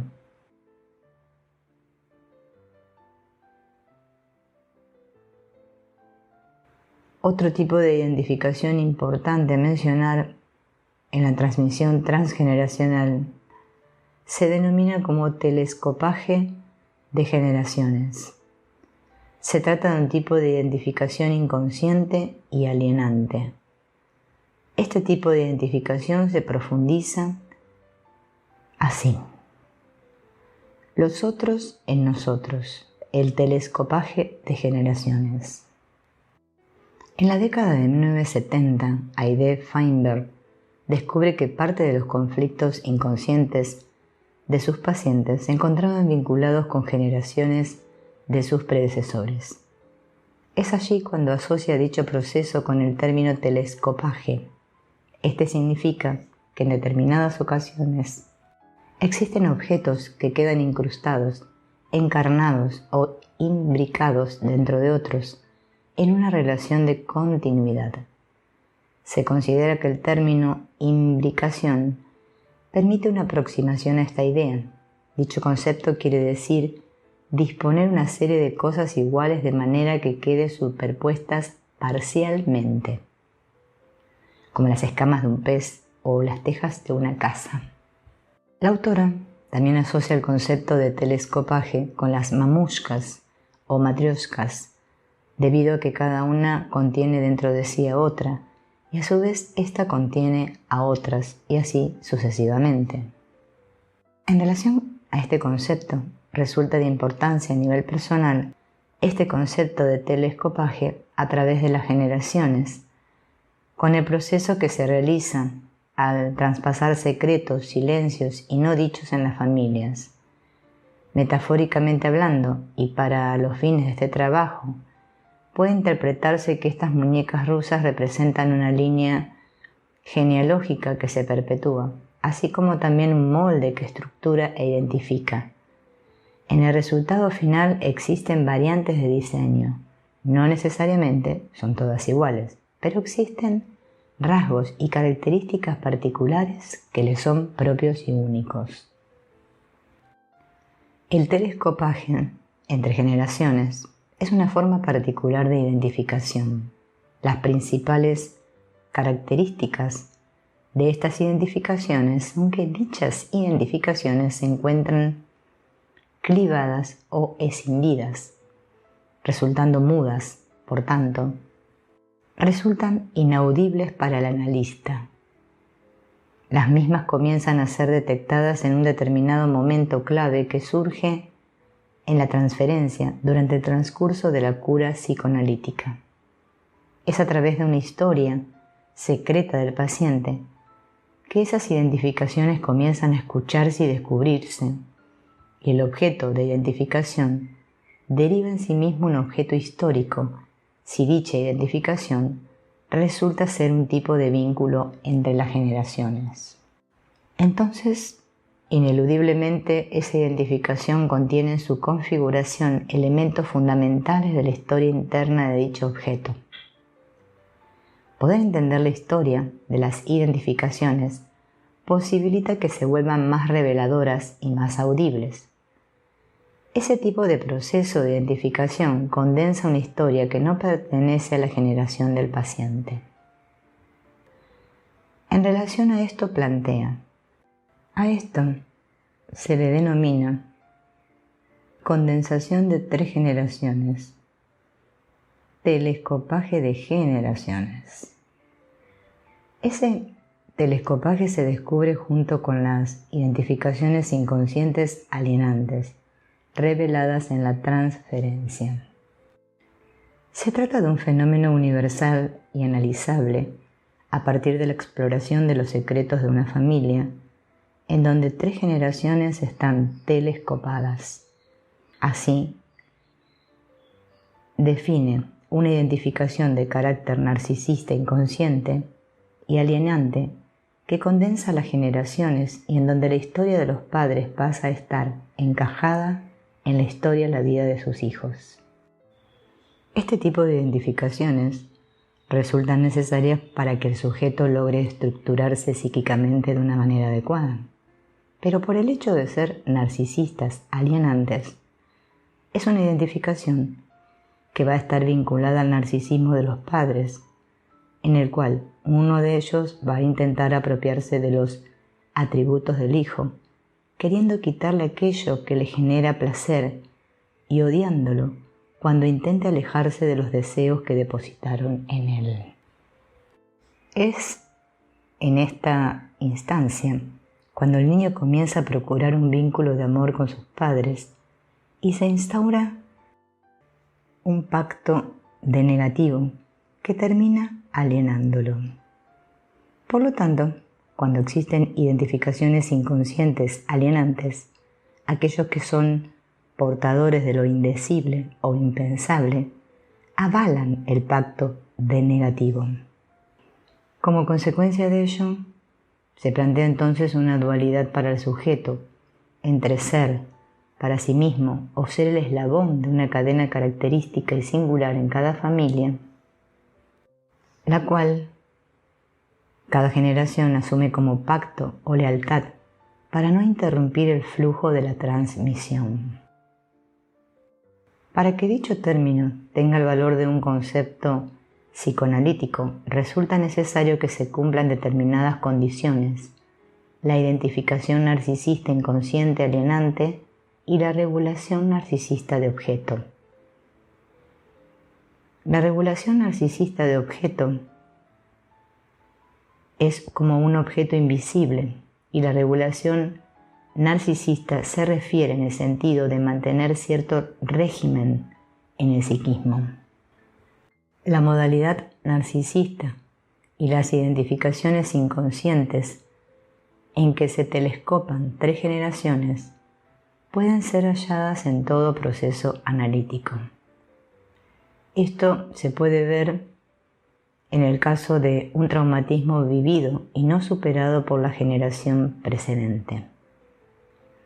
Como consecuencia, las experiencias en las que los padres no pudieron integrar los diferentes componentes serán ciertamente comunicados al niño por medio de manifestaciones enigmáticas e intrigantes, siendo estas expresiones de emociones y actitudes no verbales. Para intentar resolver dichas expresiones enigmáticas, el niño utilizará el mismo código sintomático no verbal. Secretos y no dichos. En todo relato familiar se encuentran lugares inaccesibles, vedados, escondites secretos que no permiten avanzar. En cada biografía se escuchan frases inconclusas, fragmentadas, que permiten vislumbrar estos restos ocultos. Información recortada que pugna por salir, pero a su vez lucha por mantenerse en el silencio. Se intuye que algo sucedió, pero es algo inexplicable. De eso no se habla. La palabra secreto proviene del latín secretum y significa aquella cosa que cuidadosamente se tiene reservada y oculta.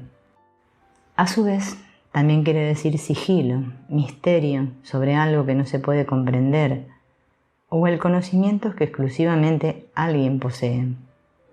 Por otra parte, deriva de la palabra secretus y esta de secernere, que quiere decir segregar. Estos términos aproximan a la idea de algo oculto, ignorado, escondido y separado de la vista o del conocimiento de los demás, algo callado, silencioso o reservado. Desde el punto de vista psicoanalítico, podemos pensar el secreto como una modalidad defensiva frente al dolor psíquico ocasionado por situaciones relacionadas con la enfermedad, la sexualidad, el incesto y o la muerte, vivenciadas como peligrosas o vergonzosas.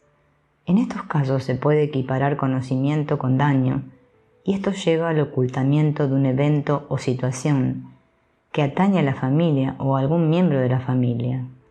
La función consciente del secreto se relaciona con evitar el castigo, la retaliación, vergüenza propia o ajena. Se encuentra también que en ciertas familias el secreto es un elemento estructural, ya que el mismo se trata de informaciones que se vinculan a la historia del grupo familiar, las cuales se encuentran cargadas por un significado adicional y resultan aptas para ser ocultadas de manera parcial, siendo conscientes de que para los demás integrantes del grupo no resultan desconocidas. El secreto se conforma como una salida mágica que permitiría sostener la ilusión de evitar el dolor psíquico que esta realidad ocasiona.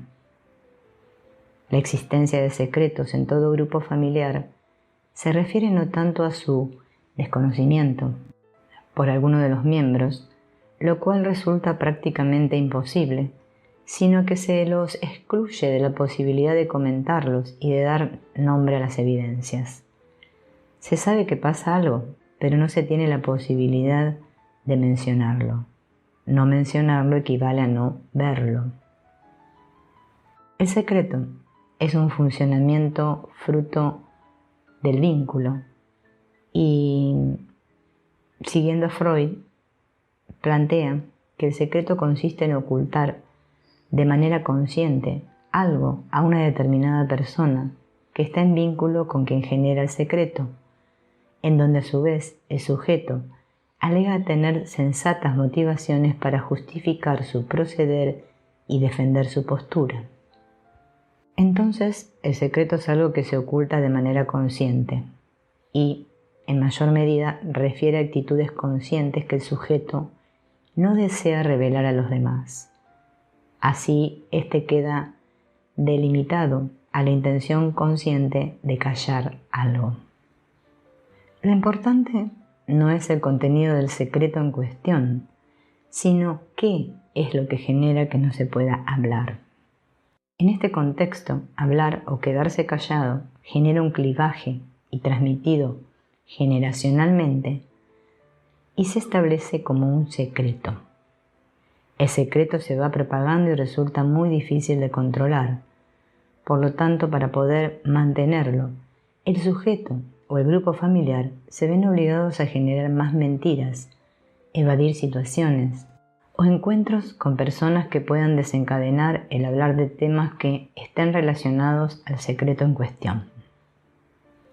Este es el resultado de un entramado vincular en la cual participan todos los miembros que forman parte del vínculo. Las alianzas inconscientes constituyen el sustrato inconsciente de los secretos. El secreto se apoya en los tres espacios psíquicos: el intrasubjetivo, el intersubjetivo y el transsubjetivo. A nivel intrasubjetivo está relacionado con evitar el castigo, la vergüenza, y a su vez con la movilización de ciertos mecanismos de defensa del sujeto, los cuales pueden ser percibidos por medio de las resistencias que van emergiendo a través del proceso psicoanalítico.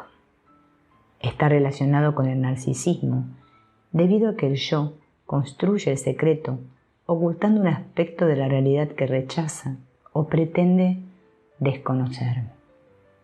A nivel intersubjetivo, se relaciona con la preservación de los modelos familiares, los cuales están asentados en mitos familiares. Debido a que estos modelos familiares están integrados por condiciones que tienen valor a nivel social, generan una identificación familiar hacia la cual el sujeto se ve obligado.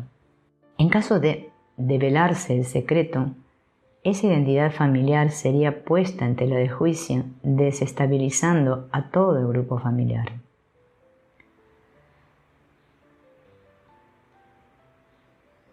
Alarcón se refiere a esto como el secreto y el secretear, como síntomas de un funcionamiento vincular narcisista, cuya función defensiva es silenciar aquello que cuestiona los ideales familiares y evita la herida narcisista que su develamiento ocasionaría. A nivel transsubjetivo, está relacionado con el cuestionamiento de la pertenencia social del sujeto y está relacionado con la transgresión del contrato narcisista, lo cual pone en peligro la pertenencia social del secreto. Surgen entonces intensas ansiedades relacionadas con el temor a la ruptura definitiva de los vínculos, a la expulsión del grupo social, en fin, a la pérdida de la pertenencia social.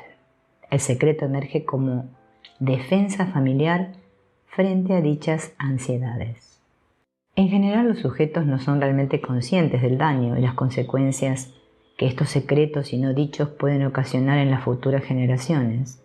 Muchas veces, la vergüenza o la culpa llevan a que se prefiera ocultar, callar, silenciar aquello que resulta doloroso de asumir. Otras tantas, se opta por no decir para evitar empeorar una determinada situación, pensando que al callar se evitará un sufrimiento mayor, pero como fórmula, el dicho popular, quien calla, otorga, y lo que se otorga es que los demás interpreten como puedan esos huecos o vacíos, dejados por lo no dicho, los secretos o silencios que persisten en el discurso familiar. Estos, de manera inconsciente, son transmitidos por medio del cuerpo y del psiquismo, transfiriendo lo no elaborado a las siguientes generaciones, inundando el psiquismo del niño por medio de las identificaciones. Aquello que se silencia en las palabras reaparece en el campo de lo sutil, infiltrándose de manera radical en la constitución de la personalidad del niño. Los niños van percibiendo silencios y contradicciones, indicios inquietantes que no comprenden. Todo ello suele plantear una pérdida de espontaneidad, con efectos de cierre en la comunicación del grupo. A veces se inventan historias que los propios narradores terminan casi por creer, desmintiendo la verdad. Otras, lo no dicho, se transforma en un secreto a voces, una suerte de rompecabezas, del cual cada uno posee algunas piezas, a las que tampoco puede dar significado. En tales casos, el tema omitido se va configurando como aquello que designamos secreto familiar. Cabe preguntarse entonces, ¿a qué se denomina secreto familiar? Este surge de datos de la historia familiar que resultan parcialmente conocidos por los individuos que componen dicho grupo, pero ocurre que cada integrante sabe un aspecto de un determinado tema y elige callarlo, porque sabe que está prohibido mencionarlo. Algunos autores definen a los secretos familiares como episodios ocurridos en la historia transgeneracional o en el presente de una familia, información compartida por los miembros y silenciada, pero que puede cristalizar la historia. Algunas familias quedan estructuradas en torno a secretos grupales que deben conservarse definitivamente silenciados. La consigna tácita es que sus miembros nunca deben referirse a lo que saben y menos aún a pensarlo o decirlo todos juntos. Fantásticamente se evita así la desintegración familiar que se produciría al difundirse algún hecho penoso o vergonzoso, experiencias de desquiciamiento familiar, engaño entre padres, enfermedad mental de alguno de los miembros, adopción, profesiones o actividades vergonzosas, delitos, etc. Los secretos se adaptan a los rincones del árbol genealógico. De tanto callarlos se hacen innombrables y entonces se termina creyendo que no existen, pero aguardan a que sea la hora de tomar conciencia. A modo de clasificación, Racanier describe las variables del secreto, dividiéndolos en libidinales y antilibidinales. Lawson, Horvath, Leibel, Paxial y Popilov parten de esa categorización de Racanier y la modifican, dividiéndolos en secretos tróficos y en secretos antilibidinales. A los tróficos los clasifican como aquellos secretos necesarios para la vida del sujeto y que resultan necesarios para la configuración y estructuración de su aparato psíquico. Según estos autores, se tratan de secretos de la infancia que favorecen en el niño el sentimiento de diferenciación de psiquismo de los demás. Con esos secretos infantiles, su yo queda protegido de las intromisiones que ejerce el medio que le rodea, facilitando con ello su independencia psíquica. Como parte de los tróficos, incluyen a los secretos libidinales. Estos son los que están relacionados con el placer, el erotismo y el sexo, así como también son los que nutren el contenido de los sueños y estructuran las fantasías. Por otro lado, los secretos antilibidinales, que se refieren por lo general a los sucesos de la historia familiar que implican transgresiones y cumplen una función narcisista antilibidinal, son secretos que ocasionan una ruptura a nivel psíquico. Por su parte, Huerva habla de secretos ancestrales, aludiendo a la existencia, dentro de la historia familiar, de hechos prohibidos, tales como asesinatos, violaciones, infidelidad, actos incestuosos, estafas, etc., que fueron cometidos por algún antepasado y que han sido herméticamente guardados. En una particular modalidad de clivaje del yo, el contenido de este secreto puede ser encriptado. En muchas ocasiones, lo no dicho es el reflejo no de lo ignorado, sino de razones inconscientes que determinan al sujeto a no decir. La palabra no dicha, el silencio, envenenan y marcan, constituyendo una aberrante configuración de la intersubjetividad. Se señala el carácter patológico de lo no dicho y del secreto, aquello silenciado en la familia, que imprime diferentes huellas en el niño. La sombra de la no palabra deshumaniza y condena al niño al sufrimiento. Es desde el lugar de la palabra que podemos entender el silencio como significante de una cadena en la cual encontraremos siempre la palabra, esté o no con su presencia acústica. En el silencio existe algo que se muestra, la intención de algo dicho o no dicho habita en él. El silencio en la comunicación como aquello no dicho o dicho indirectamente o apenas sugerido, aquello callado, conscientemente, el secreto o inconscientemente, lo que aparece como un no saber del desconocimiento fundamental del sujeto, aquello de lo cual habla el discurso en un saber intrínseco, pero no se puede saber. Cuando el acontecimiento de que se trata es condenado al secreto, se pone en juego el mecanismo de la represión conservadora, que actúa de una vez y para siempre conservando por un lado el acontecimiento y por otro la esperanza de hacerlo revivir en algún momento para intentar ofrecerle otro desenlace. Se diferencia así de la represión dinámica. A nivel tópico resulta una configuración psíquica llamada cripta, que implica la fragmentación del símbolo psíquico.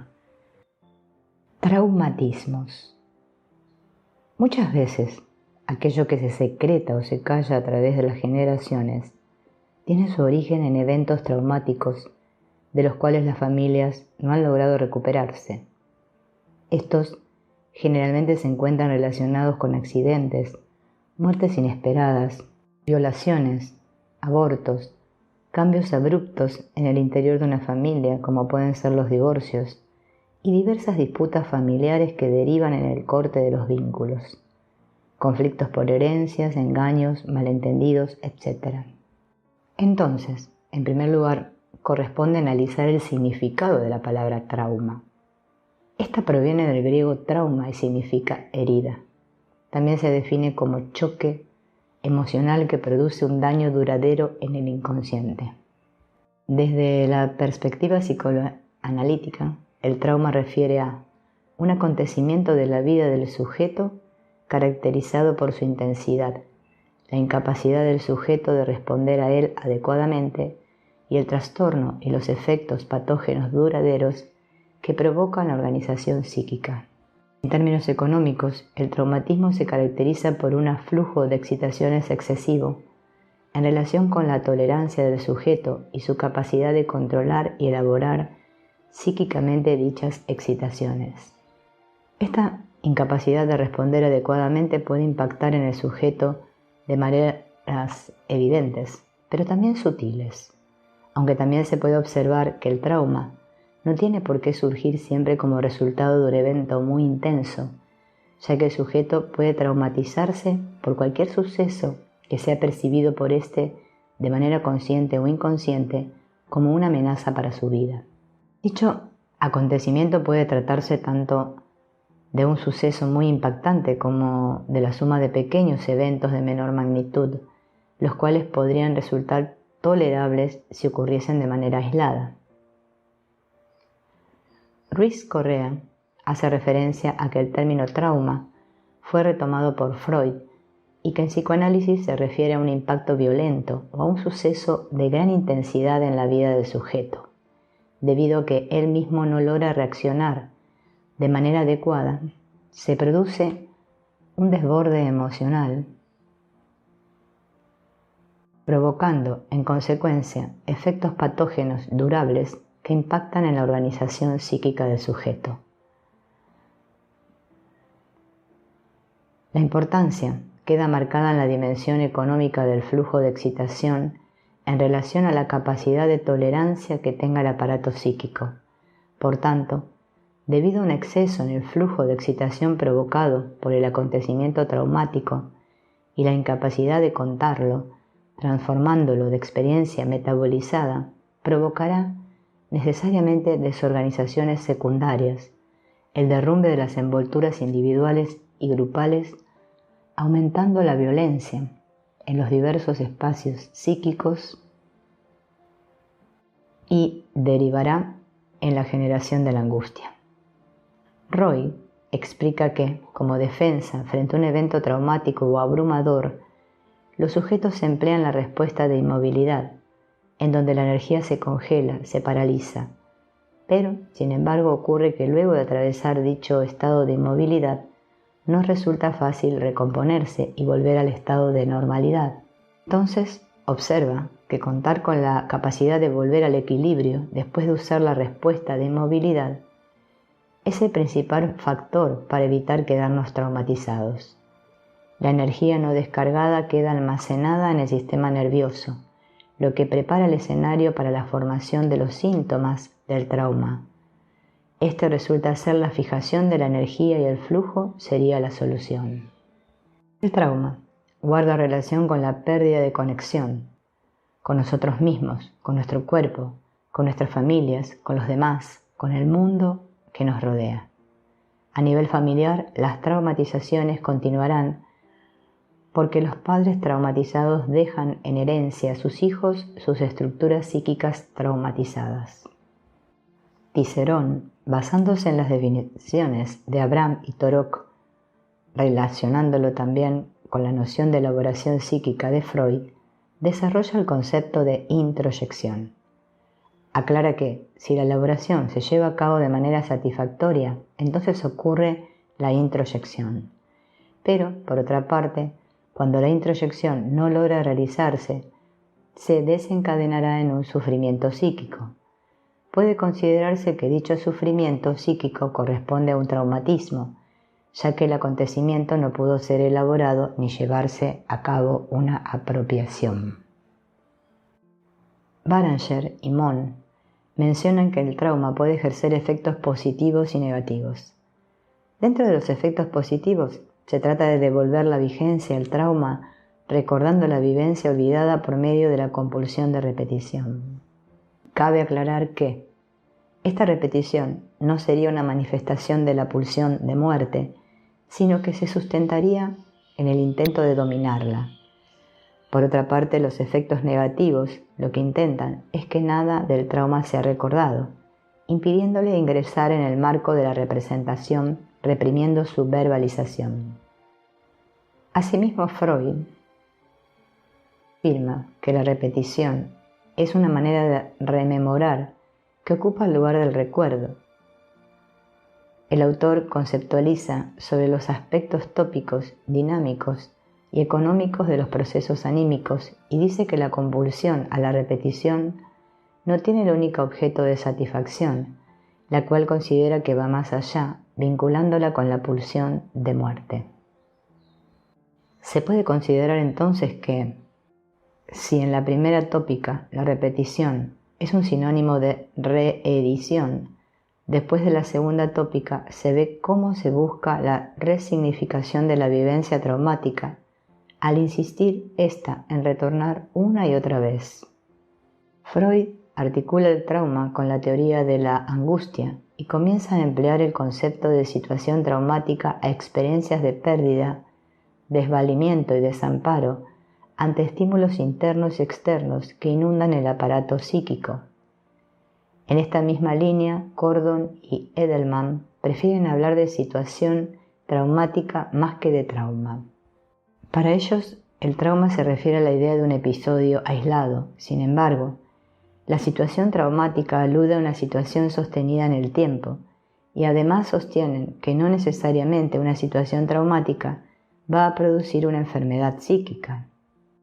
Schutzenberger se refiere al traumatismo mental como un suceso demasiado duro para la mente y el corazón, demasiado horroroso, inhumano, monstruoso, que nuestras estructuras mentales individuales y colectivas no consiguen digerir.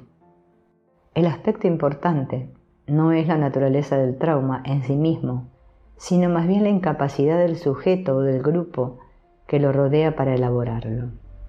La falta de elaboración del trauma muestra consecuencias en las futuras generaciones. Se aprecian repeticiones más concretas, falta de apropiación y transformación de los discursos y aniquilosamiento de los significantes. Mientras menos conciencia de la transmisión, menor elaboración discursiva acerca de las repeticiones, la posibilidad de transformación del discurso se pierde. En la transmisión de contenido traumático no elaborado, puede suceder que exista un progenitor que se encuentre acaparado por el acontecimiento traumático sufrido y pase a no estar disponible para su hijo, ya que se encuentra abstraído en el dolor e impacto que ese acontecimiento le genera. Este concepto puede ser vinculado con el de madre muerta, desarrollado por Green. Estos traumatismos que no se logran ser superados se transmiten transgeneracionalmente.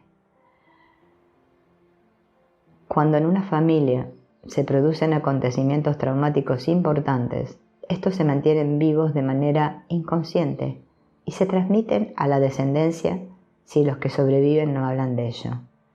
Por tanto, el trauma transgeneracional se genera cuando determinados acontecimientos o experiencias en el núcleo familiar no han podido ser procesadas psíquicamente, son transmitidas de manera inconsciente a las generaciones siguientes. Quien las recibe las soporta como una carga, provocándole huecos o vacíos en su identidad, ocasionando perturbaciones y conflictos, no solo al sujeto, sino también al grupo familiar. Duelos no elaborados. Otro de los acontecimientos que pueden ser transmitidos a través de las generaciones, bajo la modalidad de un secreto o de un silencio, son los duelos no elaborados. Estos pueden encontrarse bajo distintas denominaciones, como por ejemplo los duelos suspendidos, o también duelos ancestrales o transgeneracionales. Aludiendo al significado de la palabra duelo, se encuentra su origen en el latín duellium, que significa guerra o combate entre dos personas que se han desafiado. A su vez, se comprende en una segunda acepción como derivada de la palabra dolus o dolere. Su significado es dolor o doler. En este sentido se comprende la palabra como dolor, lástima, aflicción o sentimiento. Demostraciones que se hacen para manifestar el sentimiento que se tiene por la muerte de alguien. Ahora bien, si se busca su definición en el diccionario de psicoanálisis de Laplanche y Pontalis, se observa que en sí misma la palabra duelo no existe, haciéndose referencia directamente al trabajo del duelo.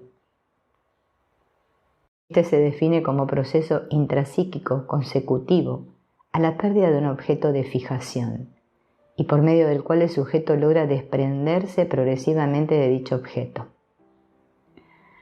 Freud define el duelo como un proceso que consiste en desligar del muerto recuerdos y esperanza, donde se atenúan una ambivalencia, queda la cicatriz y surge la piedad.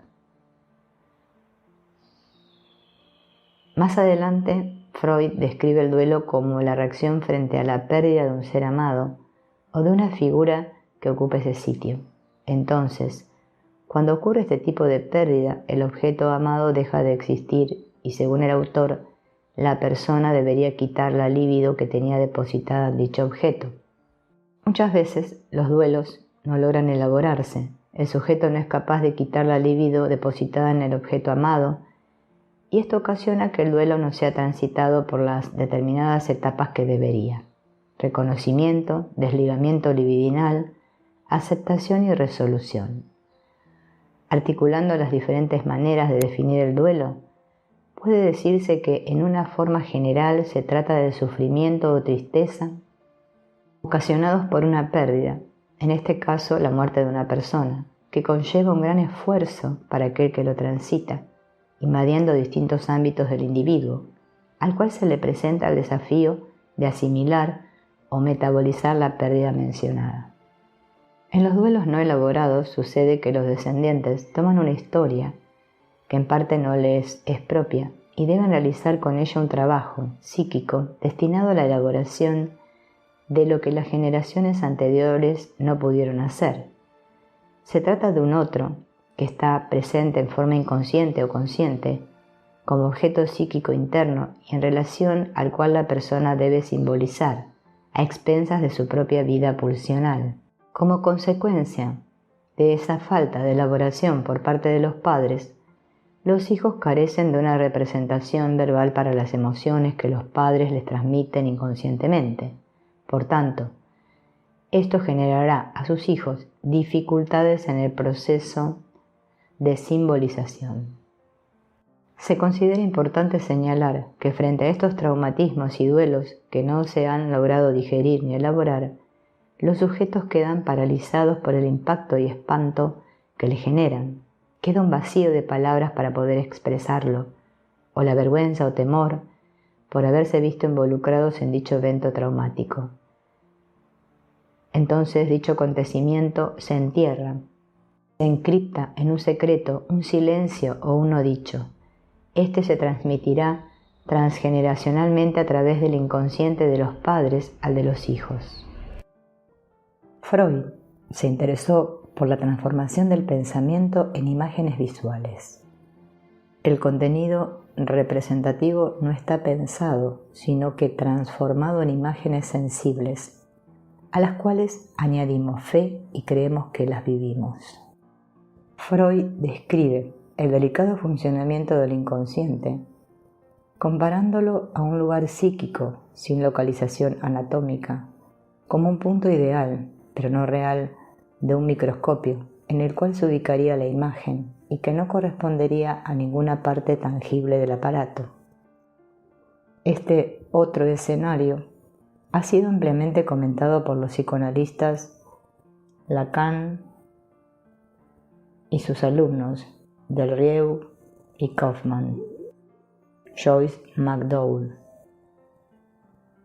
La frase "están hablando en el otro escenario" es ahora una explicación clásica de las dificultades en representarse el funcionamiento del inconsciente, el cual sería como la parte sumergida y no visible de un iceberg, gobernando el comportamiento sin que lo sepa el sujeto o los demás. Legado transmitido y estructura de la familia. Observando de cerca las estructuras familiares, se descubre cierto número de estructuras hereditarias, con repeticiones no conscientemente decididas e incluso notadas. Lo que parece hereditario por azar, sin que esté claramente definido, quizás, por ejemplo, el número de hijos, la distancia entre los hijos, incluso el número de casamientos, el número de abortos espontáneos. Hay familias monógamas, familias de un solo casamiento, de varios casamientos y segundos casamientos. Hay familias de divorcios o viudedad. Hay familias de suicidios, muertes brutales, con hijos naturales, adulterinos o únicamente legítimos. Hay familias sígalas y familias hormigas, subiendo o bajando la escala social. Todo esto sucede como si la composición y la estructura de la familia fueran repetitivas y hereditarias, psicológicamente hereditarias, como si hubiera una regla no escrita que cada cual sigue en su mente como en su cuerpo. Ciertos legados transmitidos, ciertas herencias, pueden ser dones como los dones musicales de la familia Bach.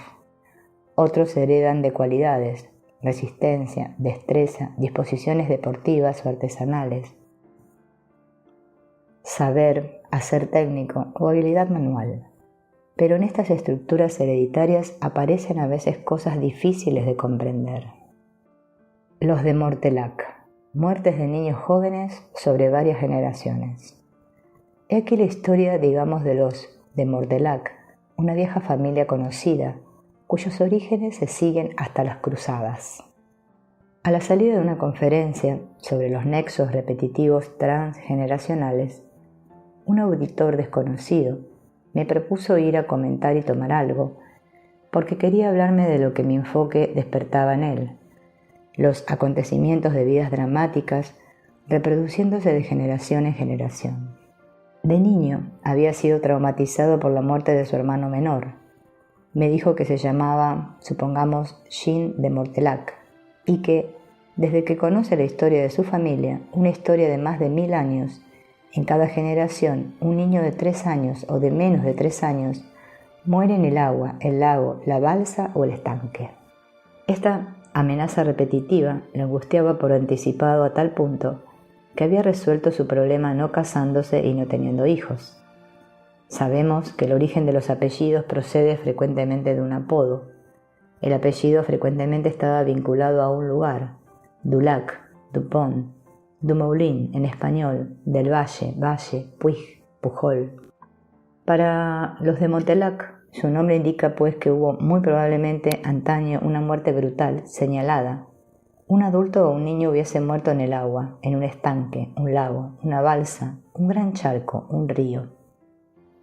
Esto explicaría el origen del apodo o de apellido, pero la repetición de los hechos. ¿Qué pasa para que haya aún hoy una muerte de niño joven de Mortelac en cada generación? No trabajé solo sobre su historia familiar ni hice un árbol genealógico, ni su genociograma. Solo tuve una larga conversación con un hombre de la familia de Mortelac y después con una de sus primas en segundo grado, nacida en Mortelac, que ella también había perdido un hermano pequeño y un hijo en tierna edad de forma accidental. Su madre, ella también había perdido un hermano y no le había dicho nada, para su bien y para protegerla. Observemos, sin embargo, que las muertes de niños en la tierna infancia eran antaño frecuentes, incluso en los reyes. Luis XIV perdió niños jóvenes. Casi la mitad de los recién nacidos no llegaban a la edad de un año antaño e incluso en el siglo XIX. Pero en esta familia de Mortelac se trata de un niño que ya anda y que muere en el agua en el siglo XIII, bajo Luis XIV y en 1990 y siempre entre tanto. No se trata de una maldición sobre esta familia. No creo en las maldiciones. Sin embargo, estaríamos inclinados a buscar una explicación, una causa. Era quizás una predicción inconsciente, o una reparación, o un recuerdo, o una identificación, o el afloramiento de un hecho indecible e incluso impensado. En lo que a predicción de maldición o realización de las predicciones se refiere, se hallan ejemplos también en la historia de Francia. El rey Philippe le Bel había hecho suprimir la orden de los templarios y condenar a muerte al gran maestro de la orden de los templarios, Jacques de Molay. En la hoguera, el 18 de marzo de 1314, este grita antes de morir: «Papá Clemente, caballero Guillermo, rey Felipe, antes de un año os doy cita en el tribunal de Dios para recibir su justo castigo. Que estéis maldecidos, maldecidos, todos maldecidos hasta la 13ª generación de sus razas».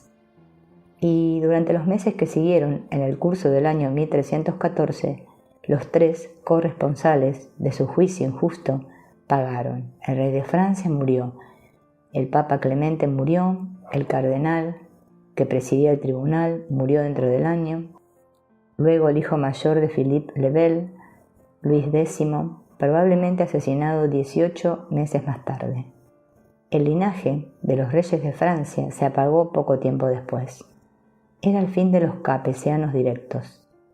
Sus primos, Valois, son los que sucedieron a los capesianos en 1328. Luego sus primos Bourbon.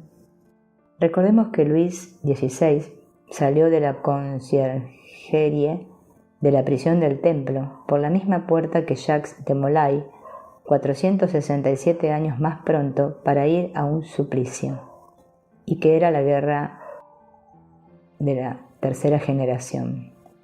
¿Podemos hablar de justicia divina? No nos atrevemos a pensar en una maldición. El mal pronunciado solemnemente actuando sobre el porvenir de los seres, y sin embargo la maldición fue pronunciada por Jacques de Molay en la hoguera. Están aquí los hechos, la hoguera, la maldición, la muerte del rey. La 13ª generación es pura casualidad, coincidencias, sincronía desfasada en el tiempo, realización automática de predicciones. Los cartesianos dirían que es naturalmente pura casualidad.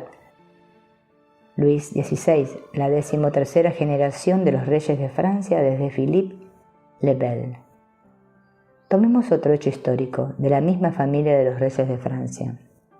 Pura casualidad también que 2 siglos más tarde, durante el año del bicentenario de la Revolución Francesa, a 52 años, el primo en segundo grado de Luis XVI, el príncipe Alfonso de Borbón, duque de Anjou, presidente del Comité de los Juegos Olímpicos de Invierno, fue decapitado en un campo por un cable de hierro olvidado al hacer un reconocimiento de la pista de esquí olímpica de Beaver Creek el lunes 30 de enero de 1989.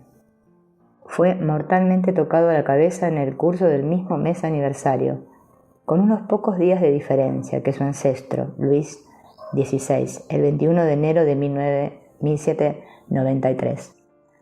Recordemos que Alfonso de Borbón, un mes antes, el 21 de diciembre de 1988, había ganado el pleito que le había puesto su primo Henry de Orleans, referente al derecho de herencia.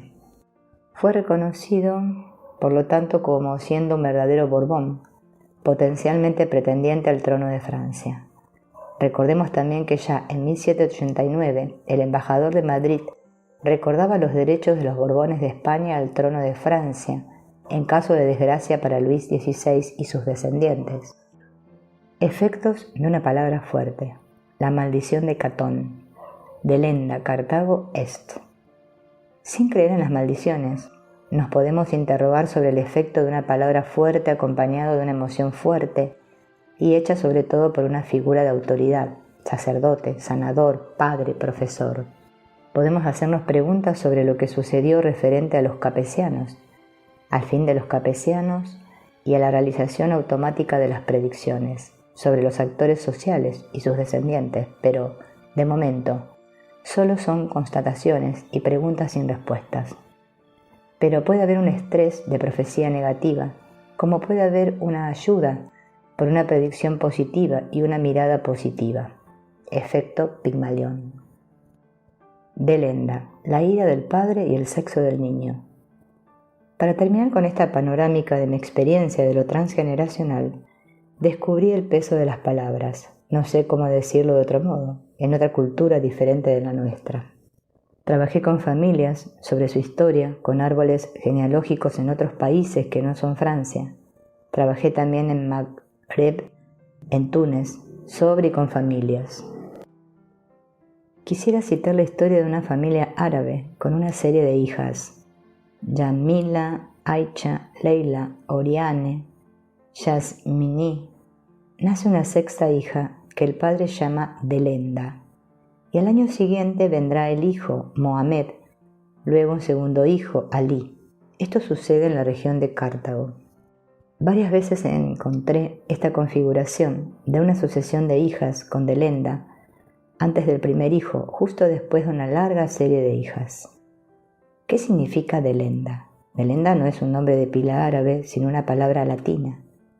Esta expresión viene de la imprecación de Catón, el viejo, Delenda Cartago, est, Cartago debe ser destruida. Desde hace 2000 años, en la comarca de Cartago, cuando un campesino o una urbanita está harto de tener una serie de hijas, llama a la última nacida Delenda con un gran impulso de enfado. Es la raza de las chicas que se destruirá. No sucede nada malo ni a Delenda, ni a su descendencia, ni a las demás hijas, pero la serie de hijas se para y nacen chicos. Es una tradición que dura desde hace 2000 años en esta comarca. Es el azar, no hay ninguna explicación. Se podría decir es superstición, pero ¿cómo funciona la superstición para determinar el sexo del hijo? ¿La fuerza de la palabra? Pero ¿cómo influencia la fuerza de la palabra? La genética. Y si este padre dice, espero que me nazca un hijo o quiero un hijo, no funciona. Es necesario un impulso de ira del padre, que esté exasperado después de una larga serie de hijas al nacimiento de una quinta, sexta, séptima hija, y que le dé el nombre de Delenda para que nazca un hijo. Y se ve esto en felals, analfabetos, que nunca oyeron hablar de las guerras púnicas. Esto se dice y ocurre así desde hace 2000 años en todo el Magreb.